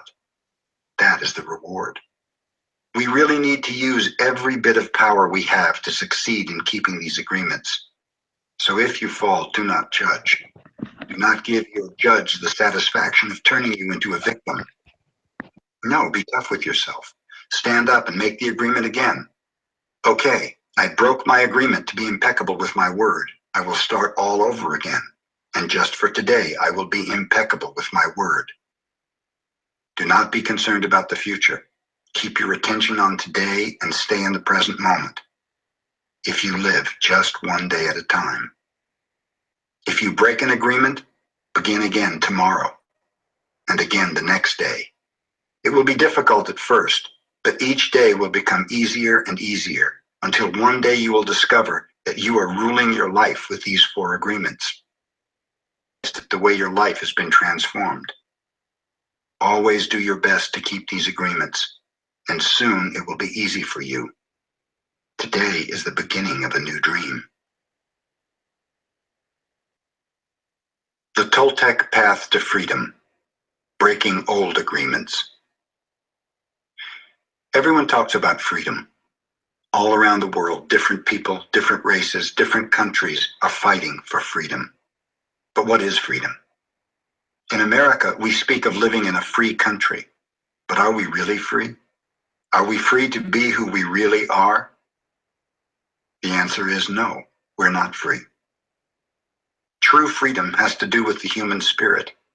It is the freedom to be who we really are. Who stops us from being free? We blame the government. We blame the weather. We blame our parents, our religion, or God. Who really stops us from being free? We stop ourselves. What does it really mean to be free? Sometimes we get married and we say that we lose our freedom. Then we get divorced and we're still not free. What stops us? Why can't we be ourselves? We have memories of long ago when we used to be free and we loved being free, but we've forgotten what freedom really means. If we see a child who is 2 or 3, perhaps 4 years old, we find a free human. Why is this human free? Because this human does whatever he or she wants to do. The human is completely wild, just like a flower, a tree, or an animal that has not been domesticated. Wild. And if we observe humans who are 2 years old, we find that most of the time, these humans have a big smile on their faces and they're having fun. They're exploring the world. They're not afraid to play. They're afraid when they're hurt, when they're hungry, when some of their needs are not met. They don't worry about the past, don't care about the future, and only live in the present moment. Very young children are not afraid to express what they feel. They're so loving that if they perceive love, they melt into love. They are not afraid to love at all. That is the description of a normal human being. As children, we are not afraid of the future or ashamed of the past. Our normal human tendency is to enjoy life, to play, to explore, to be happy, and to love. But what has happened with the adult human? Why are we so different? Why are we not wild? From the point of view of the victim, we can say that something sad happened to us. And from the point of view of the warrior, we can say that what happened to us is normal. What has happened is that we have the book of law, the big judge and the victim who rule our lives. We are no longer free because the judge, the victim, and the belief system don't allow us to be who we really are. Once our minds have been programmed with all that garbage, we're no longer happy. This chain of training from human to human, from generation to generation, is perfectly normal in human society. You don't need to blame your parents for teaching you to be like them. What else could they teach you but what they know? They did the best they could. And if they abused you, it was due to their own domestication, their own fears and beliefs. They had no control over the programming they received, so they couldn't have behaved any differently. There's no need to blame your parents or anyone who abused you in your life, including yourself. But it is time to stop the abuse. It is time to free yourself of the tyranny of the judge by changing the foundation of your own agreements. It is time to be free from the role of the victim. The real you is still a little child who never grew up. Sometimes that little child comes out when you're having fun or playing, when you feel happy, when you're painting, writing poetry, playing the piano, or expressing yourself in some way. These are the happiest moments of your life, when the real you comes out, when you don't care about the past and you don't worry about the future. You are childlike. But there's something that changes all that. We call them responsibilities. The judge says, wait a second, you're responsible. You have things to do. You have to work. You have to go to school. You have to earn a living. All these responsibilities come to mind. Our face changes and we become serious again. If you watch children when they're playing adults, you'll see their little faces change. Let's pretend I'm a lawyer, and right away their faces change. The adult face takes over. We go to court, and that is the face we see, and that is what we are. We are still children, but we've lost our freedom. The freedom we're looking for is the freedom to be ourselves, to express ourselves. But if we look at our lives, we'll see that most of the time we do things just to please others, just to be accepted by others, rather than living our lives to please ourselves. That is what's happened to our freedom. And we see in our society and all the societies around the world that for every 1,000 people, 999 are completely domesticated. The worst part is that most of us are not even aware that we are not free. There's something inside us that whispers to us that we're not free, but we do not understand what it is. and why we are not free. The problem with most people is that they live their lives and never discover that the judge and the victim rule their mind, and therefore they don't have a chance to be free. The first step toward personal freedom is awareness. We need to be aware that we are not free in order to be free. We need to be aware of what the problem is in order to solve the problem. Awareness is always the first step, because if you're not aware, there's nothing you can change. If you're not aware that your mind is full of wounds and emotional poison, you cannot begin to clean and heal the wounds, and you'll continue to suffer. There's no reason to suffer. With awareness, you can rebel and say, this is enough. You can look for a way to heal and transform your personal dream. The dream of the planet is just a dream. It is not even real. If you go into the dream and start challenging your beliefs, you'll find that most of the beliefs that guided you into the wounded mind are not even true. You'll find that you suffered all those years of drama for nothing. Why? Because the belief system that was put inside your mind is based on lies. Boom. I'm going to stop it right there. Now, some people think that's a white man talking. Yeah, he the reader. That's who they threw on to read it. It wasn't a white man who wrote it. And if you don't have a reader and all you got is the words, question I'm asking is, who is aware of your condition, and what do you think is the problem that's holding you back? With that, anybody on the panel want to speak on what they heard or add to that?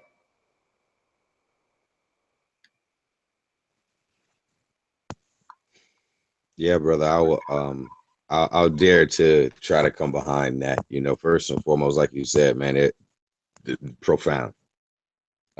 Took me, I've never heard that before. I've never read this work. So it took me in a lot of different places, you know.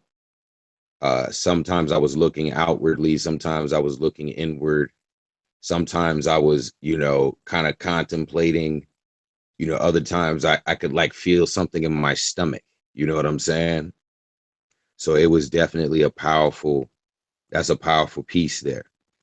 Wow, man, just I'm not even gonna, I'll let y'all kind of comment first on what he said. I'm just gonna kind of touch on, you know, the issues with lies, right? So it's falsehood, and building anything upon falsehood is going to lead to ruin. You'll be among the losers, and a quality, or at least a characteristic of the loser, is the serious face, or I should say even more, the sad face. And it's because things aren't going well for you. You know what I'm saying? You're not enjoying, you know what I'm saying, this thing called life. You know what I'm saying? Things aren't going well for you. And a lot of the times that is a consequence of believing lies. Believing lies. This is not good. And you know, to add on, to make matters worse, a lot of people make up lies and believe them themselves. Like, they don't make up lies for the sake of deceiving others. They lie and then end up deceiving themselves even more. So like, they become delusional, you know, and again, things don't go well. You know, life's not good when your comprehension of reality is, you know, off. That's what I wanted to say. That, like I said, the brother took me in a lot of different places, though. He, you know what I'm saying? That's a powerful piece right there. Man, I appreciate that. And you know, I was reading a few people chiming in the chat room, because one of them, I ain't gonna say their name because they say they shy, right? And they think that that's a white boy's philosophy because they hear a white boy reading it. And you know, that same person, name I won't mention, you need to understand that knowledge is knowledge. It's either real or unreal. It's either true or it's either false. It does not matter who disseminates the message. It's what is the message. Now, if you feel like the message is not powerful enough, that the four agreements, that this statement be impeccable with your words. What's wrong with that? What's wrong with somebody telling you that? It's yourself. Tell me, why do you hate that? Because see, this is the reason why Pit Boss jumped up inside this conscious community, because all I heard was lies. And I said to myself, would I want a truth, would I want a lying vegetarian or a truth-telling pork eater? Well, give me the truth-telling pork eater over the lying vegetarian. Because what's on the outside is not as important as what's on the inside. Because it's from the inside that our conditions are made. Whatever we believe inside, we act that out outside. So when someone handed me this book, they said to me, Pit Boss, why are you speaking against yourself? I said, what you talking about? I ain't speaking against myself. They said, yes, you is. I said, what you talking about? They said, here, I'm gonna give you this book. Went in their purse. I was out of town at the time, so I threw it in the glove box. I said, okay, I'm gonna read it. I'm gonna read it. I start driving around. I get to the airport, get ready to turn in my rental car, and I'm like, shit, I got 2 hours before I gotta get up in there. So I said, well, let me get on the phone. I reached over and I remembered I had the book. So I grabbed the book. It's not that thick.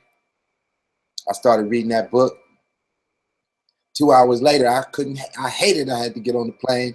I wasn't done with that book. So I closed the book, got on the plane, tired. I've been out all day. Finished the book before that plane landed. And I realized what they said to me. I was speaking against myself. I didn't know I was speaking against myself. I was just doing my normal talk. And once you get the 4 agreements in your life, once you understand, be impeccable with your words, stop speaking against yourself, always do your best. If you wake up, an old fat white lady tell you, when you leave out the house today, always do your best. If you mad because it's an old fat white lady telling you that, then boy, you are definitely in slavery. The only way to break that chain is to become aware. Aware that you're working against yourself. As my brother D. Miller came on here just to share the Bitcoin. A lot of you never heard of the Bitcoin. A lot of you heard of it but never moved on it. So he said, look, just get the wallet. It don't cost you no money. Go get the wallet. And then when you get the wallet, get you some Bitcoins. Hold on to them for a minute. See what that do. See if your $100 don't turn into $156. In the same time span, and that 50 cent turn into 76 cents. See if that don't work for you. And if it do, ask yourself, why was I so defensive to try something new? That's how we are. That's why they say black folks want to hide something from them, put it in a book. Because they know the unwillingness of the black man to go read the book. Now, of course, you know, the conscious community dispels the book reading myth. Everybody in here read a book. The problem is they cherry picking. And all they sharing is their version of the truth. And if you don't follow their version of the truth, oh, it's the attack game. So I came on to build it today. You ain't gonna get the turned up, Pit Boss. I ain't attacking nobody. Ain't no need to strike this channel because I ain't playing nobody's videos. I ain't even against the information that come on tonight that I might disagree with tomorrow, because I gave it the open space that you could build it today or you could destroy it. Come on here and do what you do.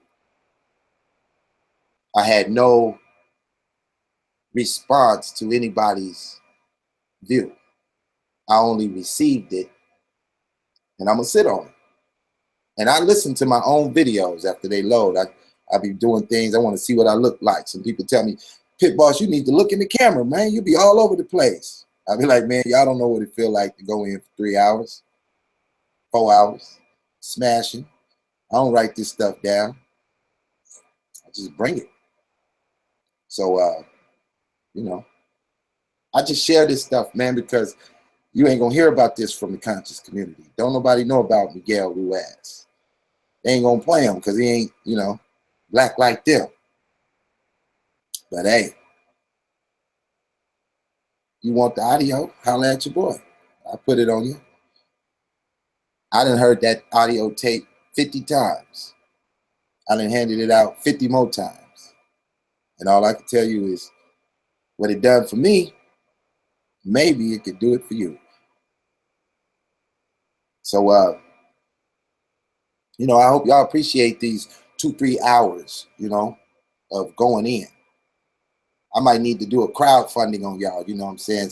Sometimes I'll be like, man, shit, they support me. I might go buy some new tools. But, you know, I know y'all get upset if we start asking for something to progress what we do. So, you know, I just get on here and grind it out. And, you know, Blaine, you want to speak up a little bit, bro? It ain't but 3 of us on it now. Yeah. Yeah. What I would say is the principles that I heard exist in a lot of different systems. You know, I think, and you said it very well, that if you're only gonna recognize truth when it comes out of somebody that looks like you know, that's the problem. You know what I mean? That's a problem with you. You know what I mean? And then you can't progress because you have these types of prejudices or roadblocks in your thinking. You know what I mean? So everything that they said, everything that he said in there, you know, what I heard, I can tie it right back to Islam, which is, you know, the system that I use. I can tie back every single all 4 of those agreements back to something in Islam, and so they're all agreeable to me. You know, oh, that's about all I could really add on that, you know, particular thing. Oh, you welcome to change up the dialogue, bro. This is build it or destroy it. Go ahead, switch it up on us. Bring it back if you want, or take it forward. Well, I don't really want to change up the dialogue. I just want to deal with one of the principles on there, and I'm trying to say it exactly like I heard it, which was it was the first one. What was the first one again? Be impeccable with your words. Be impeccable with your word. Okay, now was it be impeccable with your words, or be impeccable with your word, as in when you give your word, actually follow through with that? That's how I took it. Did I take it right? No, it's be impeccable with your words. Like whenever you speak, make sure you're clear. Make sure people understand you. Make sure you do what you say you're going to do. Just be impeccable. Polish. I see. Okay. Well, even still, I mean, I always feel like nobody has a monopoly on truth. Nobody has a monopoly on stupidity. Nobody has a monopoly on crazy. You know what I mean? So I just, you know, I enjoy hearing when people are improving themselves and looking to improve themselves. And as that pertains to what we're doing here tonight, I feel like the big deal that we kind of accomplished a little bit was, first of all, having the rules of engagement in the conversation were respected. They weren't clearly defined, but we'll get there. You know what I mean? We'll get there in terms of how and when to speak, and how much time you should speak, and you know whether you should cut in or not cut in. You know, and then, you know, how do we approach the conversation in terms of moving to a conclusion? You know, if we start here, what is the format for us to come to the end of it, to where when we come to the end of it, we all have the same plan coming out of it, and we can work on that. You know, I mean, we can actually work on that. So I think, you know, you got a good thing going here, and it was a very good topic. I think it definitely is something different than what I've been exposed to on a lot of what I've been listening to in the quote unquote conscious community. So, you know, I'm just looking forward to what the next step will be from the brothers and the sisters who participated this evening. That's what's up, brother. So I'm gonna close them out with I'm gonna walk through these 4 agreements one more time, since I was just jumping narratives. I want everybody to get the meaning of each agreement. So the first one: be impeccable with your words. Speak with integrity. Say only what you mean. Avoid using words to speak against yourself or to gossip about others. Use the power of your word in the direction of truth and love. Second agreement is don't take anything personally. Nothing others do is because of you. What others say and do is a projection of their own reality, their own dream. When you are immune to the opinions of and actions of others, you won't be the victim of needless suffering. Number 3 is don't make assumptions. Find the courage to ask questions and to express what you really want.